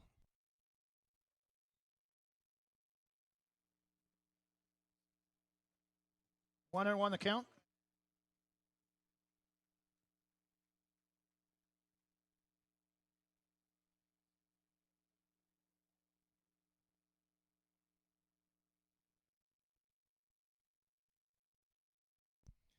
You think this is a discussion on possible interference? Throw to third? Yeah, but The runner was already safe before the ball hit him, so I don't think the throw interfered with him trying to get back to the bag. Think they're gonna? Did they award him third base? No, it kind of looks to me like no harm, no foul. So looked like a pretty quick discussion. Mountainside accepted it within reason.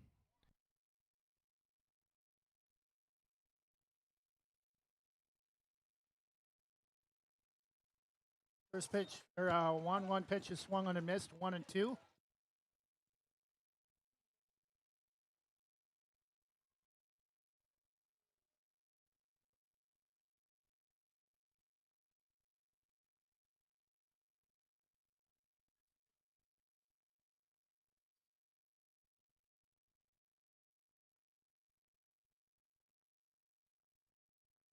One, two, way inside. Ended up a foul ball. Yeah, He that's was what I jumping thought. out.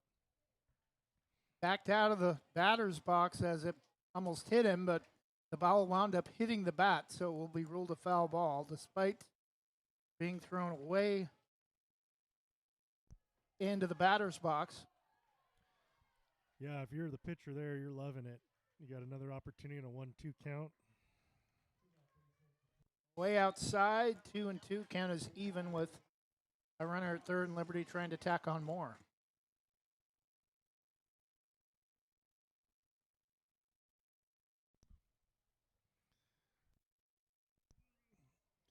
Whether by design or accident, he came inside that pitch before, got the foul ball, came away, and just missed a couple inches off the plate. But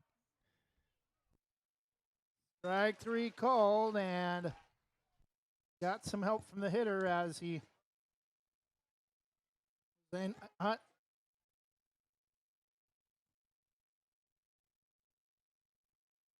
unable to get out of the way of the pitch despite it being thrown way inside on a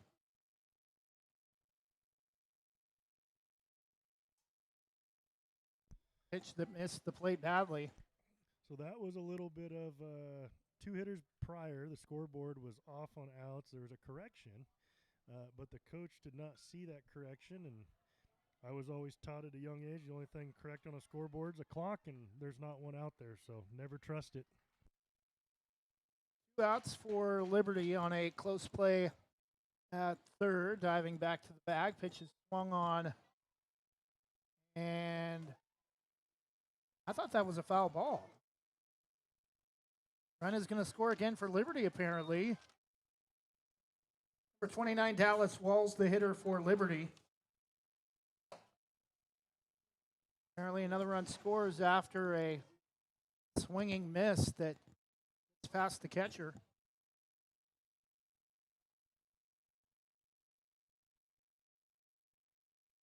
0-1, swung on and missed, strike two. Yeah, that play 4 pitches ago, that coach was walking off as it was a third out, and he had the player convinced with him. And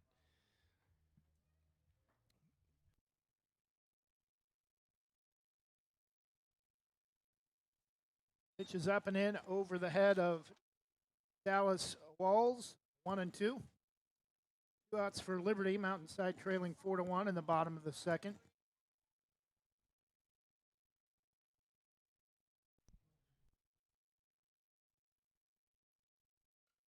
Pitch is chopped to second. Throw to first in time for out number 3, but Liberty tacks on 2 more in the bottom of the second. We go to the top of the third inning. Falcons 4, Mavericks 1.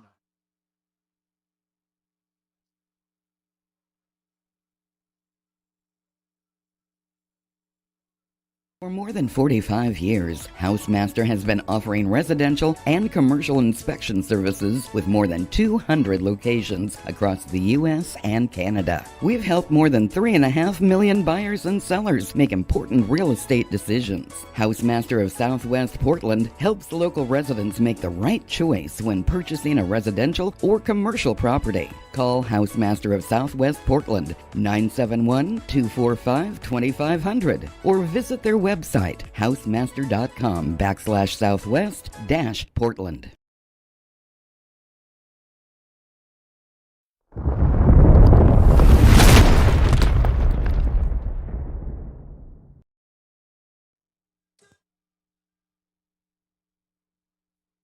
Top of the third inning, Liberty 4, Mountainside 1.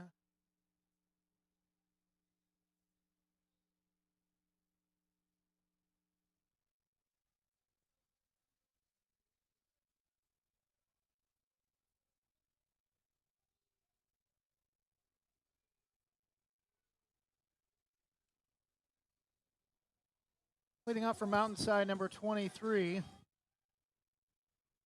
Abram Riedel.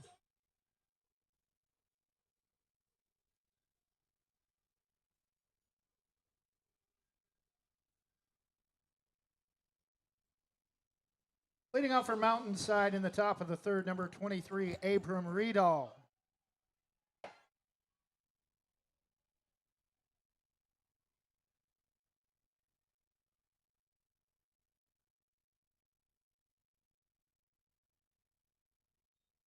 Low and away. Scooped up on the hop by the Liberty catcher.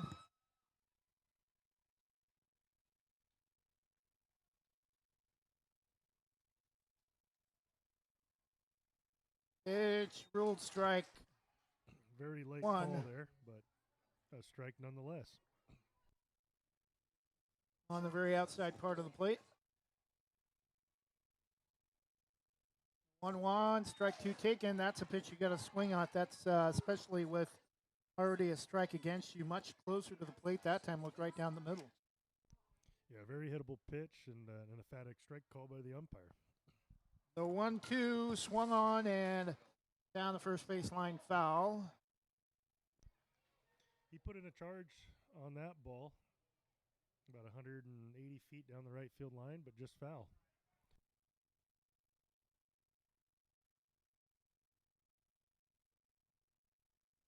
Nice sportsmanship that time. Riedel helping Chow get the ball back. Riedel, the hitter, Chow, the pitcher.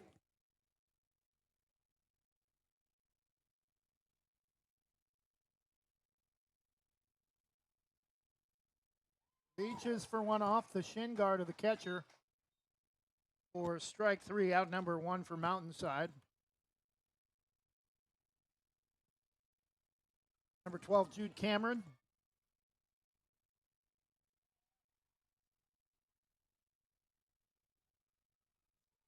Pitch taken for strike one. Batting number 12, Jude Carmen.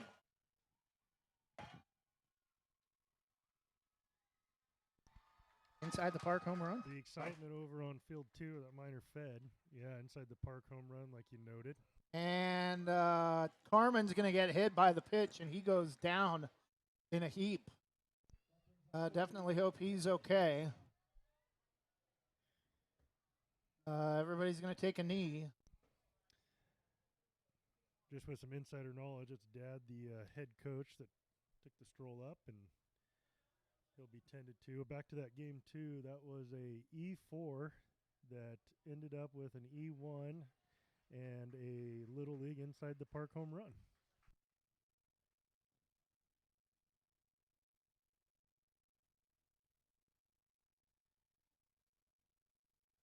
Carmen will come out.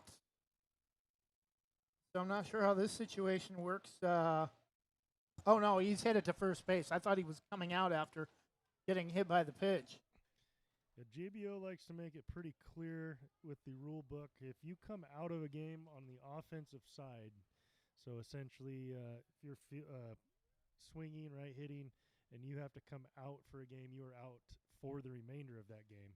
If it's a defensive injury, you can come out. You just need to make sure you get your minimum outs by the completion of a legal game. Gives everybody more of a chance to play if somebody else has to come in due to an injury. Correct.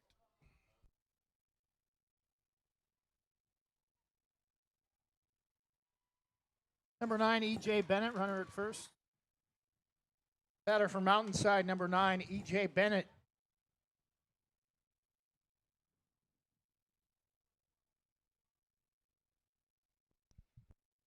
Runner at first goes. Pitch gets away from the catcher. Carmen will be safe at second. Sometimes these hit by pitches takes a little bit of some time for the pitcher to get back in his groove. So let's see how quick Chow gets back to strike one. Again, runner at second goes to third, and again it gets away from the catcher, no throw. We were not expected to have any chance of rain until tomorrow morning, but clouds have definitely thickened up here in between game 2 and game 3 today. Up and in for ball 3. Yeah, hit by pitch and then 3 straight balls. At this age level, too, it kind of gets in your head a little bit more about hitting a batter and the sportsmanship and feeling bad about the player you just hit, and it affects your psyche. Runners at first and third now after a 4-pitch walk for Mountainside, tying run at the plate. Yeah, and on that psyche piece, now you got 2 runners on he's got to worry about. And he's got a fake bunt attempt here by the number 15. Emmett Kinsley, the hitter, is going to look the runner back to first, turn to third, and then runner tripped and fell trying to get back to the bag. Again, Kinsley showing bunt. Runner first goes, brings the bat back, strike one taken. Batter number 15, Emmett Kinsley. I've never been a fan of the fake bunt. It's just kind of 4-pitch walk there. You're giving the pitcher an object to throw at outside of the glove now. It's just, I think it makes it a little bit easier on the pitcher there, and maybe he's back in the groove. Cal steps off, will walk the runner back to second.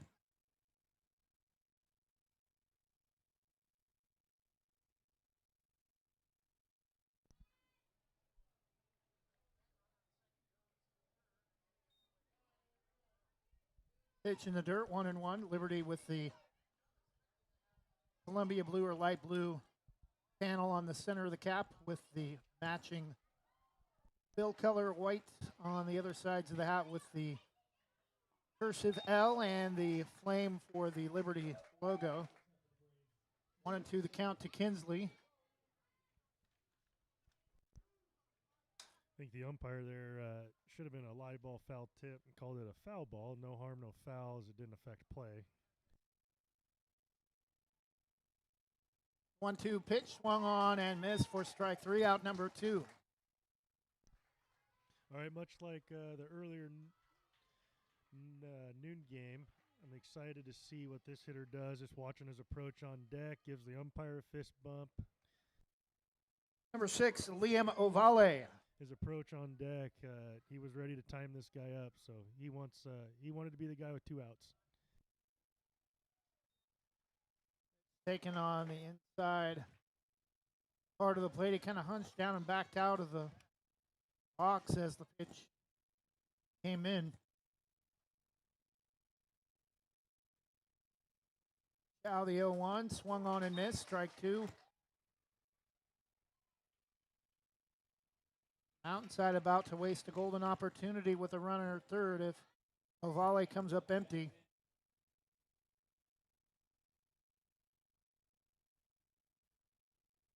Swung on and popped to the right side.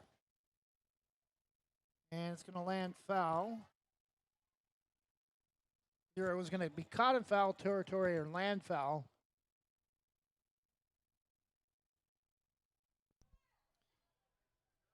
Game 2 over there on the JV field. You got Banks up 6-0 right now on Reedville in the top of the third. 0-2 pitch, swung on, and oh, he made the catch.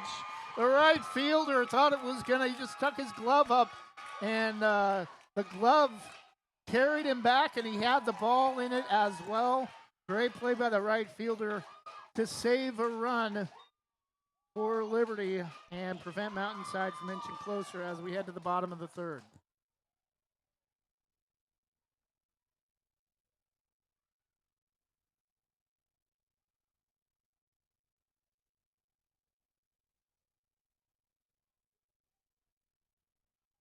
Transaction Transmission in the heart of Banks specializes in transmission repair, but they service all types of vehicle repairs and makes and models. 5-star reviews and quality workmanship you can trust. Owner Joey Tardio doesn't just repair vehicles, He eats, sleeps, and breathes all things auto-related as an auto racer March through October. Trust your vehicle to Transaction Transmission at the end of Sunset Avenue in the heart of Banks. Call 503-359-9141.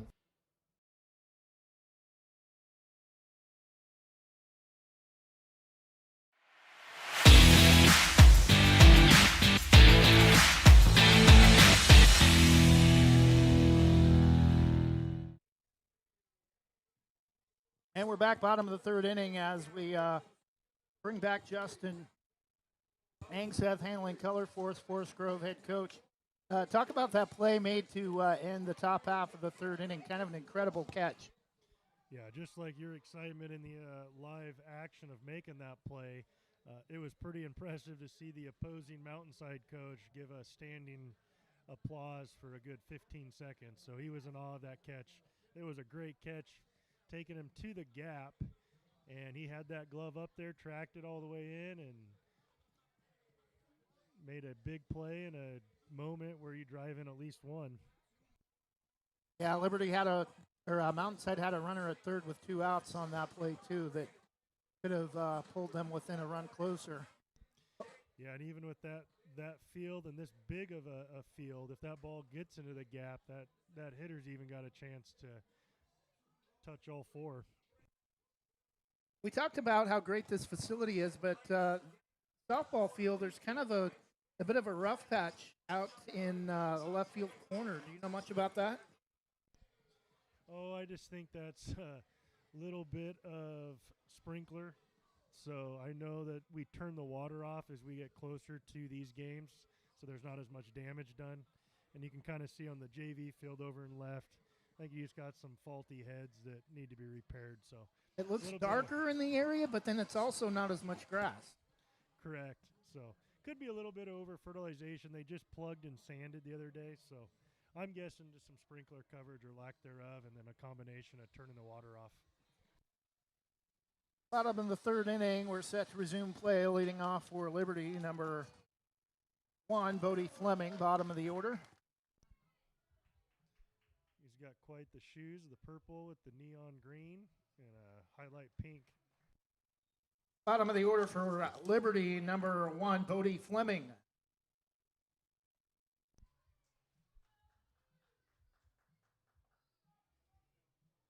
And as you said, both teams got quite the names. Pitch swung on and missed, 1-1. A lot of first name and last names for the same player, like Logan McKenzie, Eli Wilson, brand names with Ford Montgomery. 1-2 the count to Bodie Fleming.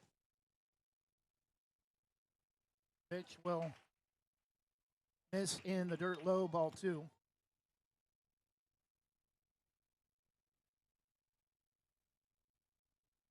Bennett Hara, Emery Jacobs for Liberty at the top of the order. Yeah, I was inside, I think. Pitch is inside, 3-2. Bodie Fleming thought he was being pushed out of the batter's box by the umpire, and the umpire was saying where the pitch missed inside. Pitch going to bounce between the batter's box and the plate for ball 4, and a leadoff base runner with definite speed. Pretty tiny, Bodie Fleming back to the top of the order for Liberty. And number 14, Emery Jacobs.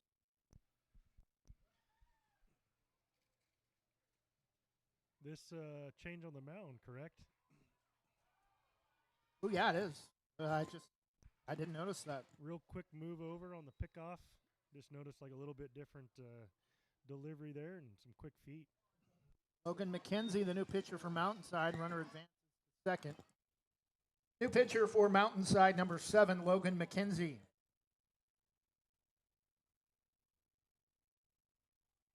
Bodie Fleming at second, nobody out for Liberty, trying to add even more to their 4-1 lead. Just swung on, popped up, and that's going to bounce, I think, against the bottom of the backstop. Catcher made the catch off the concrete, but unfortunately there's no banana ball rules here.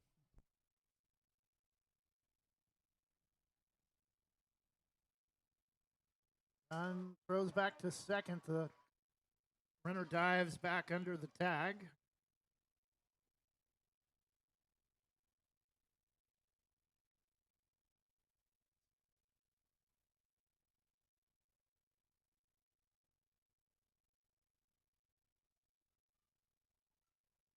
Pitch is lined into the left side of the screen.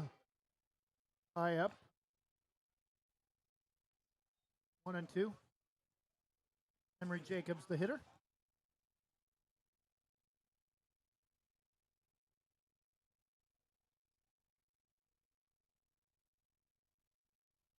Pitch is inside, 2-2.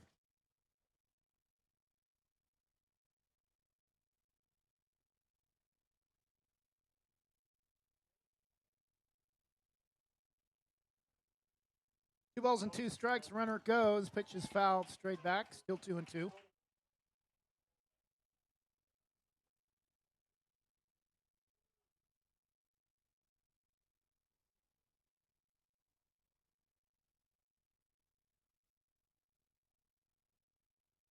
Two pitch. Skips away from the catcher. 3-2 pitch coming up for Emery Jacobs. Nobody out for Liberty in the bottom of the third. Already a 4-1 lead and a runner at third. Yeah, both hitters, too, started a little bit of a deficit, worked full counts, and see who comes out on top of this one. Pitch is swung on. That's going to drop to left. And Bodie Fleming was halfway back to third when he turned, and they're going to get the, I'm not sure I agree with that call. Looked like he slid to the opposite side of the bag before the tag was applied, but out.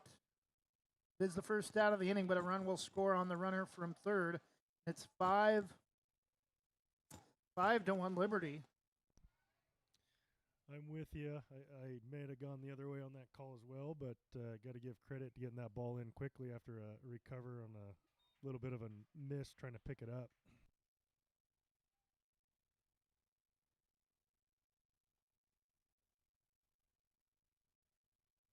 Did you add the run?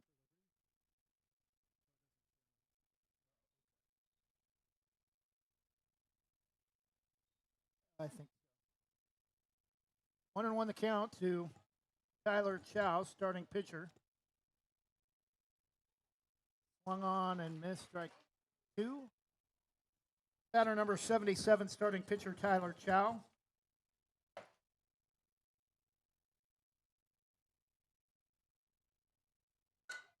Pitch swung on. Oh, on a hop. The throw to first. Oh, made an incredible play defensively, but in his excitement, coming up with the one hopper, threw it past the first baseman, and Liberty adds another runner into scoring position in Tyler Chow. Yeah, he made such a great play on it and then rushed the throw thinking he didn't quite have the time that he did, and he just takes a little more of a gather step, and I think he throws him out. Throw to third close, but number 24, third baseman Eli Wilson has to dig it out. Eli Wilson, the starting third baseman.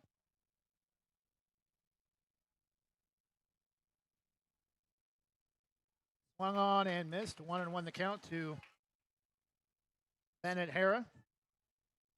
Number 23, Bennett Hara, the hitter. I just realized that I could be. Pitch is swung on and misplay at the plate. Late. Hara must have fouled. I thought it was foul tipped into the catcher's glove. It would have been a throw down to third or out number two, but a run scores on the play to make it 6-1, and Bennett Harris stays at the plate. Yeah, that ball just squirted away. Didn't quite get the ricochet off the back stop. So it floated in easy. Outside, 2-2.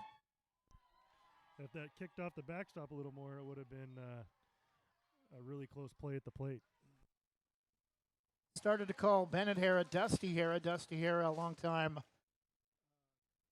sports radio broadcaster with 1080 The Fan in Portland, also an assistant on the Banks football coaching staff. Not sure if it's his son, but Bennett lifts one to center field, and there's another base hit for Liberty, 6-1. Runs in the inning. Should be 6.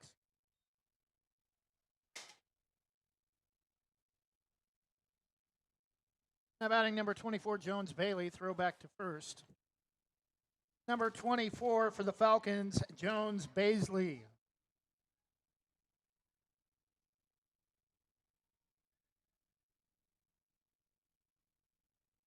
Is outside, scooped up by the catcher, but the runner will advance to second. Seems like at this level, almost every pitch, if there's a runner aboard, the runner's going.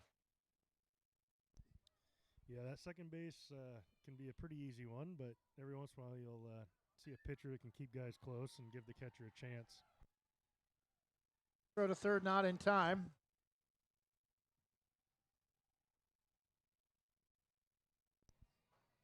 Liberty and Mountainside, two of the newer high schools in the state. Mountainside, kind of northwest Beaverton, Shoals area against Liberty, just north side of Cornelius Pass. And another walk for Liberty, another base runner. Still only one out. It seems like a very lengthy bottom of the third inning. So taking a look at Liberty's game changer, it does so Dusty Hara as a coach. So maybe the same, maybe a coincidence. He coaching at third?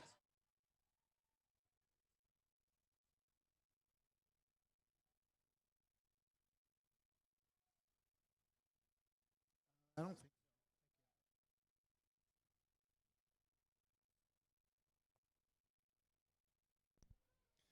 This meeting at the mound is a lengthy one. The umpire doesn't seem to have much intent to shorten it up, but looks like the Mountainside coach is going to take care of that himself as they conclude that discussion and see if he'll settle him in for a 4-pitch walk.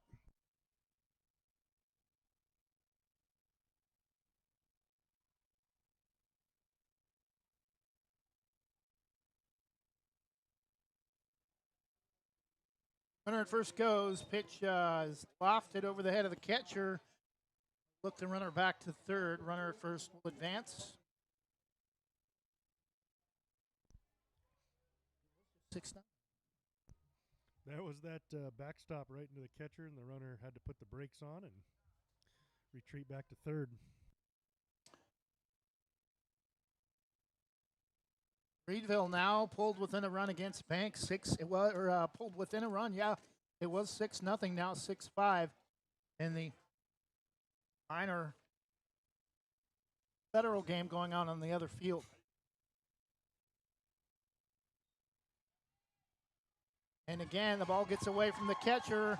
Another run scores for Liberty, 7-1.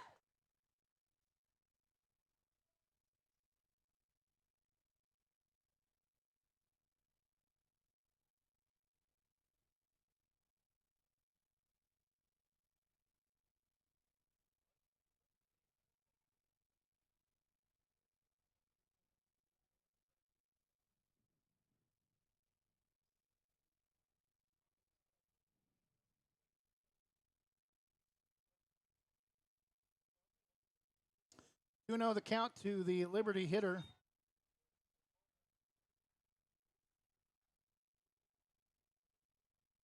Number 17, Cooper Dustin.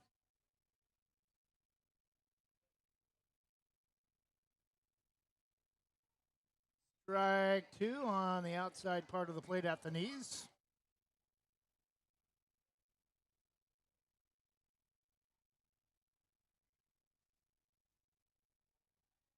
Strike 3 called for out number 2.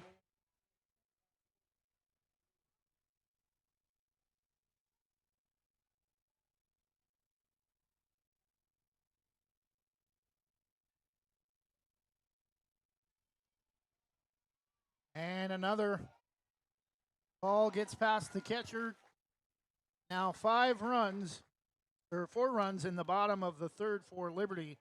8-1. A lot of those runs scoring on pass balls.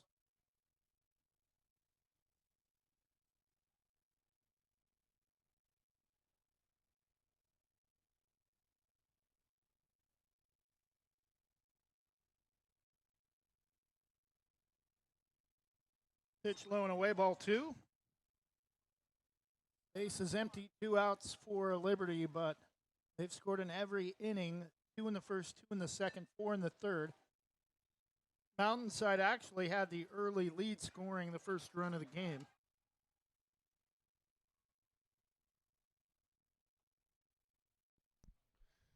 He's going to have to do it the hard way here to come back on a 3-0 count and stop that 5th run from getting on first base. It's high, ball 4, and that's going to be a 4-pitch walk for Hodgson. Runner at first, number 21, Deacon Hodgson, now batting for Liberty, number 36, Isaac Hall. Mountainside head coach takes the slow walk to the mound, knowing that next runner at first is 270 feet away from stopping or reaching the max runs per inning of 5. And then he's also seeing that he needs to keep this game as close as he can with 6 outs left.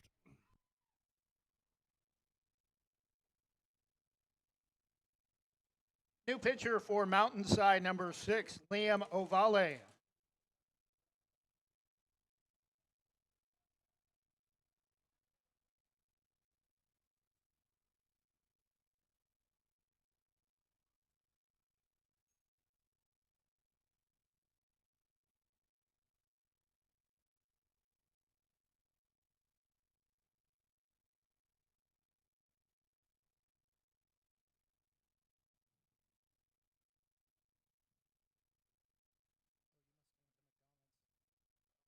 Must have went to McDonald's.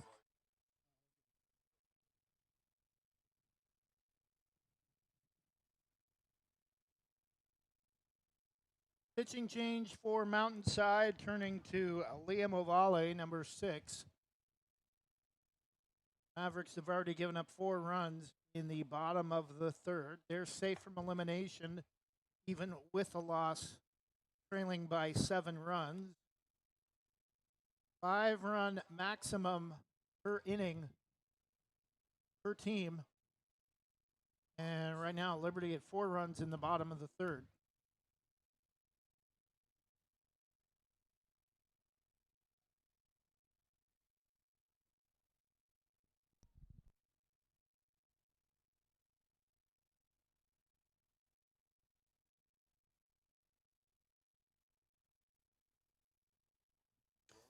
I've been pronouncing it Ovale.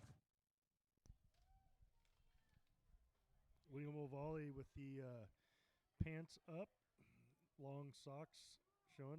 That's you're seeing that in MLB now with like 20% of baseball players wearing those up. Runner at first goes on the pitch. Pitch is swung on and missed by Isaac Hall, 0-1.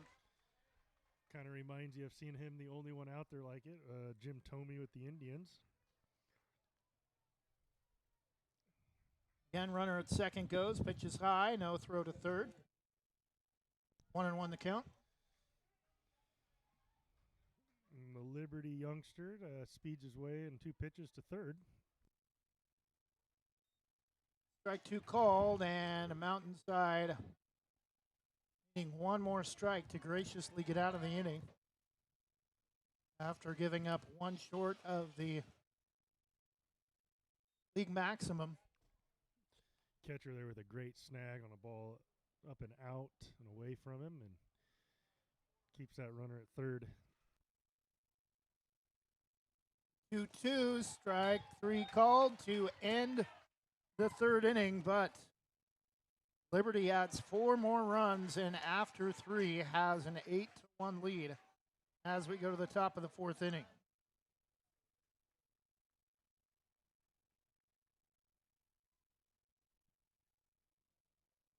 Banks Post newspaper is the official news provider of Westside's greatest hits. Listen hourly for Westside news from the Banks Post newsroom.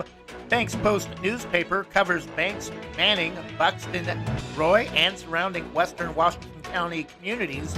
If you'd like more information on the Banks Post or want to pick up a copy, visit a local business today. You can also visit their website at bankspost.com or their Facebook page, Banks Post.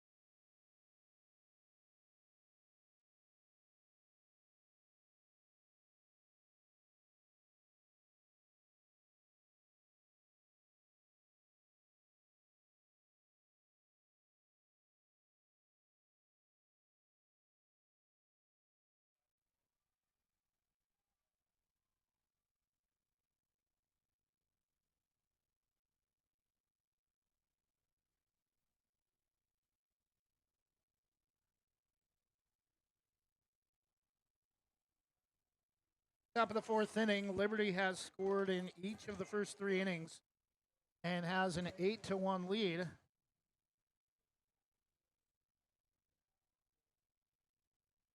Ten-run rule is in effect after 4 innings. If Mountainside is unable to score in the way Liberty has been putting runs on the board, this may be a 4-inning game. First pitch from Chow, grounded right back up the middle. Second baseman throws late, threw it away. And leadoff hitter for Mountainside safe at first. I believe Lincoln Roach. Charlie. Runner at first, Charlie Springstead, now batting number 7, Logan McKenzie.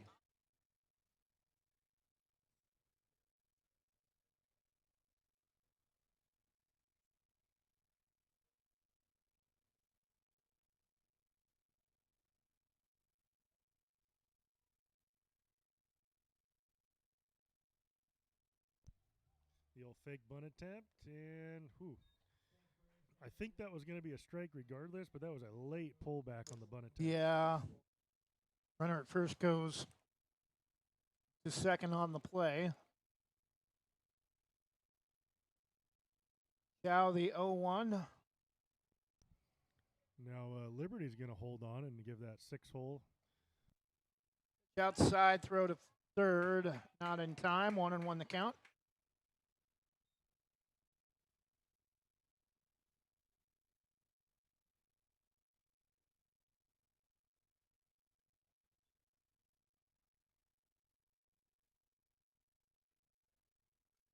Pitch is swung on, shot back to the pitcher. Play at the plate, not in time. And Mountainside scores their second run of the game. It's now 8-2 Liberty. That was a great call by the umpire there. He was in position. The tag was late and applied kind of on home plate, whereas the ball had actually beat him. If he gets the glove down, that runner goes right into the glove. But the umpire right on top of it with a great call. And another bunt shown by Mountainside. Pitch is outside. Runner goes to second. Number 10, Ford Montgomery. Yeah, if you're Mountainside here, you want to get what you can get here in terms of runs scored. But if you can cut it in half, you got to be feeling real good about yourself going into the. Bunt shown, brings the bat back. Strike called, 1-1. 8-2, top of the fourth inning.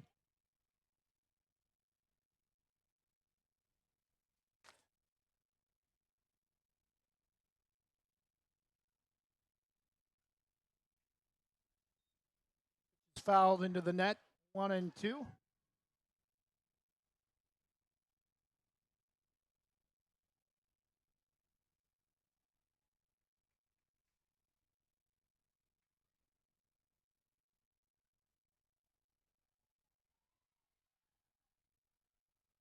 The 1-2 from Chow, swung on, and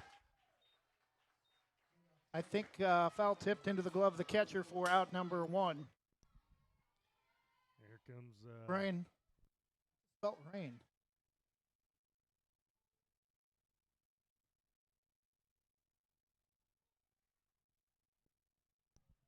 Number 13, Cameron Fairchild.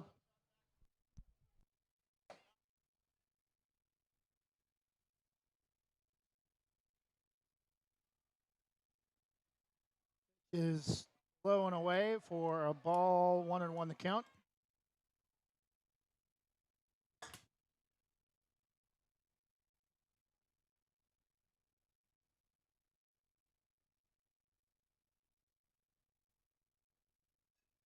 Reaches for one, rips that one into the net. Left side, 1-2. Yeah, majority of those pitches have been on the outer half to these left-handers, making it very difficult to protect that outside corner and trying to keep the ball on the left side of the field. The 1-2 reaches for one, grounded to third, gets past the infielder, and the slide at the plate from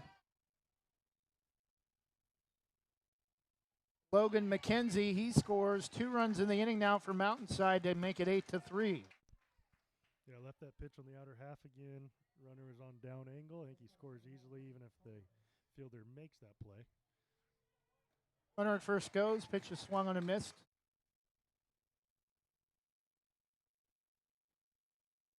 Number 34, Lincoln Roach. 6 hole is going to be wide open here. Pitch is low and away. Again, runner at third for Mountainside.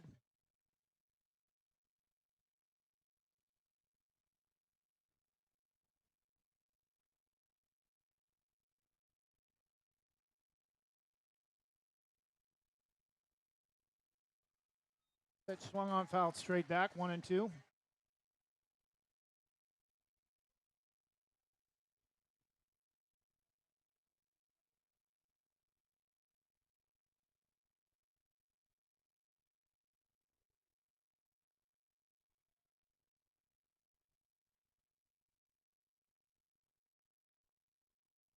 The 1-2 pitch.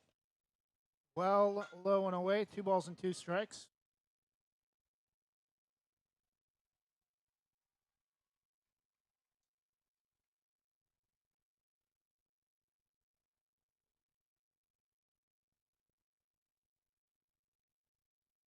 Chow pitches lifted up, and he makes the catch. Be a double play. And he doubles off Fairchild, and that will end the threat for Mountainside. They scored 2 with only 1 out, and then they got the runner at third, got off the bag on a catch made by the pitcher for the easy double play.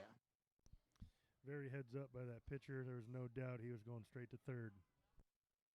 Go to the bottom of the 4th inning. Mountainside gets a couple back, but getting late, still a long ways to go for the Mavericks.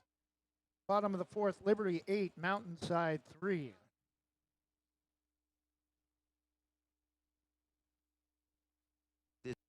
Happen to you when you're alone? Or what if it happened here? With MedGuard Alert, you're never alone. You can connect with medical professionals anywhere, anytime. And now MedGuard is introducing our exclusive new Care Watch. If you need help quickly, use it from anywhere to contact medical professionals. No cell phone required. The Care Watch is not only a life-saving medical alert device, it's a revolutionary health monitoring system that checks your blood pressure, heart rate, oxygen saturation, and much more. And here's the best part. If you have Medicaid, you may qualify to get your Care Watch for free. The Care Watch is only available through MedGuard Alert. Call us right now. We have monitoring programs starting as low as $1 a day. The call is free, activation is free, shipping is free, and no contract is required. Remember, with Medicaid, you may qualify to get your Care Watch for free. Don't wait. Call us to get your Care Watch right now. Operators are standing by.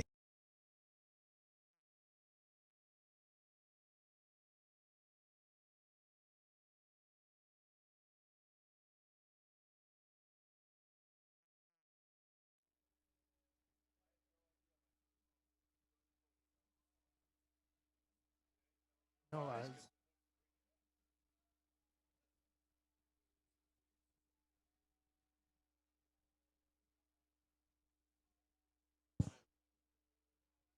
On this, you can rely.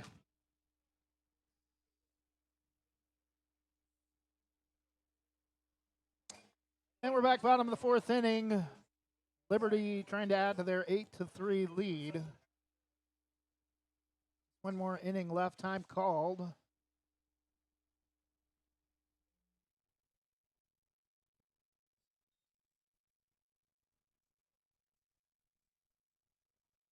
First pitch outside, ball one.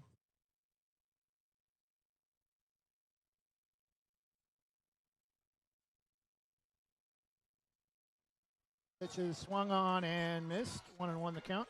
He took the same pitch for ball one and then graciously swings at it for strike one.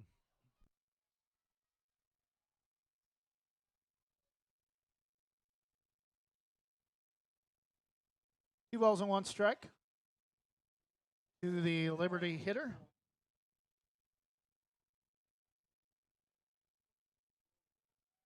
Number 15, Jacob Simpson. Number 15, Jacob Simpson batting for Liberty.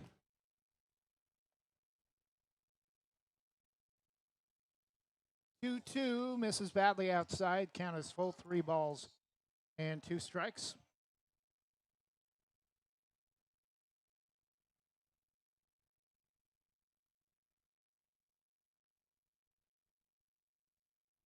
Oh, and he waved at a pitch that was over his head for out number 1. Mad at himself as he heads to the dugout. Number 10, Diego Mayorga.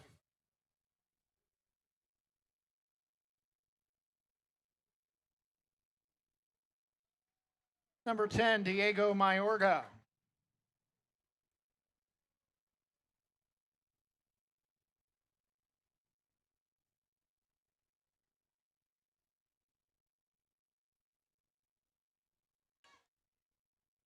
Pitch is fouled straight back, and the delivery style from the Mountainside pitcher, Liam Ovale, reminds me of a slow ball, kind of a knuckleball hurler with his very slow, very methodical delivery. The 0-2 count to the hitter, Simpson. Foul tipped into the glove of the catcher for out number 2.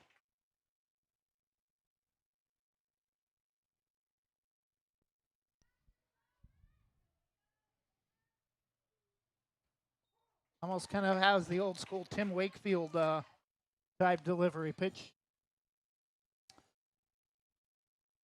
Swung on and missed, 0-1. Yeah, he's very effective right now, getting him to swing at that pitch above the letters. I don't know if it's a strike, but they haven't not swung at it to tell us. Try strike 2 from Ovale, and strike 3 swinging for Dallas Walls, and Ovale trying to help lead Mountainside back after he comes in relief, gets the Liberty hitters to pitch it some stuff up in the zone. And Mountainside down to their final 3 outs when we come back in the top of the 5th, trailing by 5.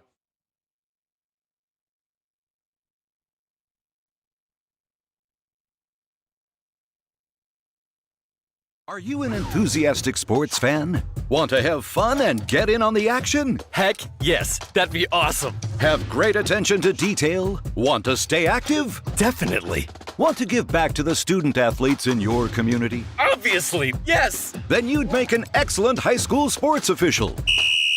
We need more officials in Oregon, because with no high school officials, there are no high school sports. Sign up today at highschoolofficials.com.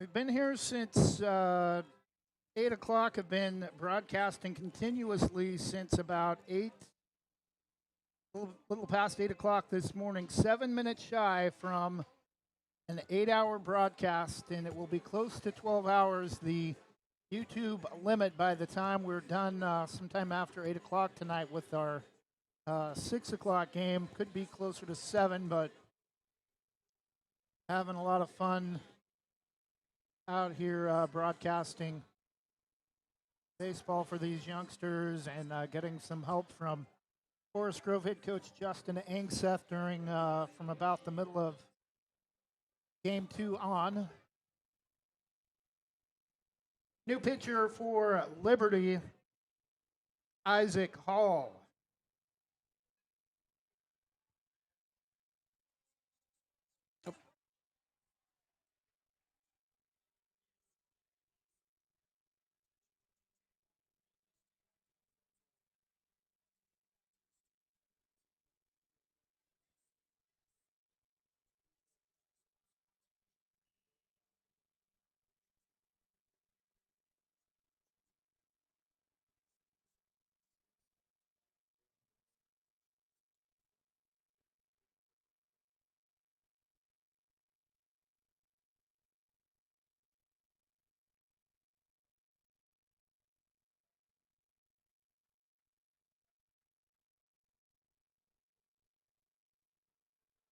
Leading out for Mountainside, number 24,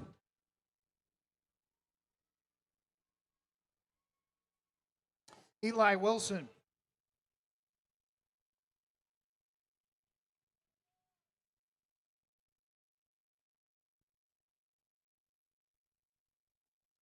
First pitch to Eli Wilson on the outside, swung on and missed.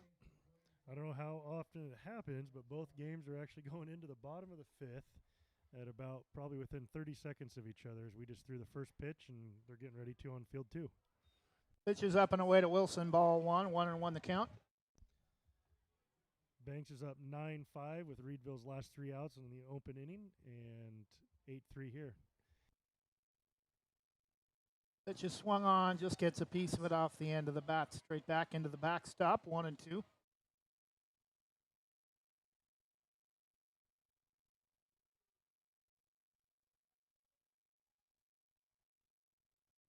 Liberty, Liberty, Liberty. It's been all Liberty in this contest, scoring in each inning except the bottom of the 4th.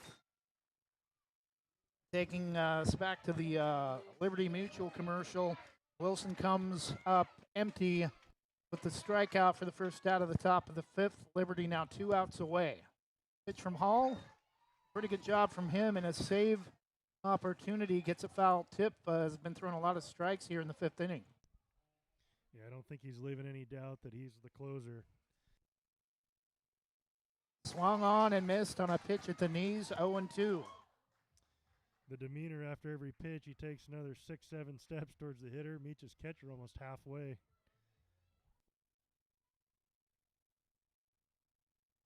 And that time he hits Davis in the back. Runner at first, Caden Davis. Now batting number 23, Abram Riedel.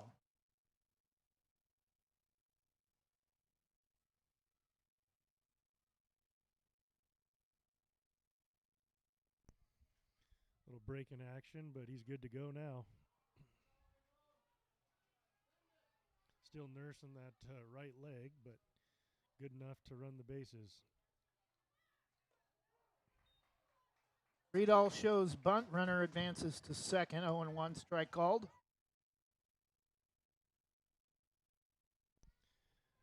Mountainside coach instructed his hitter to back up, so he's going to use the back of the box here. That pitch is inside, gets away from the catcher. Runner for Mountainside at third.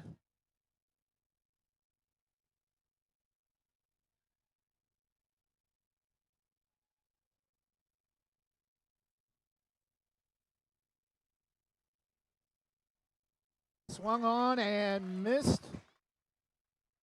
Strike 2.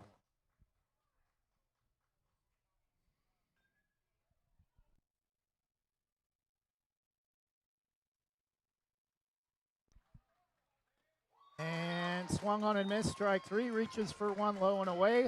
Out number 2. Mountainside down to their final at bat.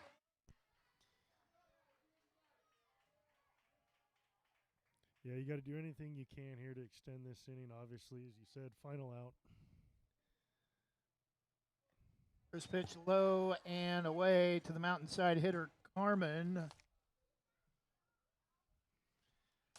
Banks still up over there 9-5 with final 2 outs for Reedville.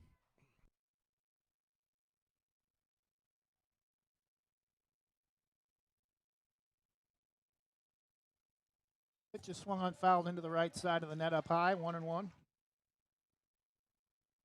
Batting number 12 for Mountainside, Jude Carmen.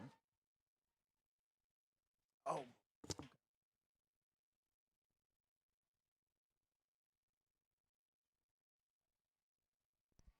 Somehow that the baseball's a funny game. It always finds a way to put you in a tough spot with the coach's son putting Mountainside to keep on the championship side of things in his hands to extend this inning. 2-1 the count, 2 outs, runner at third. From Hall, strike. Ooh. No, that pitch looked right about knee high, but 3-1 the count. Yeah, where the catcher set up with that Mountainside moving some of those hitters to the back of the box, it kind of did move that catcher back a little bit, causing that pitch to look maybe a little more down than it is. And strike 2 called. Count is full. Mountainside down to their final strike with an 8-3 deficit in the top of the 5th. Hall took a big, deep breath as he walked back. Now he's got a smile on his face. Outside, ball 4, and runners at the corners for Mountainside. The youngster Carmen getting the job done for Dad, extending the inning. A quick little conference here for Bennett. Batting number 9, E.J. Bennett.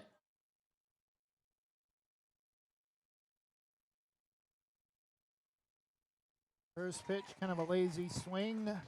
Unable to connect, 0-1. Both pitchers having a lot of success with that elevated pitch.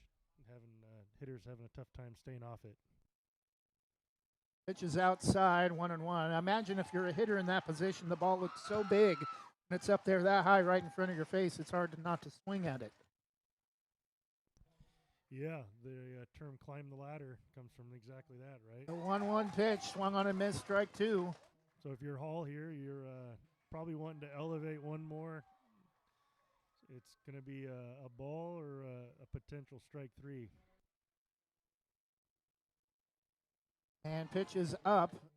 Again, he tries to do exactly that, go up in the zone with it. Most of the time, the hitters that have been unable to lay off those high pitches are trying to almost like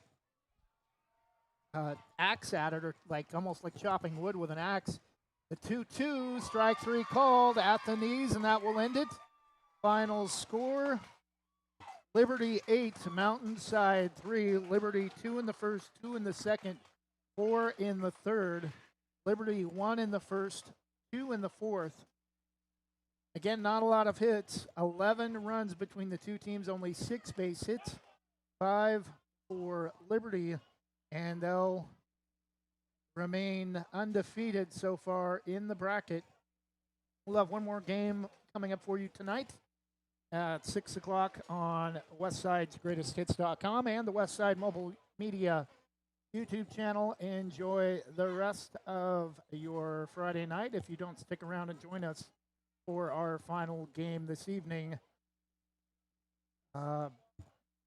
if you're signing off, thanks for watching this game. Enjoy the rest of your Friday evening.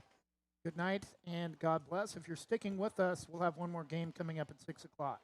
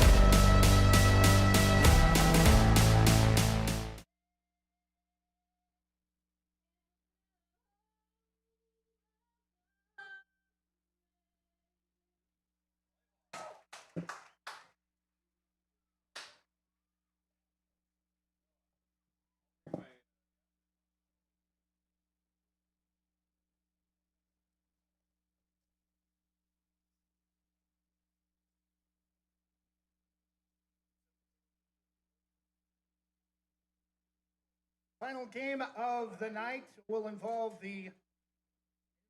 Reedville Team Armstrong against Sherwood Team Staley. Sherwood is the designated home team for the final game this evening. Reedville will bat first.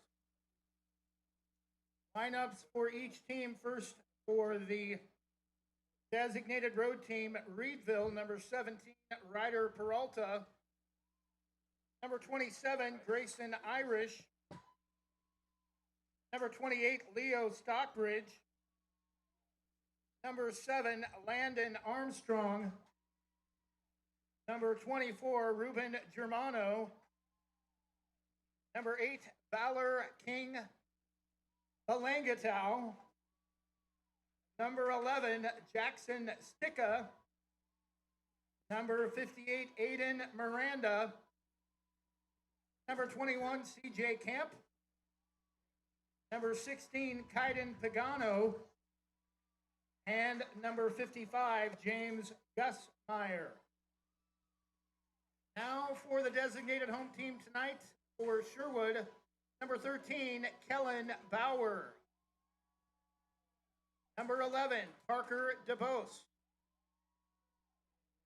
Number 5, Dawson Joyner. Number 24, Monroe Kelly. Number 22, Grayson Olsvik.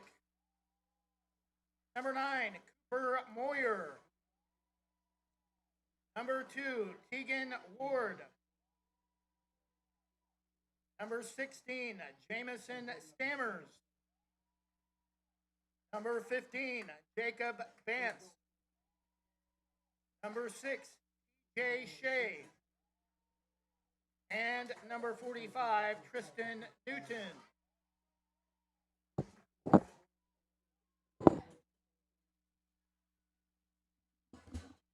don't know how to fix this, but it's clouds. Look at the shadows.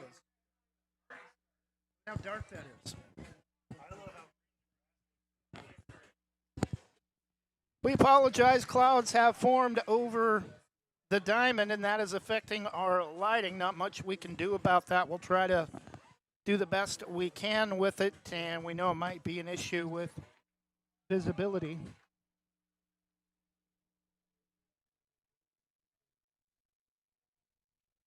No lights on either Forest Grove softball or baseball varsity fields.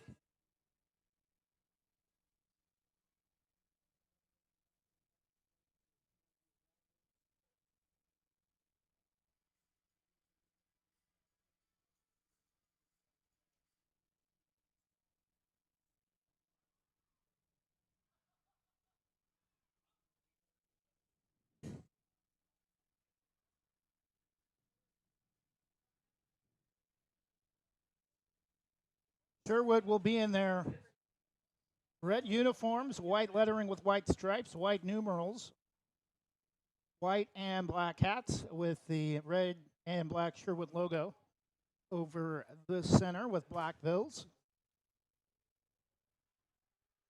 Reedville makes sense, but it does not match their logo. Their colors, their team colors match.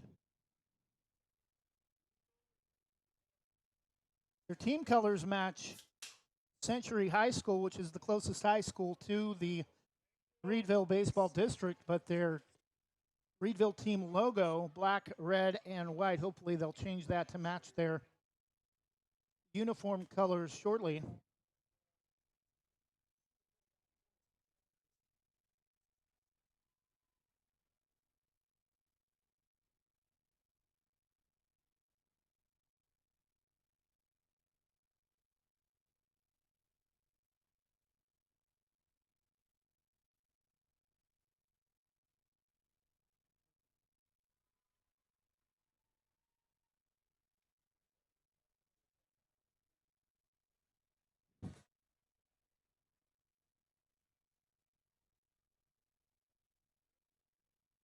What? Yep. Whenever, what's his name that played for the Mariners? Jamie. Ooh. I know he did.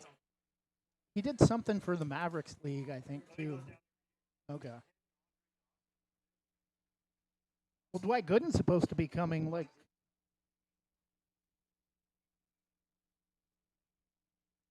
starting pitcher for Sherwood, number 24, Monroe Kelly.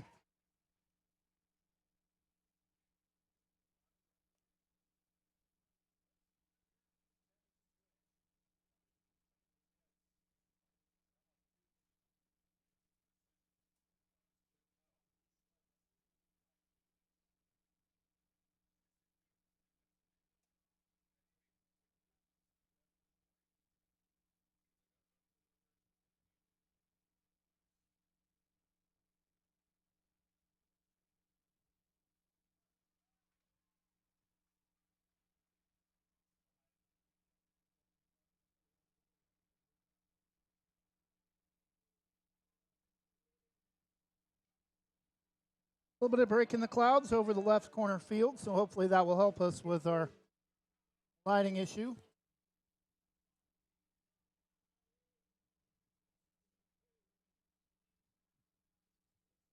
Top of the order for Reedville as they get ready to bat to open the game. Ryder Peralta, number 17. Grayson Irish, number 27, and number 28, Leo Stockbridge. Reedville uniform colors dark teal with black lettering and black numerals with white trim. Leading off for Reedville, number 17, Ryder Peralta.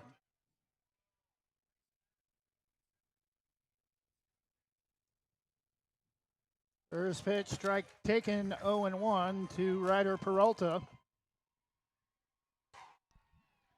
That's a great strike to start off with a tough strike zone on this kid. The 0-1 swung on and lifted to shallow center. That's going to drop for one of the smallest players in this tournament in a leadoff single for Ryder Peralta.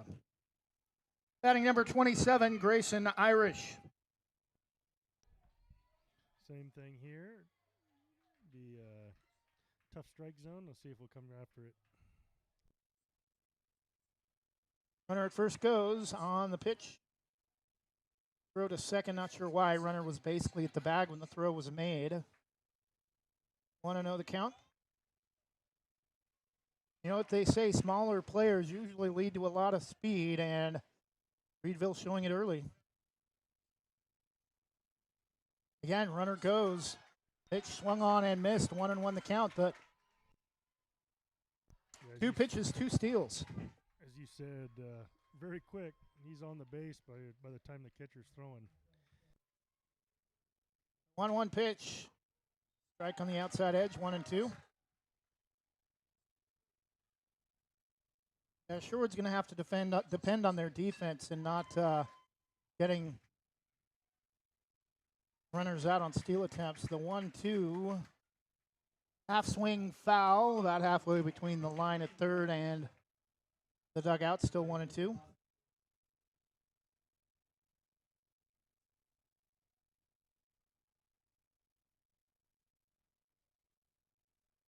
The 1-2 to Grayson Irish. Ryder Peralta at third after a bloop single to shallow center and two steals. The pitch.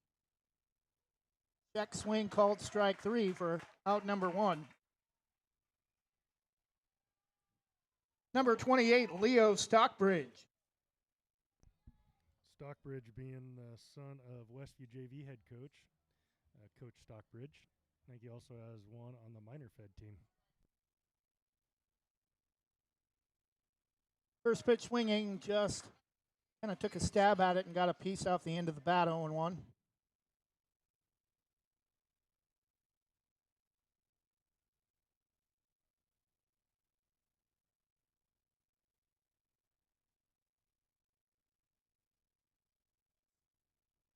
Swung on and missed, strike two. Kelly's a great pitcher, but Reedville not going to have any issue, I don't think, with steals in this game.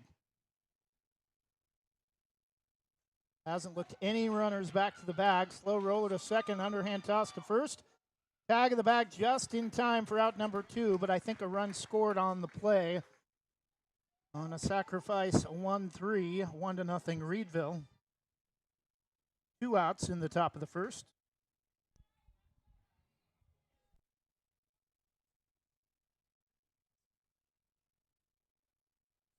Pitch is swung on a pitch that broke outside late, 0-1. As you said, Kelly being strong on the mound, a lot of first pitch strikes.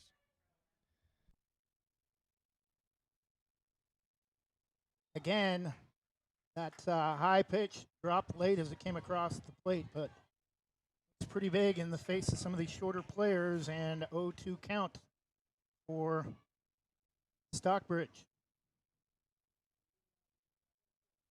Is up and away that time, or correction, Landon Armstrong. He's got his name on the back of his helmet. 1-2 the count.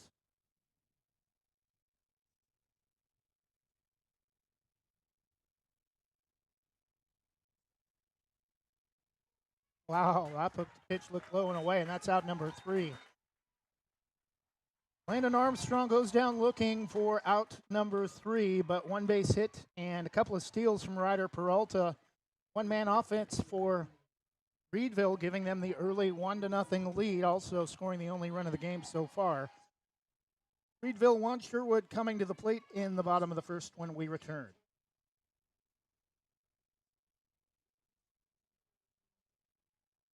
If you turned 65 recently like me, it's important you find a Medicare Advantage plan that gives you the coverage you're looking for. But finding one can be difficult. The best thing I did, and I suggest you do the same, is call a licensed insurance agent and let them walk you through your Medicare Advantage plan options.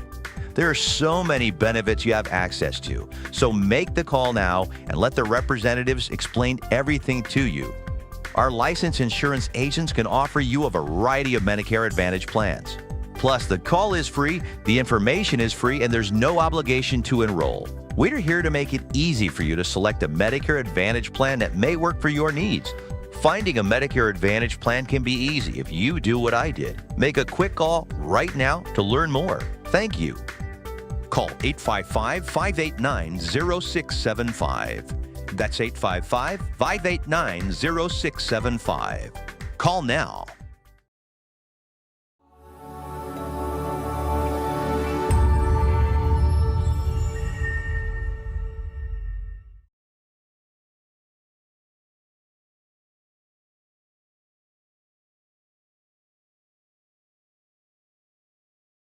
For more than 45 years.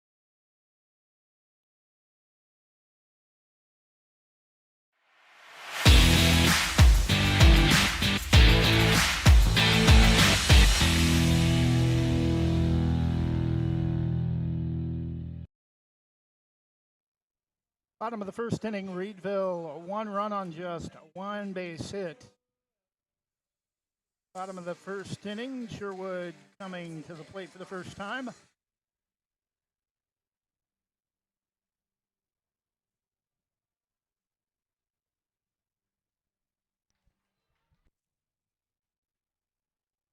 Leading off for Sherwood, Kelly Bauer. Be fun to watch the catcher play in these innings and moving forward. He's a tremendous blocker, just watching him in warm-ups. Pitch is swung on, late grounded to second. Pops up and no play. Got away from the second baseman. That time kind of rolled up on his heel and no chance to get the runner at first. Batting second, number 11, Parker DeBose.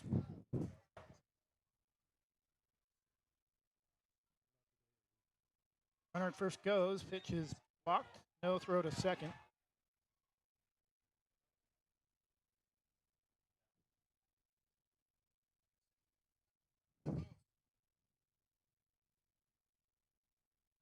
Again, these are 9 and 10-year-old players, but the catcher for Reedville blocking pitches like maybe an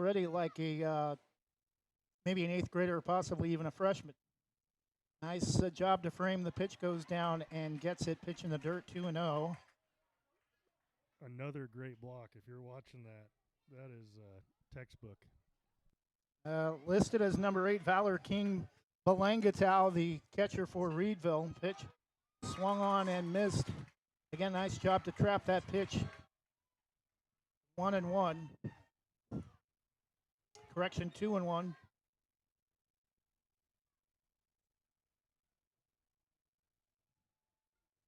Swung on and popped up to short. Oh, and he dropped it, had it in the glove and didn't close it in time, and it hops out. Another base runner for Sherwood. So with that runner at second not advancing yet on a steal, the infield fly comes into play here, and we'll see. I know sometimes it can vary on whether they call it. Number 5, Dawson Joyner. Just with some minor games, they tend to not call it, but it looks like the infield fly will be off now with both runners advancing. Again, nice job by Belangatau to block that pitch, but lost the handle as he tried to make the transfer. Again, no throw. Stockbridge will look the runner back to third. 2 runners in scoring position, nobody out for Reedville, threatening to take the lead in the bottom of the first. The pitch outside again. Really impressed with the catcher from Reedville dropping to his knees and keeping that ball in front of him. Otherwise, that would have scored a run to tie the game for Sherwood. 1-1 pitch. Slow chopper to short. Throw to first. Not in time. Nice job to get over and make the stop on one hop, but too slow getting the ball out of his glove, and we're tied at 1. Yeah, a little bit of speed being a factor. Also, he made a great play deep in the hole. Strong throw nonetheless. Number 24, Monroe Kelly, starting pitcher for Sherwood. Another steal for the Bowmen. Batting number 24, Monroe Kelly.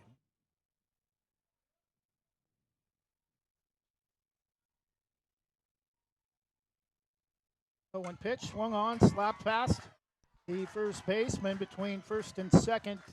2 runs are going to score on an RBI single from Monroe Kelly, and it's 3-1 Sherwood. And nobody out. 5th and final run at the plate if he should cross. Runner at first goes again. Blocking that one off of his chest protector. Runner still advances to second. Batting number 22, Grayson Olsvik.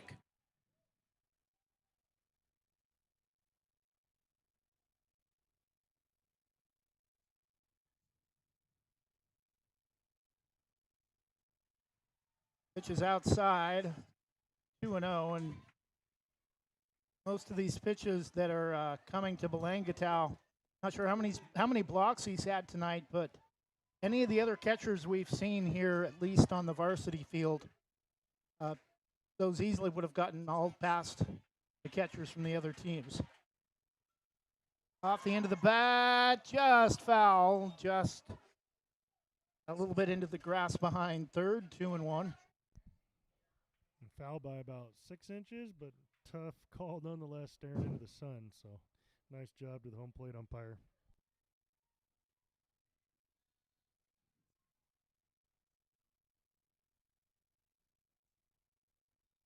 Again, blocked on a pitch in the dirt. No throw to third. I want to see Belangatau try to make a pickoff on a throw. See what kind of speed and power he has behind that arm. We already know he's a great blocker at the plate. The 3-1 pitch off the end of the bat, over the head of the shortstop. That's going to score another run. 4-1 Sherwood.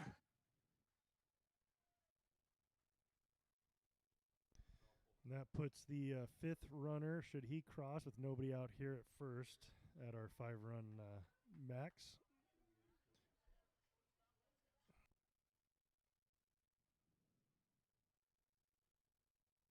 Number 9, Cooper Moyer. Runner at first goes. Not sure if he's any relation to Jamie Moyer. Throw to second. Belangatau not quite as good an arm on pickoffs as he is blocking, but still really impressed with him as a catcher, especially at this age group.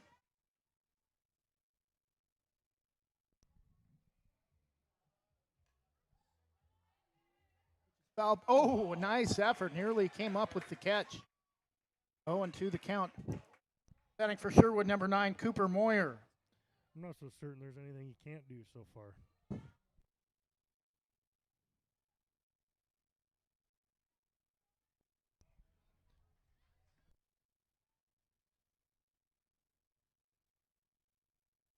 I think if he had a little more room, he probably would have made that catch. Absolutely. He got a glove on it when I don't know how many would have been in the area to make that play. He just ran into the net. The 1-2 count to Cooper Moyer. Still nobody out. 4 runs for Sherwood and threatening to reach the 5-run limit. Still nobody out in the bottom of the first pitch is swung on. And that's going to be, oh no, I thought it was going to be caught initially. Gets away from the center fielder. And that will do it for the first inning. That will do it for the first inning as Sherwood has reached the 5-run max limit. We go to the top of the second. Sherwood 5, Reedville 1.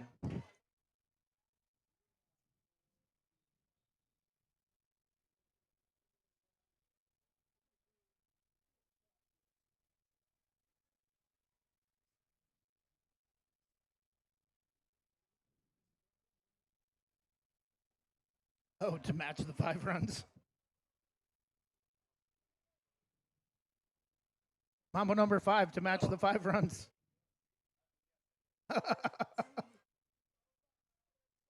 We'll take a break and be right back. Jim's Market in Banks is an institution serving the community for generations. They're actively involved in events and athletics from the youth league to high school level.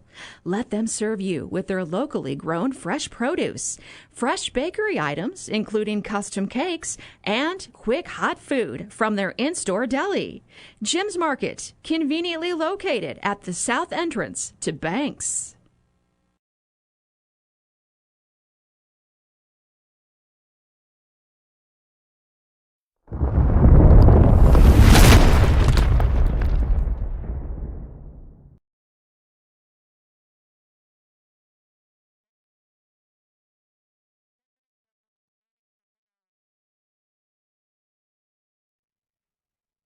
Top of the second inning, Sherwood leading 5-1. YouTube cuts off at 12 hours. We'll be streaming live probably for a little over 11 hours for the time our final game gets over tonight.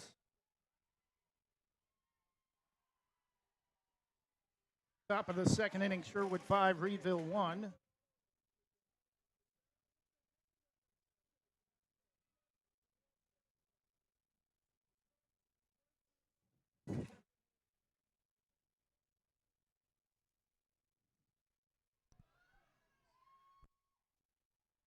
Leading off for Reedville, number 24, Ruben Germano.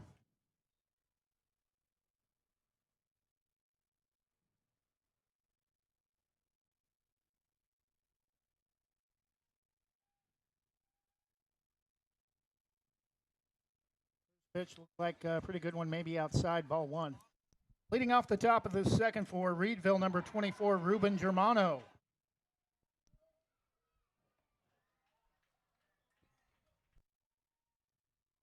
Pitch.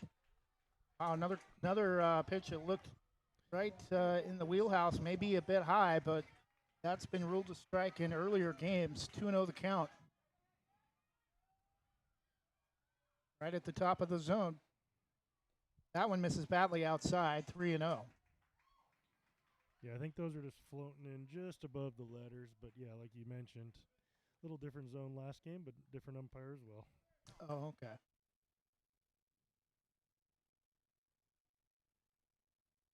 Three-0 count. Strike called on the outside edge. Very tough to get a 4-pitch walk.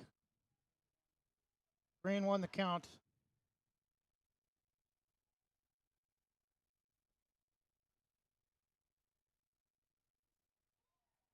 Strike 2 called on a swinging miss. Usually on a 3-0 pitch, home plate umpire will give the pitcher the benefit of the doubt on anything close.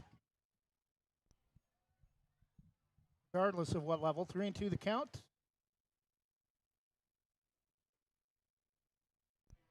Pitch misses outside, and Reedville has a leadoff base runner trailing by 4 runs in the top of the second. Just what Reedville needed to bounce back and respond. Batting number 8, one of the greatest catchers I've seen, especially at this age group. He threw it away to right field. He's going to get there on the pickoff attempt. Valor King Belangatau. Uh-oh. Third baseman chased down an errant throw back to the pitcher from the first baseman. Batting number 8, Valor King Belangatau.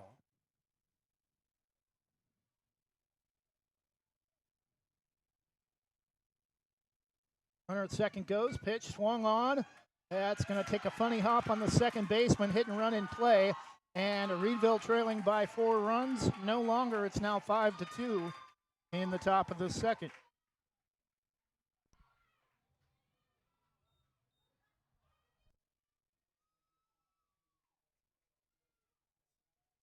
Number 11, Jackson Sticka. Pitch is way outside, throw to second, well late.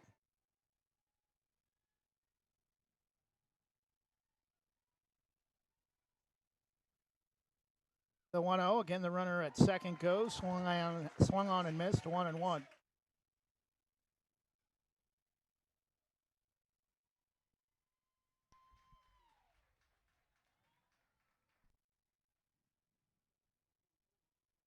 One pitch, swung on, fouled straight back into the top of the netting, 1-2.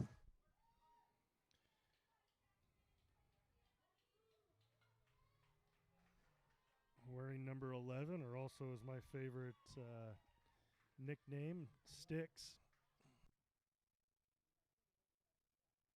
Fitting with his last name being Sticka.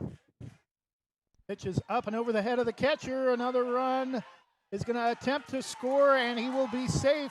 Catcher tried to take it himself and got there late. Should have tossed it to the pitcher. One of those times where you're better to get the assist and record the out rather than be selfish and take the play yourself. And it's now 5-3. Reedville inching their way back. That was a really tough one. I think he just saw that runner in his sights and said, I can go get this done. And he actually had him beat, but I think the tag just missed it on the slide. Pitch is swung on, fouled, just in kind of some weird corners with the black chain link fence on the baselines. I think it's 0-2. 1-2?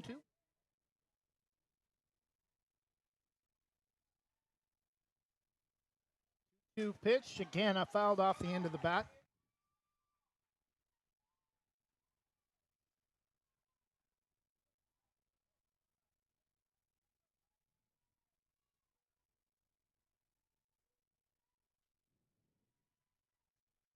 Is up and away, ball 3, count is full.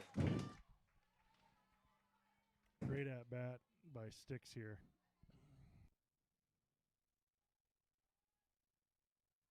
Fouled off a couple of pitches and making pitcher work. That just foul, almost stayed right on the line, almost all the way to the bag at third. The bag being there helped the umpire make that call. That was tight. 3-2 pitch, swung on, chopped to second. Throw to first, high, but almost thought the bat boy was a run scoring. It is the first out of the inning, 5-3. Sherwood, no run on the play. Number 58, Aiden Miranda.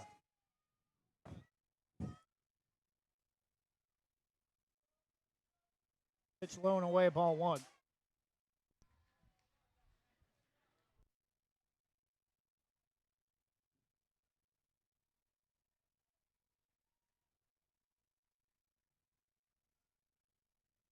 Pitch taken high, 3-2-0.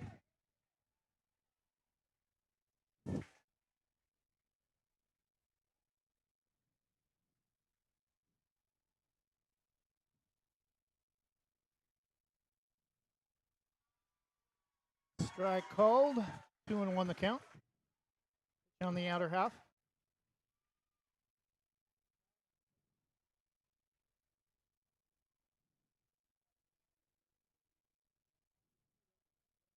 Pitch low and away. 3 balls and 1 strike.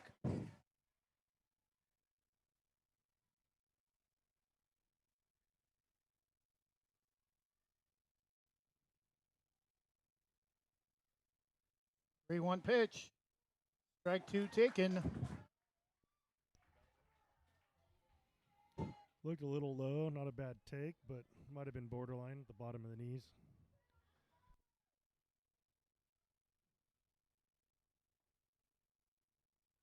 That pitch looked inside, but ruled strike 2 or strike 3 for out number 2. I think that was a tough one, but that was a much better competitive strike. Too close to take. Number 21, C.J. Camp with 2 outs for Reedville. High ball 1. Batting number 21, C.J. Camp.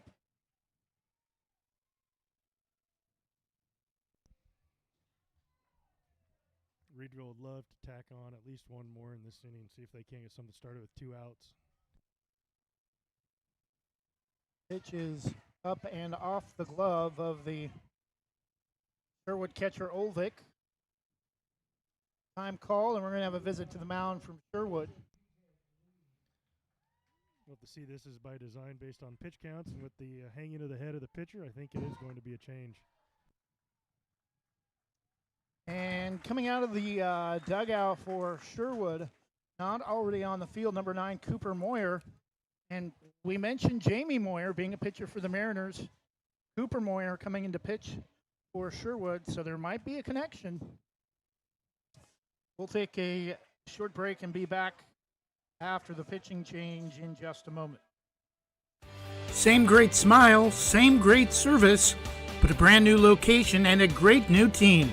Sarah Hesselman Group is still proud to support Banks High School athletics, but has now joined the Premier Property Group real estate team with new offices located in Bethany.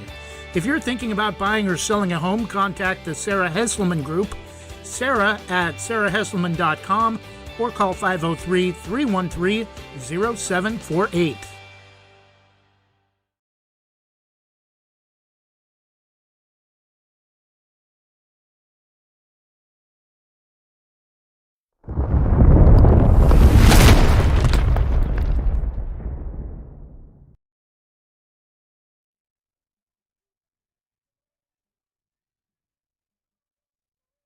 Top of the second inning, Reedville threatening to even this game up after trailing 5-1 after the first full inning. Already have scored 2 runs in the top of the second inning. Sherwood trying to stop the bleeding, making a pitching change, going with Cooper Moyer.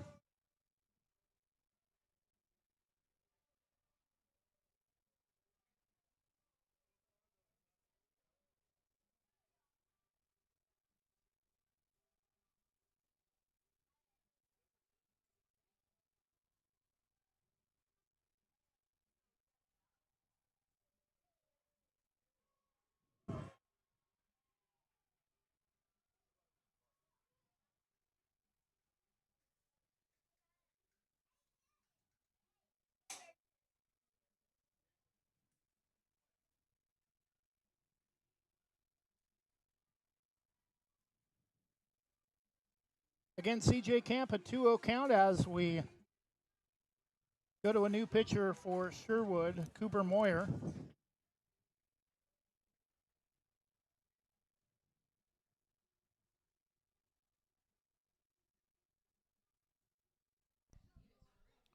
Looked like the umpire went out and reminded him that there's 2 balls, no strikes on the hitter, and there's also 2 outs.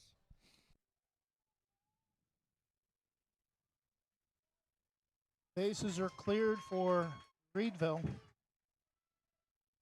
They've already cut the first inning lead for Sherwood in half. Pitches outside 3-0, and another miss would put the tying run on board, or a tying run at the plate.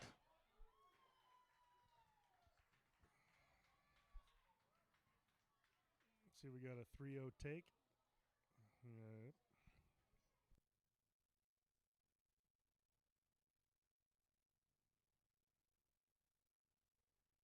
Pitch looked inside, and it also fooled C.J. Camp, I think, based on his expression as he turned towards the umpire. 3-1 the count.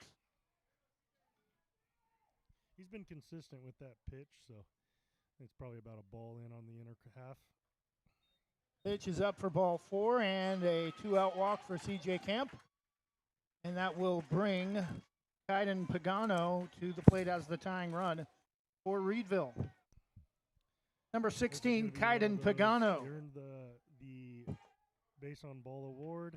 How fast can you get to third base? Give yourself a chance to pull this in with a one-run game. Pitch is up, and he's halfway there after a steal of second on the first pitch to Pagano.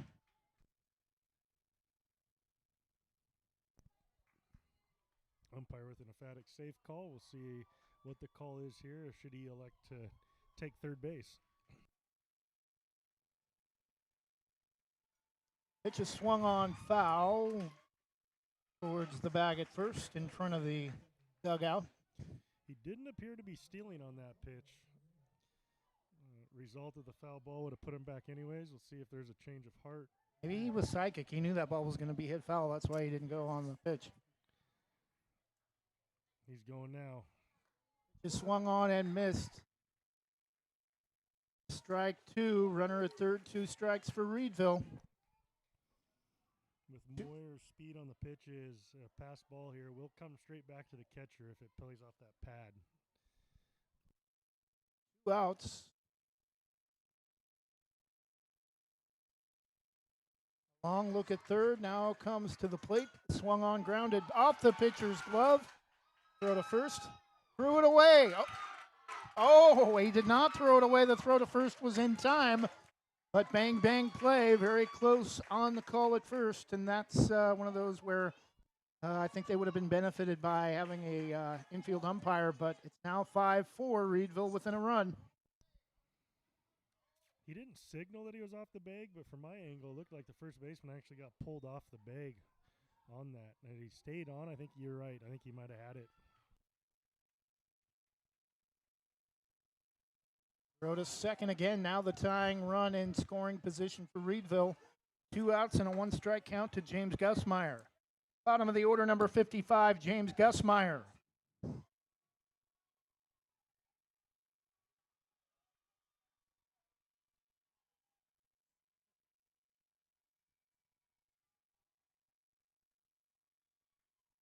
The 0-1 gets past the catcher, and the tying run is at third after Sherwood had a 5-1 lead after the first inning.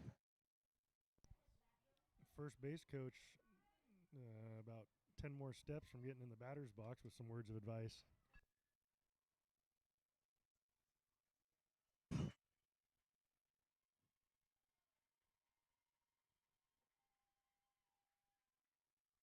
One to Gussmeyer. Strike 2 called.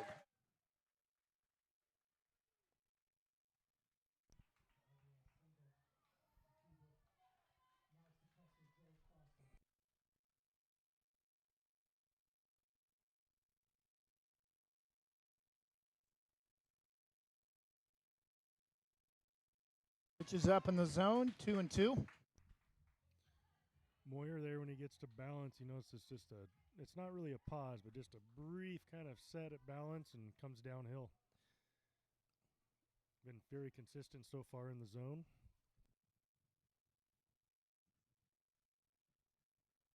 Two pitch, strike 3 called to Athens, and Reedville will leave the tying run at third to end the top of the second, but they do come all the way back to pull within 1, scoring 3 in the top of the second. After 1.5, it's now Sherwood 5 and Reedville 4. We've seen some pretty decorative helmets also tonight. We'll talk more about that as we come back in the bottom of the second inning. Visit Main Street Pizza in Banks, located next to Jim's Market, for the best pizza in Washington County. From loaded hot baked subs to a Main Street special pizza piled high, we will satisfy your pizza cravings. We've been serving and supporting the Banks community since 1986. Open daily at 11 a.m. Call ahead now to place your order at 503-324-5858 or follow us on Facebook to see our daily lunch specials. Mention this radio ad and receive $2 off any Main Street pizza.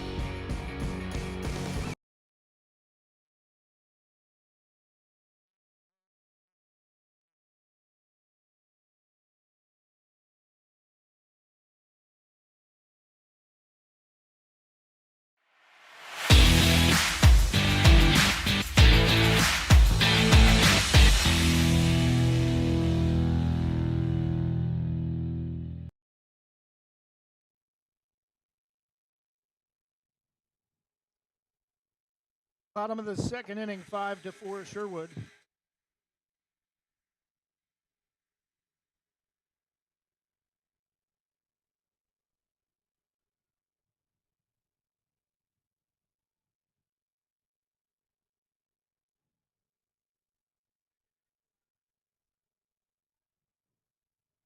Second inning of work for Leo Stockbridge, leading off for Sherwood as we return to action.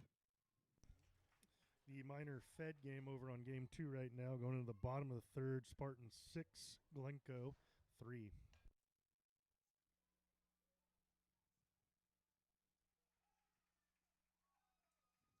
Keegan Ward leading off the bottom of the second for Sherwood, now batting for the Bowman number 16, Jamison Stammers.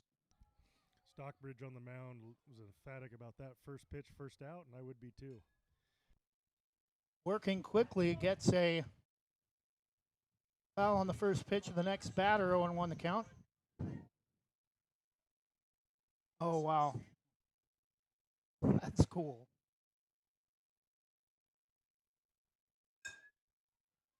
Down the right field line, I think that's going to land. That will be a fair ball. Kind of hard to tell from our angle with the roof of the first base dugout, but a base hit for Sherwood. And we were talking about just before the break, heading into the bottom half of the inning, about some of the decorative helmets we've seen with an ice cream helmet, mohawk helmet, a green and black helmet, and an ice cream helmet earlier in the game, and now a pencil bat for Stammers to open the inning, and that ball will get all the way to the fence, and Sherwood will tack on another run to create some space once again. 6-4 in the bottom of the second.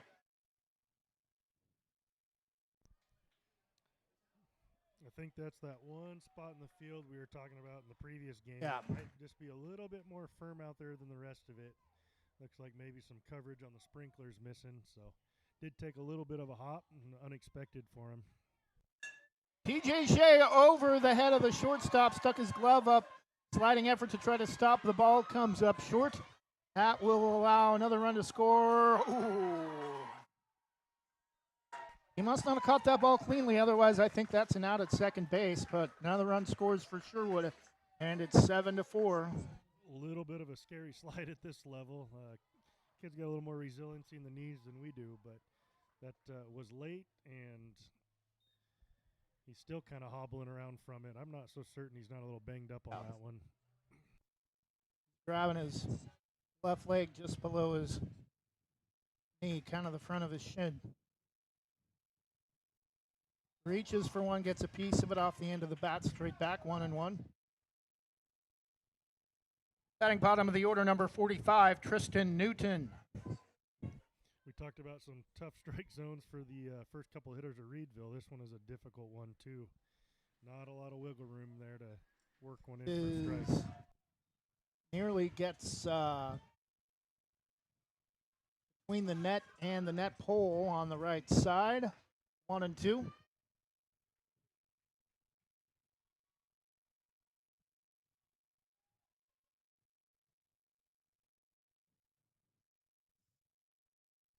One-two pitch, swung on, grounded to short, kicks off either his leg or the glove, and that's going to get over into foul territory. Just a bad break for the Reedville shortstop, and Sherwood again in danger of scoring 5 runs for the second consecutive inning. It's now 8-4.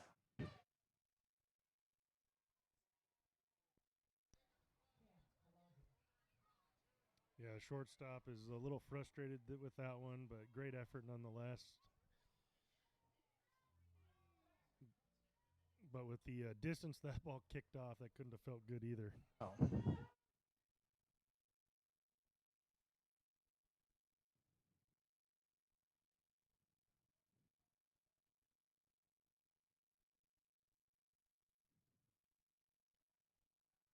A pitch outside, 1-0. Number 13, Kelly Bauer.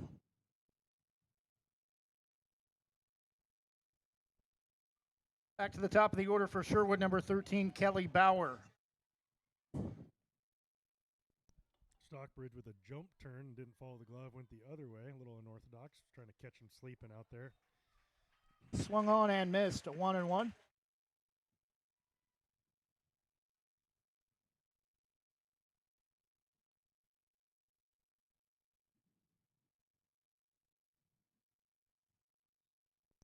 One pitch, a little bit outside, 2 balls and 1 strike. Yeah, he didn't get the strike call on the pitch before and tried to come out there again, but that one was just a little too far off. Second time we've seen Stockbridge trying to catch someone sleeping at second base, just kind of goes full bull run right at him. Swung on high, chopper over the pitcher, and again it skips past the shortstop, pops up on the center fielder playing in, backing up the play, and runners at the corners, the 4th and 5th runs of the inning if they were able to score. Number 11, Parker DeBose. Stockbridge again, trying to keep the runners at bay, trying to get him cheap out there. Very smart play by his part. Runner at first goes. Langatow, one of the few mistakes he's had tonight, loses the handle, and now both runners into scoring position with 1 out.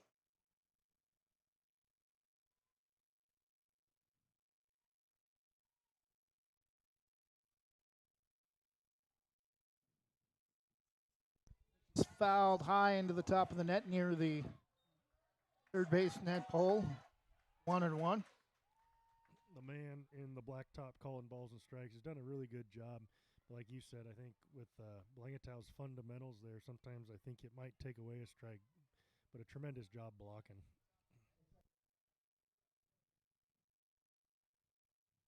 1-1 pitch, swung on and over the head of the shortstop into left field. Runner at third is safe. Another base hit for Sherwood. Their 4th run of the inning. It's now 9-4 with 1 out in the bottom of the 2nd. That 5th run, like you mentioned earlier, 90 feet away now, but it will be tough to get by number 8 back there.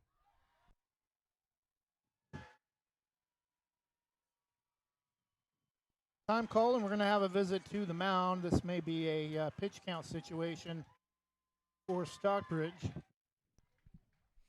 Yeah, judging by the clicker in the coach's left hand, I think that's exactly what it was and is going to be.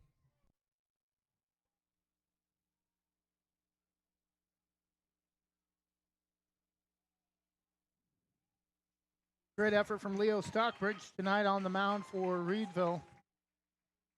Looks like the new youngster on the hill for Reedville, number 16, Kaiden Pagano, will be the new pitcher for Reedville. We'll take a 30-second break and return in just a moment after this from Housemaster. For more than 45 years, Housemaster has been offering residential and commercial inspection services with more than 200 locations across the U.S. and Canada. We've helped more than 3.5 million buyers and sellers make important real estate decisions. Housemaster of Southwest Portland helps local residents make the right choice when purchasing a residential or commercial property. Call Housemaster of Southwest Portland, 971-245-2500, or visit their website, housemaster.com/southwest-Portland.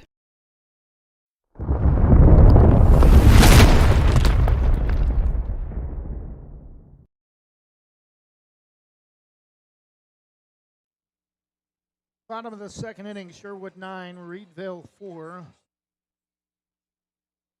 Again, 5-run max limit per team per inning, except for the final inning when they have what they call an open inning, where there's no limit to the number of runs either team can score. Gives the team with a big deficit a chance to come back late, leading to more excitement.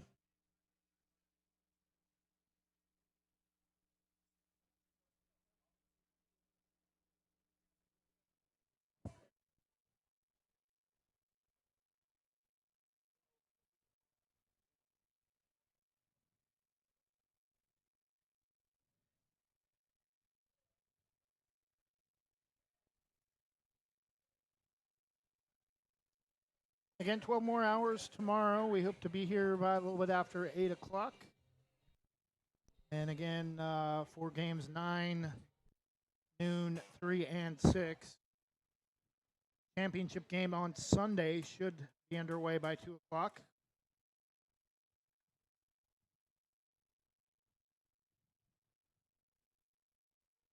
Strike called on the outside at the knees, 1-1.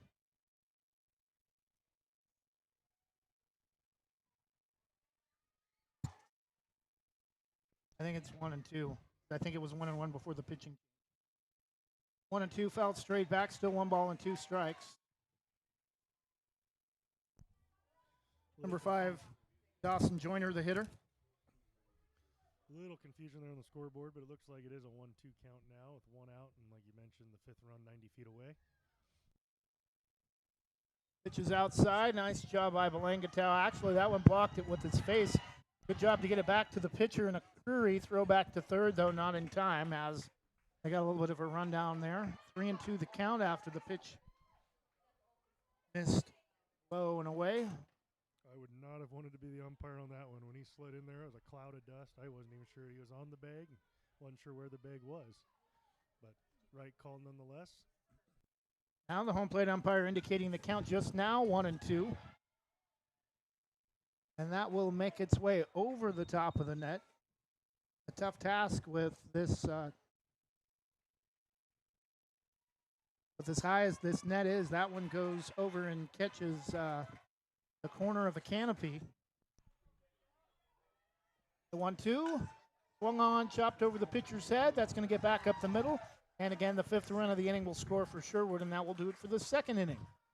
So after 2, Sherwood 10, Reedville 4, heading to the top of the 3rd inning. That was one of those C&I singles right up the middle.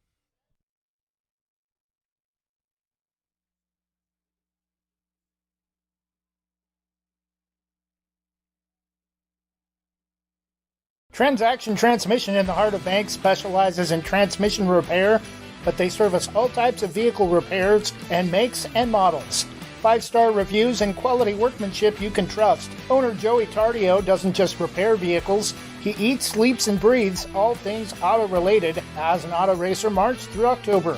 Trust your vehicle to Transaction Transmission at the end of Sunset Avenue in the heart of Banks. Call 503-359-9141.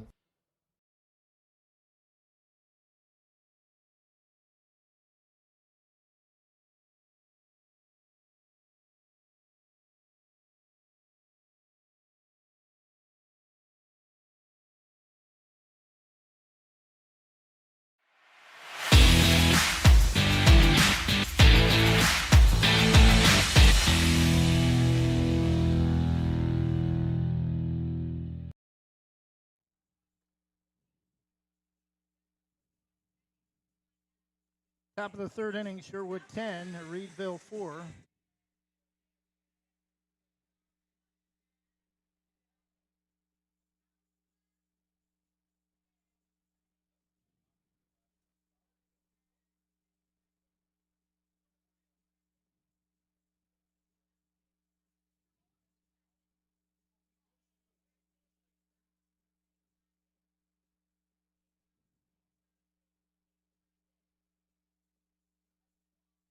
Cooper Moyer will stay on the mound as we open the 3rd inning for Sherwood. Leading off for Reedville, number 17, top of the order, Ryder Peralta.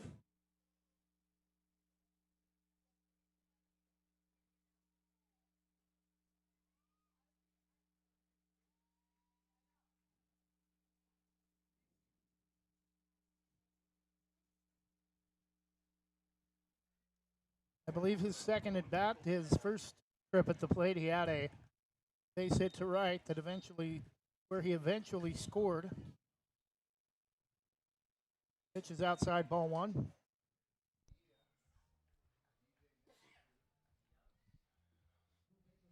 A little bit on that ground ball up the middle that kind of showed true to the field conditions. That ball was straight. It never diverted from its path. Went straight from home to center field on a change-up thrown and right back up the middle. Yeah, a lot of times if the field hasn't been graded correctly before the start of a game, you'll see it kick off of a dirt clod or something and change direction of the ball. 1-1 the count to Peralta. Yeah, I got to give a shout out to Nick on that. Great field work today. The 1-1 pitch swung on and hooking into foul territory, caught by the third baseman for Sherwood for out number one.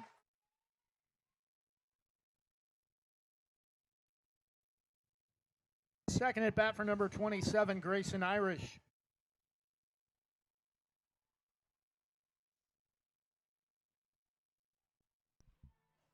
Hare Field, also for the seniors, always been one of my favorite fields.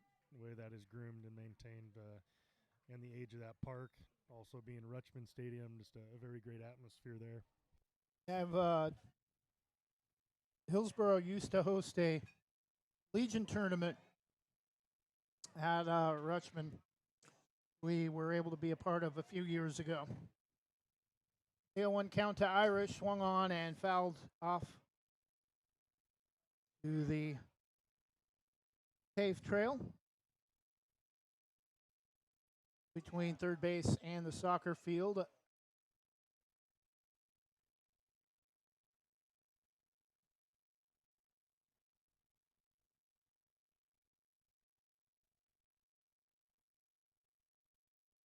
Pitch is low and in, 1-1.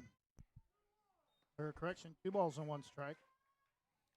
The umpire put in a nice pearl, brand new baseball there. It might make things a little bit easier for the hitters as we start to get these overcast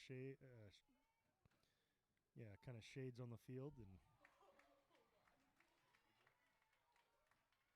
pitch is well inside, and we'll skip past the catcher, but no runners aboard. 3-1 the count.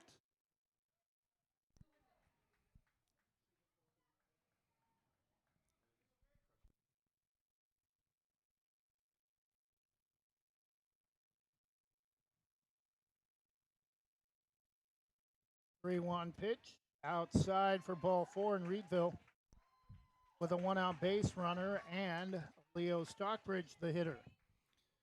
just what Reedville needs here. They'd love to get 2, ideally 3, and try to cut this lead in half.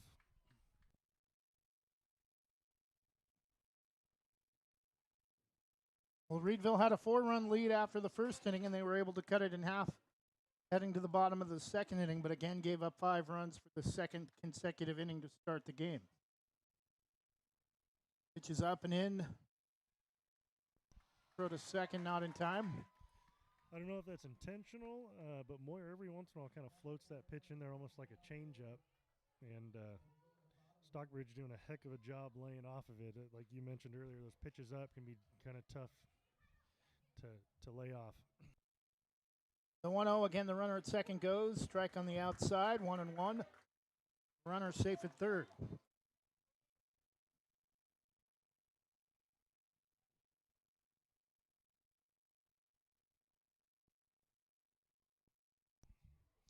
First baseman is actually in above the baseline on the home plate side. So if Stockbridge hits something 2 hops or less, it'd be real tough for him to make a play on unless it's right at him. Pitch up and in, 2-1 the count to Stockbridge.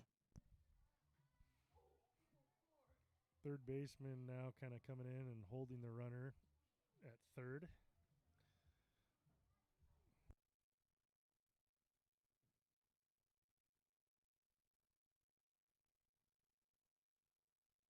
Strike called, 2-2. He is a pitcher's umpire. He works both sides of the plate and still gives you that inside pitch, about a ball's width in, and been consistent both ways.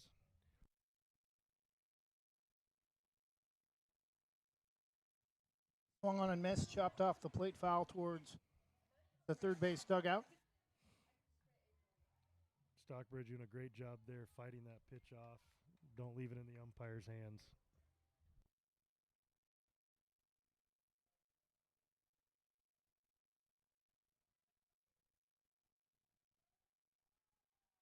Both these teams trying to stay undefeated in this tournament, the final game of the day. The last two games, the winner's bracket. The first two games, the loser's bracket. Eliminated earlier today were Yamhill Carlton and McMinnville. 2-2 the count to Leo Stockbridge. One out, a runner at third for Reedville.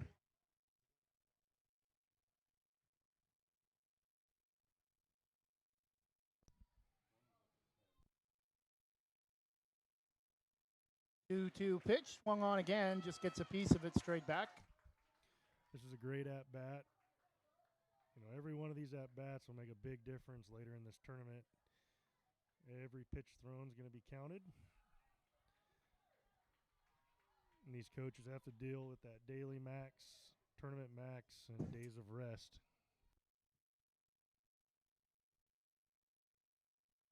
2-2 again, gets a piece of it. Chops it off the end of the bat, off the plate.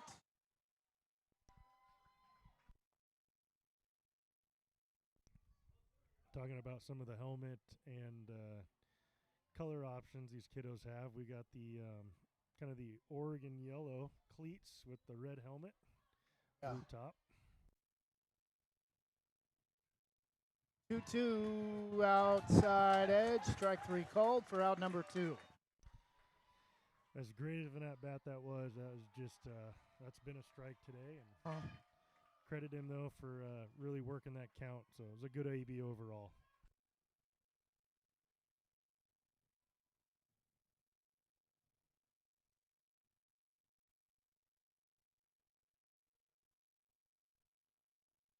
Throw to third, and I don't know if it was a bird or something. It looked like another ball came in from somewhere else into the third base dugout.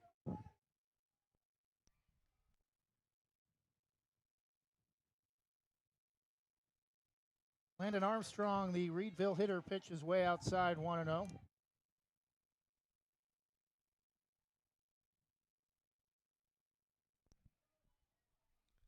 First baseman playing a little more off the bag here.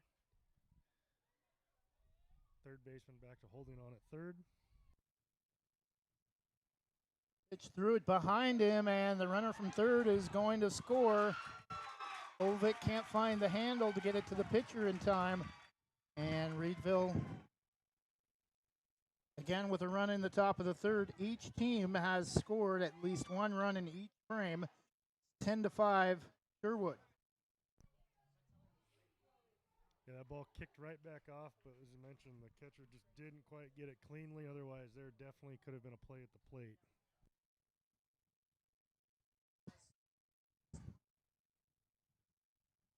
Two-0 pitch, swung on the third. Nice. Oh, almost into the webbing of the glove, but just a little bit too high on the throw. Nice stop, but the throw to second not in time.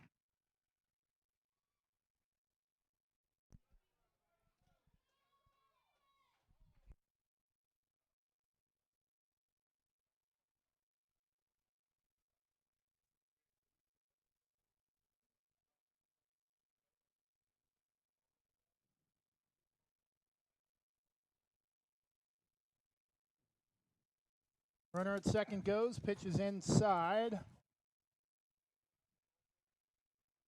Reedville hitter number 24, Ruben Germano.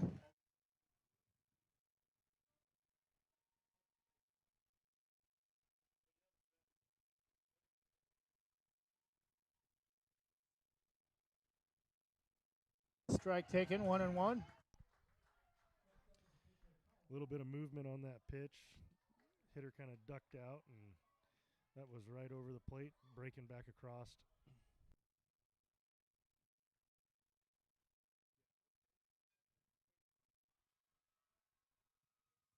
Pitch swung on and missed. Nearly spun out of his shoes, almost spun around in a complete circle, 1-2.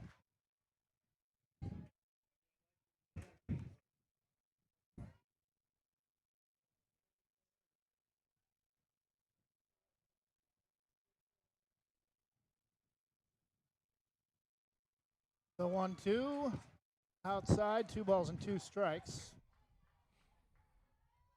As we mentioned, very consistent zone today. He's done a great job. Up and down, some borderline pitches, but in and out, not more than a ball off the plate. And great take there. 2-2, well inside. He hops out of the way of the pitch. And a little late on the indecision from Olvik to make the toss to the pitcher. A little bit quicker decision. I think they might have had him at the plate, but a run scores for Reedville. I think that goes back to us talking about that ball coming off. The catchers, most of the season probably are not thinking that there's a play at the plate very often, and you get plenty of opportunities here. So that was one of those. He kind of thought he was going to take it himself and should have flipped it. 2 runs in the inning for Reedville, 10-6 Sherwood.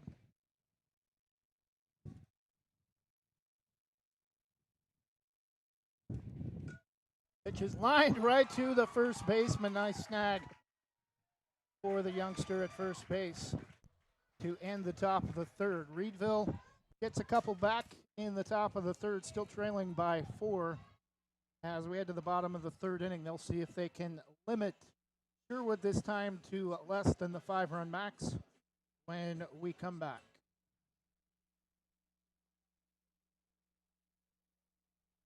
Proudly serving our neighbors in Washington County since 1946, LaHaye's is your destination for locally made Letterman's jackets, custom embroidery for business apparel or a unique gift, and scouting uniforms and supplies. LaHaye's is on the corner of 3rd and Main in historic downtown Hillsboro. Open Wednesday through Friday, 10 to 6, Saturday, 10 to 4, and anytime online at lahayes.com or call us at 503-648-2341.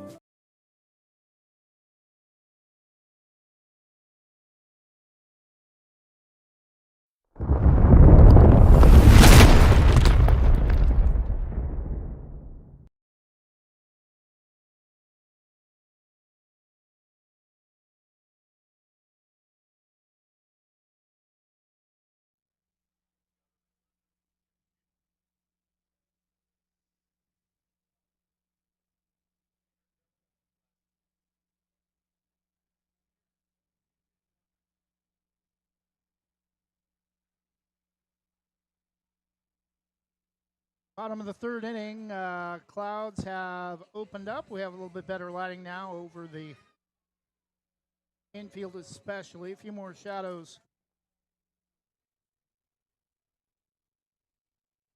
Actually, no shadows. The darker part you're seeing up along third base is just where there's been so many lead marks along third base side as we get ready to start the bottom of the third inning. Leading off for Sherwood, number 24,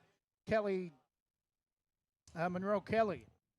Batting for Sherwood, number 24, leading off Monroe Kelly.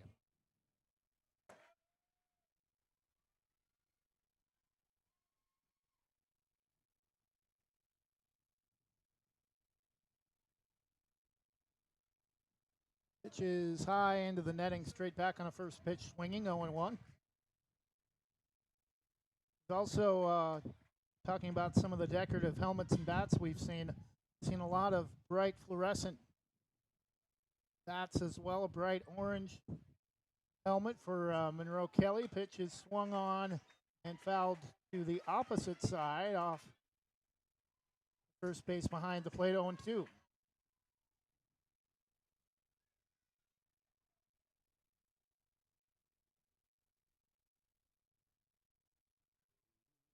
Reedville wants to have any chance in this game. They got to limit Sherwood offensively on the scoreboard. Throw to first. That time a clean throw by the shortstop, and happy for him after he's had a few bad breaks tonight. Get a clean play defensively. Yeah, he sat back, he read that hop, he took it, and made a quick, nice, strong throw right on the money. Batting number 22, Grayson Olvik, Sherwood catcher. Surprisingly, that must have been a ball and a half inside, but it left-handed batter. It sure looked like it was real close to that zone.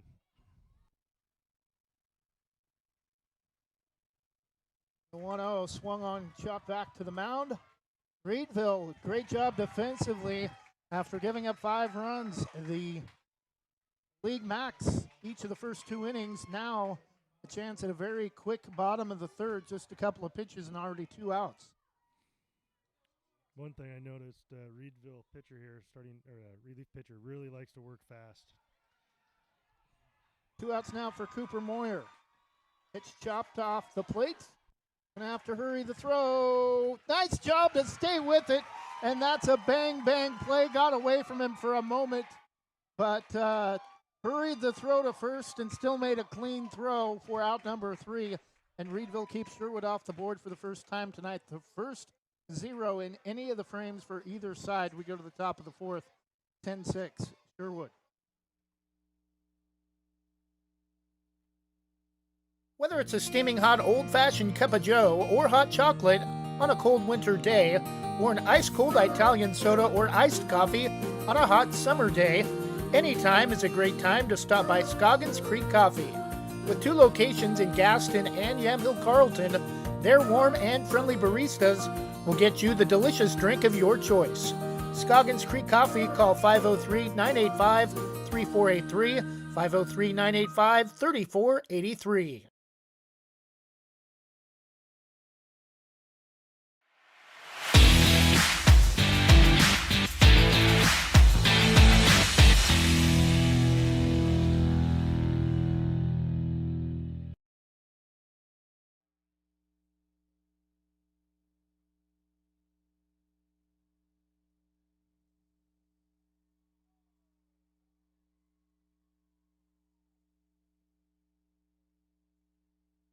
Top of the 4th inning from Forest Grove softball varsity field.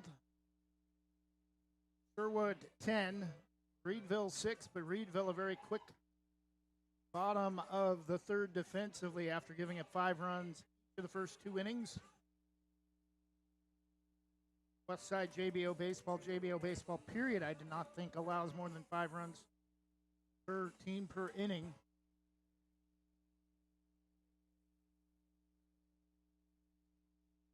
Cooper Moyer continuing his work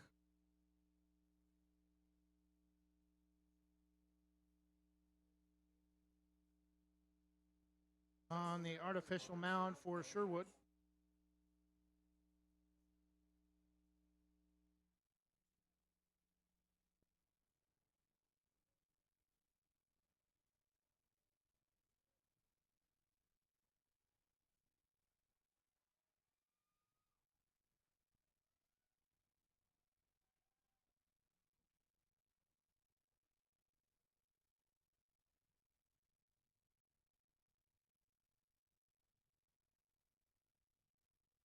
First pitch taken a little bit high, ball 1.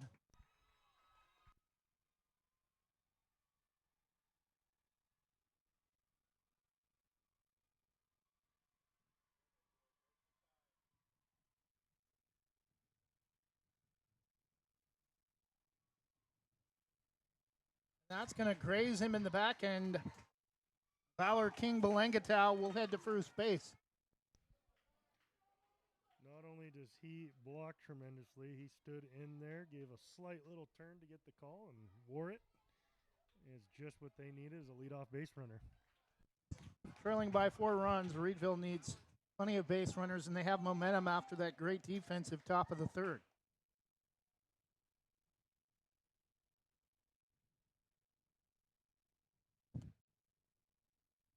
We're at bottom of the 3rd inning. They're now playing offense in the top of the 4th. They scored 2 in the top of the 3rd to cut the lead to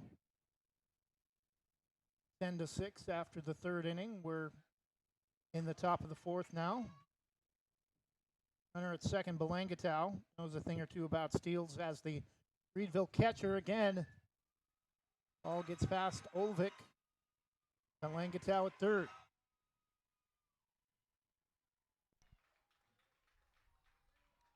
The cheering over there on field 2. Spartan starting to take a 2 or 3 run lead. We'll get you an update here shortly. Sticka 2-0 count, chop to first. Takes it to the bag, play at the plate. Not in time, and a run will score for Reedville. It's 10-7. Langatau scores. Very, very difficult decision for the first baseman. There was going to be no play at the plate. Do you take the out or do you risk it? He was about 6 feet in front of the bag, may have rolled foul. That's what I thought, too. I thought it would have been better if he let it roll a little bit longer. It may have gone foul, but I think it's one of those when in doubt, take the out. it just swung on off the end of the bat. That's going to drop for a base hit to shallow left for Hayden Miranda. Number 21, CJ Camp.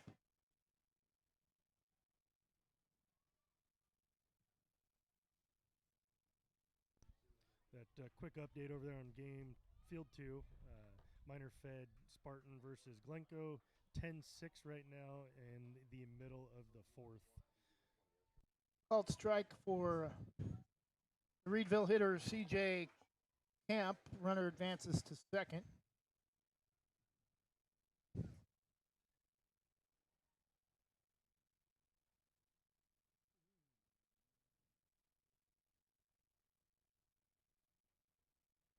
Pitch is low that time. 1-0, either 1-1 or 2-0 the count. We know there is at least one ball.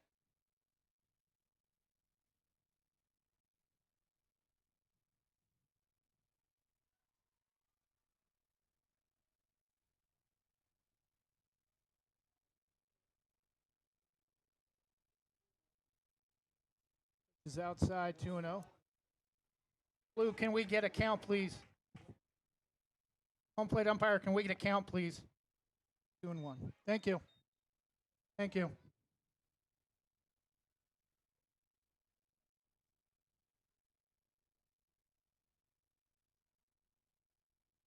Two-one count. The pitch from Moyer. Strike 2 called. 2 balls and 2 strikes.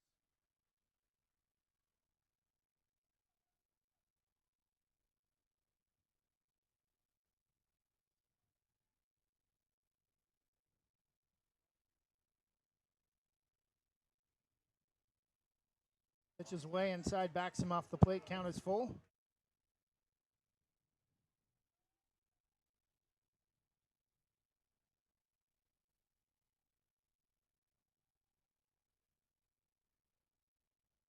Three-two pitch. Strike 3 called at the knees for out number 2.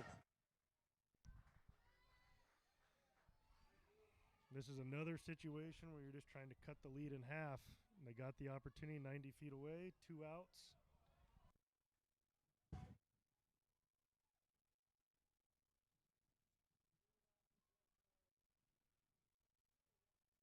Strike on the outside edge, 0-1.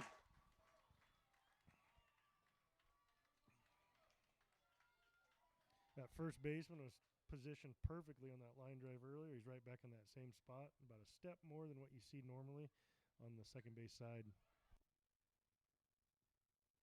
0-1 pitch, way inside. Did that hit him? And no, it's going to get past the catcher, though. And as you mentioned, again, Reedville able to cut the lead in half with all the momentum since the empty frame in the bottom of the 3rd. 10-8.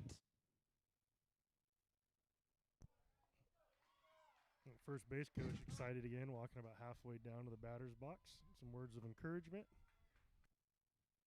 1-1 pitch is up and away. 2 balls and 1 strike.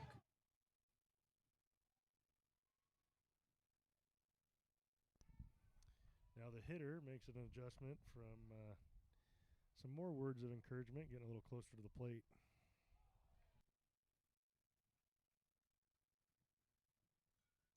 Pitch is lifted up, and that's going to drop. And a couple of players playing batty cake with the ball with their gloves, and tying run aboard for Reedville.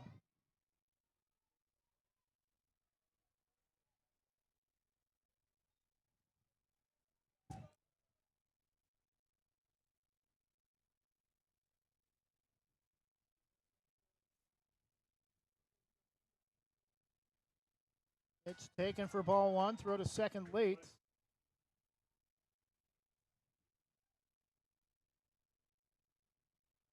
Batting number 55, James Gussmeyer.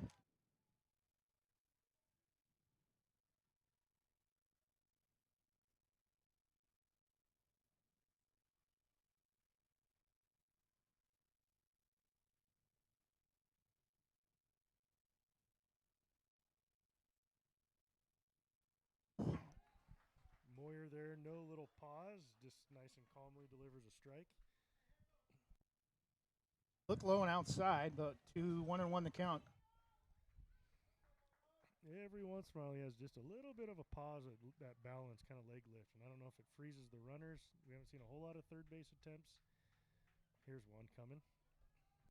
It's past the catchers. It bounces in the far side of the batter's box, 2-1, and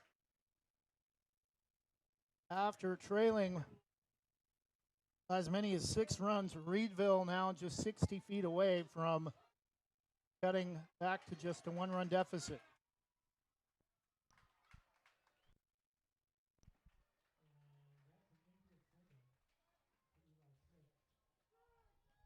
Pick-off attempt over there. Just letting him know that he knows you're there.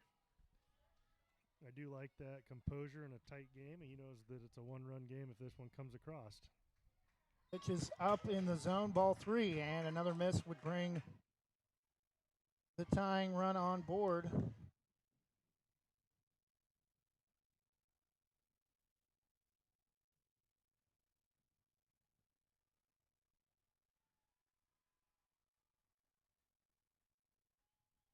Pitch is outside, ball 4, and Gussmeyer walks.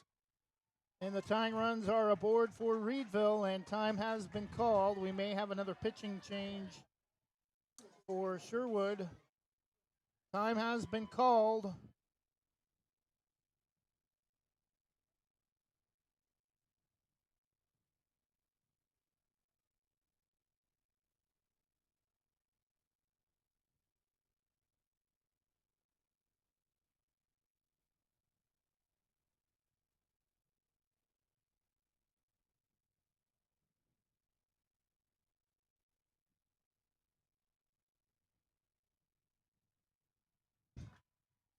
And that will be it for Cooper Moyer. Coming in to replace him, number 2. Tegan Ward will take over on the mound for Sherwood. 10-8, top of the 4th in favor of the Bowmen, but Reedville mounting a late rally.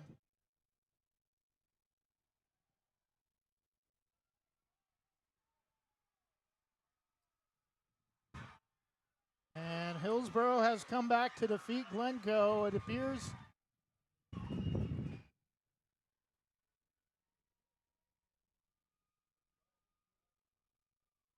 Hillsborough defeats Glencoe on the other field. Tell you what, we had to have set a record today on official game time start and stops. I think that's the 5th contest today. It's been under an hour and 15 minutes. Just a testament to the kids playing great baseball, efficient baseball. Tegan Ward, new pitcher for Sherwood, will be back in a moment.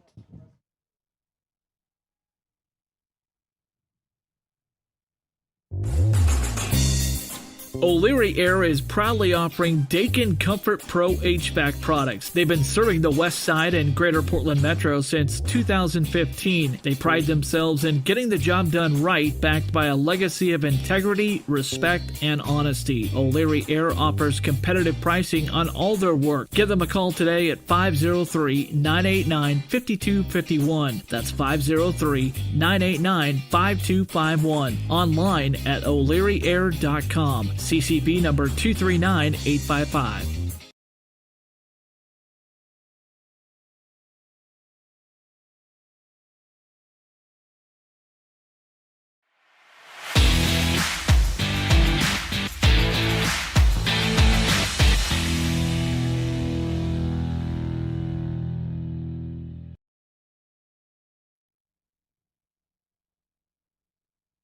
Still the top of the 4th inning. Reedville with the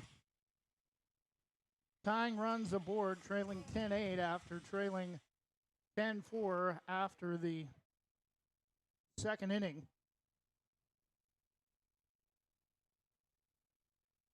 They've scored the last 4 runs, 2 in the top of the third, 2 in the top of the fourth, which is where we are now with 2 outs. I think this may be that player earlier. Looked like he had, kind of the glasses or goggles, will you? I don't know if they're prescription, but I think they had broke. Looked like the coaching staff was trying to make some repairs, but from what I can tell, looks like some tape on the left side, so they got him repaired, and now he gets to go do his job.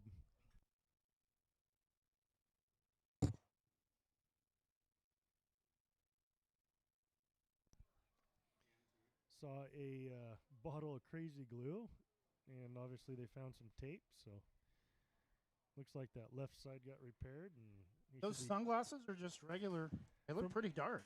Yeah, from what I could tell when they were fixing a set of glasses on the Sherwood side, they were looked like more of a prescription goggle, kind of like what you'd see in basketball at times. So I think it's a sports glasses, but I'm glad they're repaired. They see him on the mound. We're back to resume play. 2 outs for Reedville. Runners at third and second, both in scoring position. Base hit could tie the game. And that's going to hit him. The bases are loaded. Now the go-ahead run is on board for Reedville with 2 outs.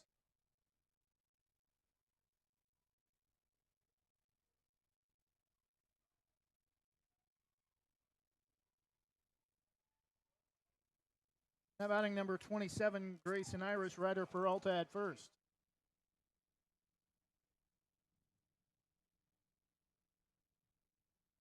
First baseman plays in, and the play at the plate not in time. Again, Olvik tried to take it himself. 10-9, Reedville, and now the go-ahead run is at second base in scoring position.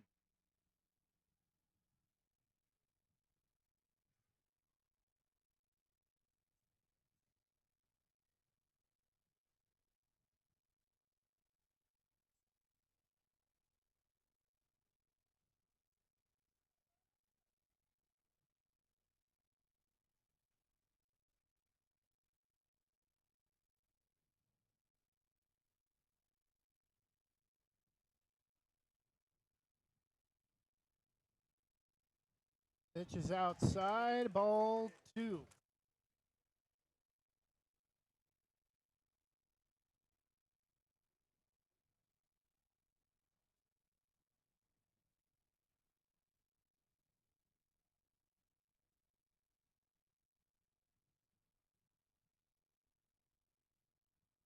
Outside, ball 3.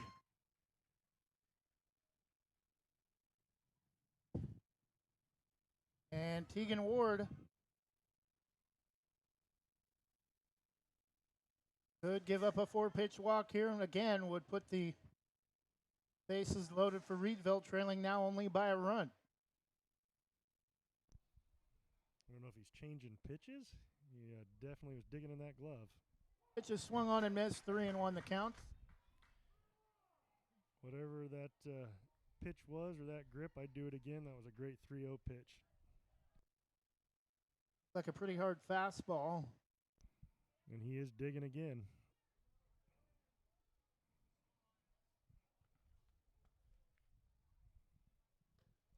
Just misses up and in for ball 4, and again the bases are loaded for Reedville and number 28, Leo Stockbridge.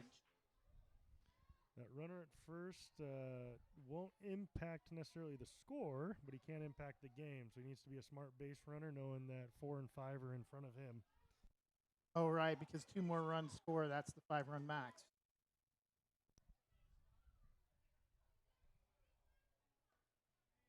Taking a little bit up, ball 1.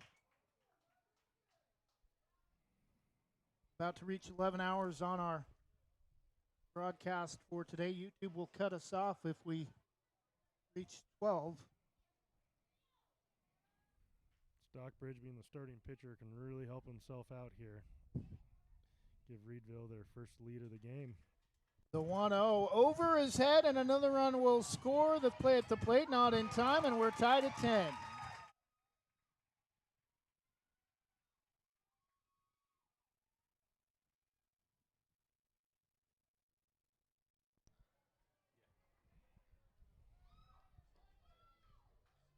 same rules apply here. That runner at second just needs to be smart. And we got a timeout.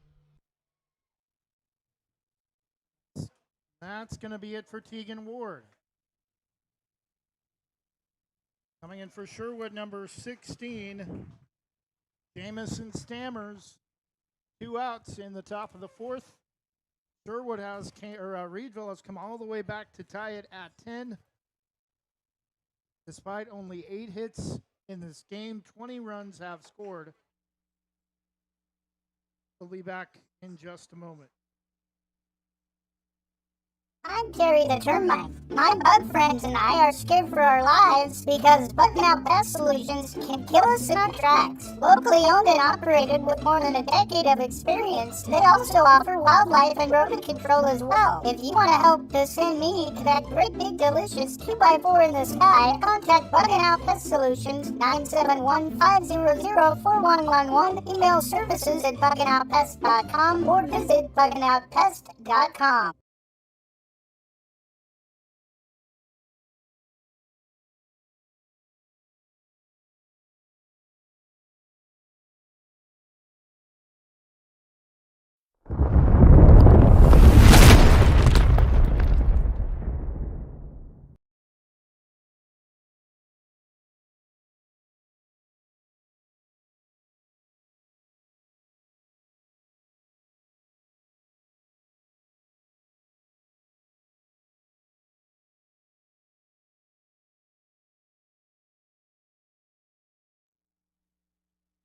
Top of the fourth inning, Reedville now tied with Sherwood at 10 in the top of the fourth inning.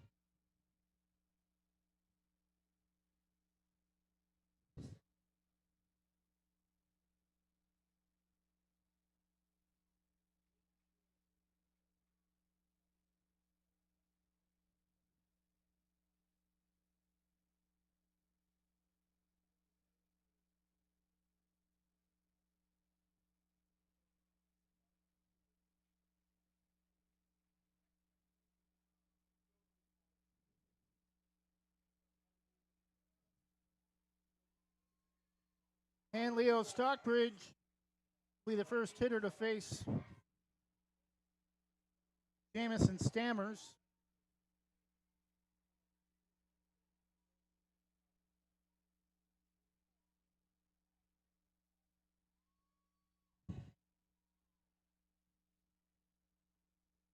Just low and away, and the go-ahead run will score for Reedville, now leading 11-4, 11-10, and that's the 5th run of the inning. Sherwood will have a chance to retake the lead in the bottom of the 4th.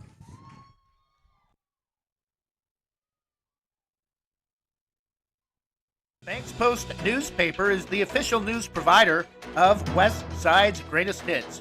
Listen hourly for Westside news from the Banks Post newsroom.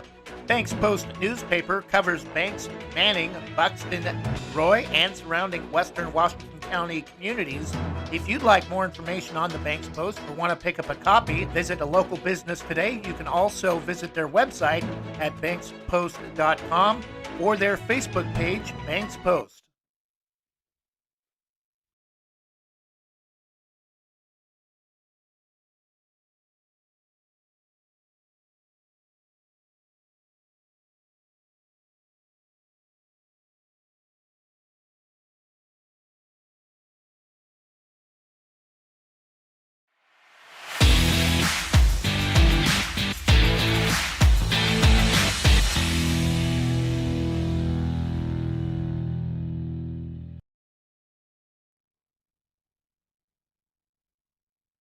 Number 16 for Reedville, new pitcher.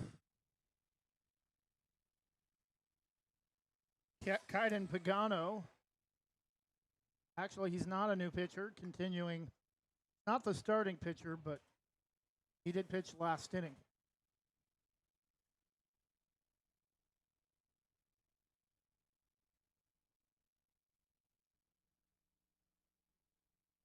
Will be pitcher against pitcher to open the bottom of the 4th.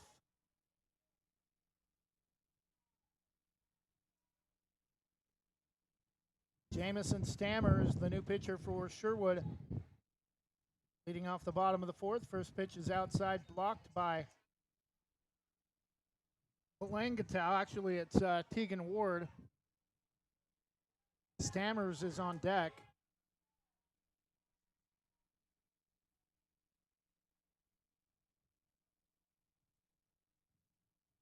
1-0 is up and a little bit inside, 2-0.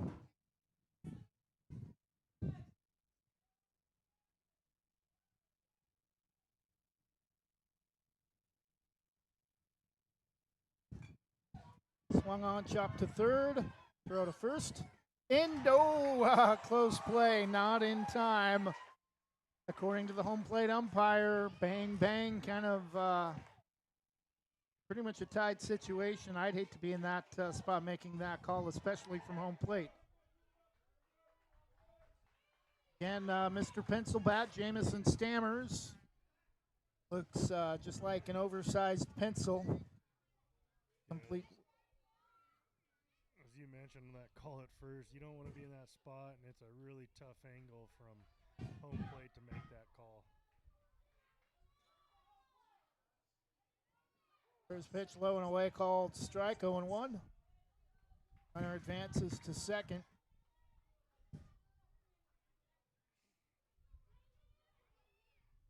It is a game of angles dimensionally and even for the umpire. Game of angles for us, too, as our right field corner angle has been cut off by the third base or first base dugout. Runner advances to third, but I think they're going to rule foul ball. I mean, that was a really good call. He just barely got a piece of that with the pencil bat. Knocked the lead off, will you? Yeah, 0-2 from Pagano. Swung on, line down the right field line. Foul ball, still a 2-strike count to Jamison Stammers.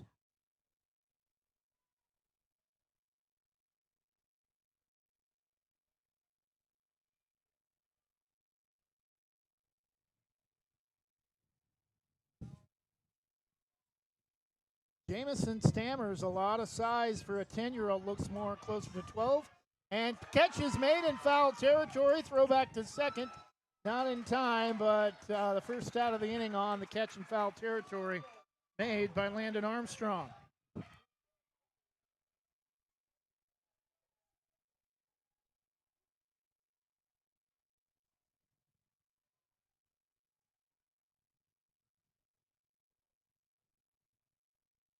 Pitch swung on and missed, no throw to third. Jacob Bantz, the hitter.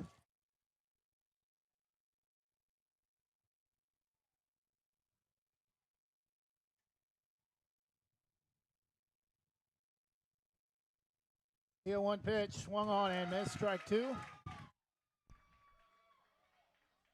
Very unorthodox delivery, but it's working for him. He's got competitive pitches, kind of a slow start, and then comes downhill very quick.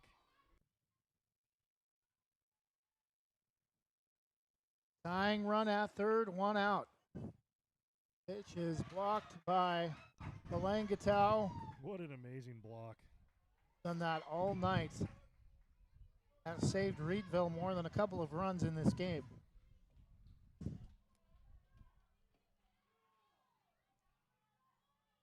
So apparently 2-1 the count, not 1-2. Drops that one, but low and off the plate, 3-1. Huh? Now 2-2. The scoreboard was right for once. The umpire made a 1-2 call and then shook that off. Pitch is fouled just over the top of the net.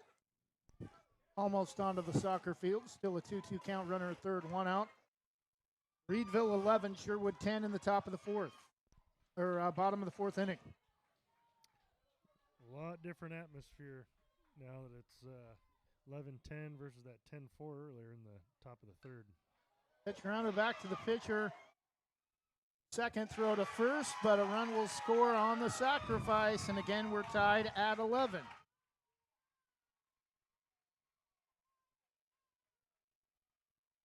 2 outs, tied at 11, bottom of the fourth. Looks like it will come down to the final inning.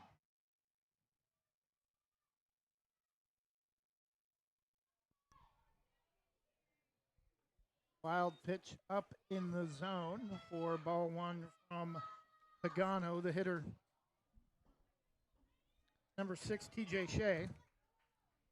Like he might have some pop to his bat. Swung on, fouled into the net right side, 1-1. I don't know if we've had an extras inning game yet this year. We still got a long ways to go till we get there, but should that occur in the top of the sixth, they do put the last out on second base. Well, when I got here Thursday night for the final game, they said there was a game that went to the sixth inning on Thursday. Grounded a short throw to first, unable to scoop it out on the short hop. And now the go-ahead run for Sherwood with 2 outs in the bottom of the fourth. Shortstop did a great job staying down on that ball. A little 3-hop. Runner at first goes, pitch is lifted to the left side. Oh, nice effort. Tried to track it in the sun into the shallow grass, just in foul territory behind third. For this level, that was a long strike, and like you said, the third baseman, he was all the way out in shallow left field and foul territory, and still got a glove on it. 0-1 the count to Tristan Newton. Go ahead, run at first with 2 outs for Sherwood. Pitch from Pagano, low and away. Runner will advance to second on the pass ball.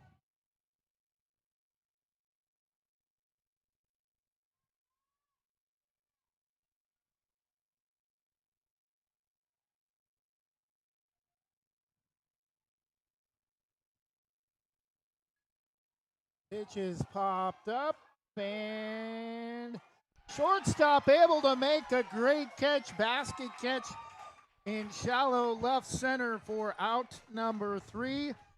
Top of the 5th inning. Doesn't get much better than this. Tie game headed to the final 6 outs when we come back.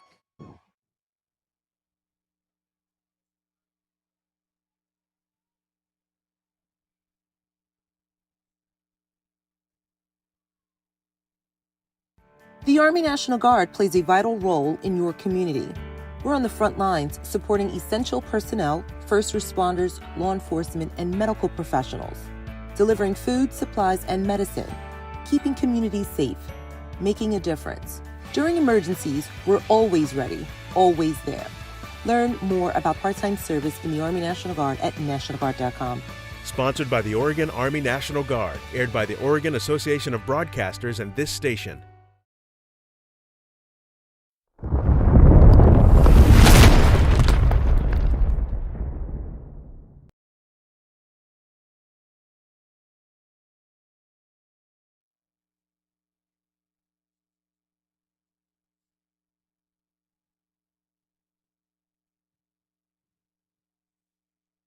Top of the 5th inning, tied at 11.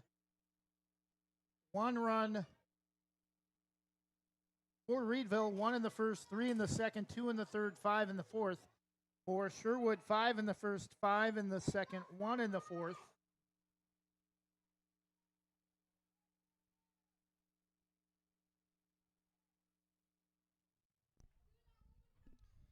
Going back to that catch to complete the 4th frame, that Reedville comes out on top of this one. You got to go back to that catch as being a big reason why. I think Sherwood had runners on board too with when that catch was made. Batting number 28. He was at the plate when the top of the 4th ended for Reedville. Leo Stockbridge. Pitch is low and inside, 2-0. What an incredible comeback this would be for Reedville after trailing by 6 runs after the 2nd inning. Strike 1 called, 2-1.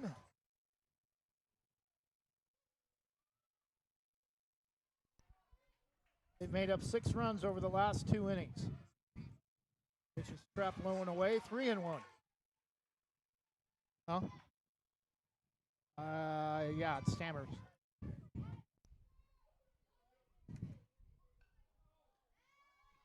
Pitch is lifted over the net onto the metal bleacher. 3-2, full count. Stammers, one of the biggest players in this tournament, looks like, by looking at him, appears to be 12 years old. 3-2 pitch, strike three called for out number one. That was too good of a pitch to take, unfortunately, and he did get a couple looks at him as he got some pitches in the previous inning before that fifth run crossed. One out for Landon Armstrong, fouled first pitch swinging off the end of the bat into the net. Unfortunately, needed a couple more looks at him. Like you said, he's a tall kid, throws downhill, and has been competitively in the zone. 0-1 pitch, well up and away, 1-1.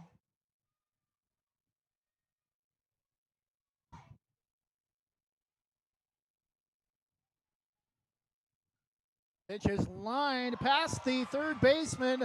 Base hit for Reedville. The go-ahead run on base with one out in the top of the fifth. As we discussed earlier, this is going to be how fast can you get him to third base. He does look like he's got some speed.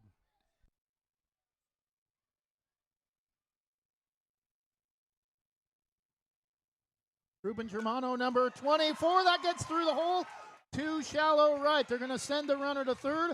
No throw, runners at the corners, one out, and Reedville, a big rally since that second inning where they were trailing 10-4. In business now with runners at the corners, and Sherwood needs a double play in the worst way possible. That was a beautiful hit and run, executed perfectly, stolen base. Now you start to hear some chatter. And how fitting Mr. Wayne Gretzky at the plate here. Been blocking his butt off all night in a great spot to put him go ahead. Belangatau hitting, pitch swung on and missed, 1-1. Runners at second and third, one out.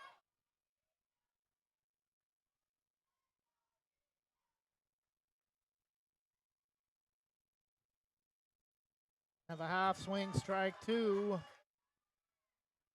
And with one out, a big two-strike count, big two-strike pitch coming from Stammers. Kind of waved at that pitch. He's been blocking that ball all night. He knew he didn't want to swing. And that hits him in the back, and the bases. Nope. It didn't hit him. Pitch was definitely inside, 2-2 the count. Yeah, ruled no hit. And strike three called, and Belangatau will head back to the dugout with two outs.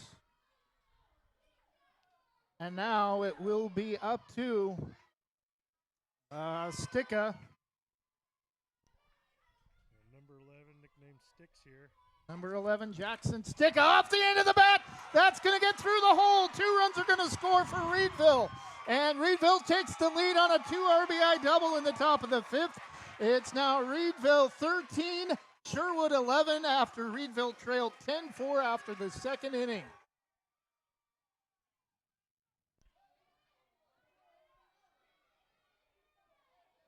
Hayden Miranda, strike at the knees, throw to second is going to be not in time. That was a great call. Just prior to that pitch, though, I was going to tell you how awesome is the composure of this young man on the mound. Give up a 2-run base hit, go ahead. He comes right up, throws strike one. Stammers gets a check swing foul from Miranda, 0-2. Runner will have to go back to second base. Stammers even got a smile on his face. He's ready. He's in attack mode. Just a great game, both sides. Great comeback from Reedville. Pitch is swung on, knuckled. Will land foul just about 10, 15 feet towards third base. And again, the Reedville dugout with all the momentum. Chance, let's go Reedville from their fans in their dugout. Miranda, an 0-2 count. Stammers, with a runner at second. Pitch, strike three called, but Reedville takes a 2-run lead. Heading to the bottom of the 5th, Sherwood down to their final 3 outs, hoping for a late rally to at least extend it. We'll be back. Just a great night, or great day of baseball, culminating with a great final second round game between 2 undefeated teams. We'll be back in a moment. If you're on supplemental oxygen, heavy and awkward tanks can be a burden. Now you can leave home and leave the tanks behind with Inogen, portable oxygen therapy that moves with you. With my Inogen, now I'm able to do the things that I've always loved. I just press the button here, and there's my oxygen. American-designed and assembled Inogen systems are small and light. Our smallest model is less than 8 inches tall. That's about the height of a paperback book and weighs less than 3 pounds. It's tiny. Inogen systems deliver up to 12 hours of medical-grade oxygen on a single charge. With Inogen, you are free to leave the house without the hassle of an oxygen tank. I could play golf again. I'm free again. I go anywhere with this. Look how small it is. Give us a call right now and talk to one of our highly trained oxygen specialists. We'll answer all your questions, and we'll send your free comprehensive guide to portable oxygen. If you're on oxygen, you need to be using an Inogen. Call 800-893-2067. That's 800-893-2067. Bottom of the 5th inning, Reedville 13. Sherwood 11 after a 2 RBI 2-out single from Jackson Sticka.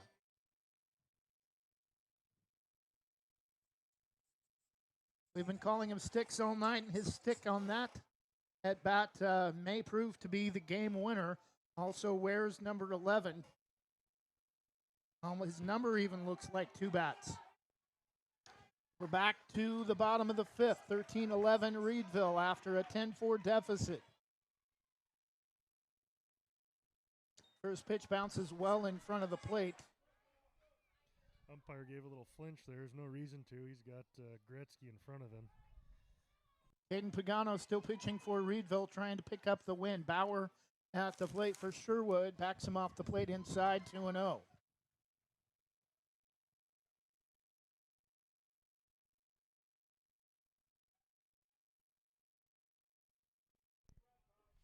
Reedville faithful quieted down a little bit, and kind of sounds like Sherwood might be taking their spot, trying to rally here for at least 2. Strike called on the outside edge of the plate, 2-1. Only one empty frame in the bottom of the 3rd for Sherwood. 24 runs, 12 hits. Productive base running for both teams. That pitch inside, 3-1.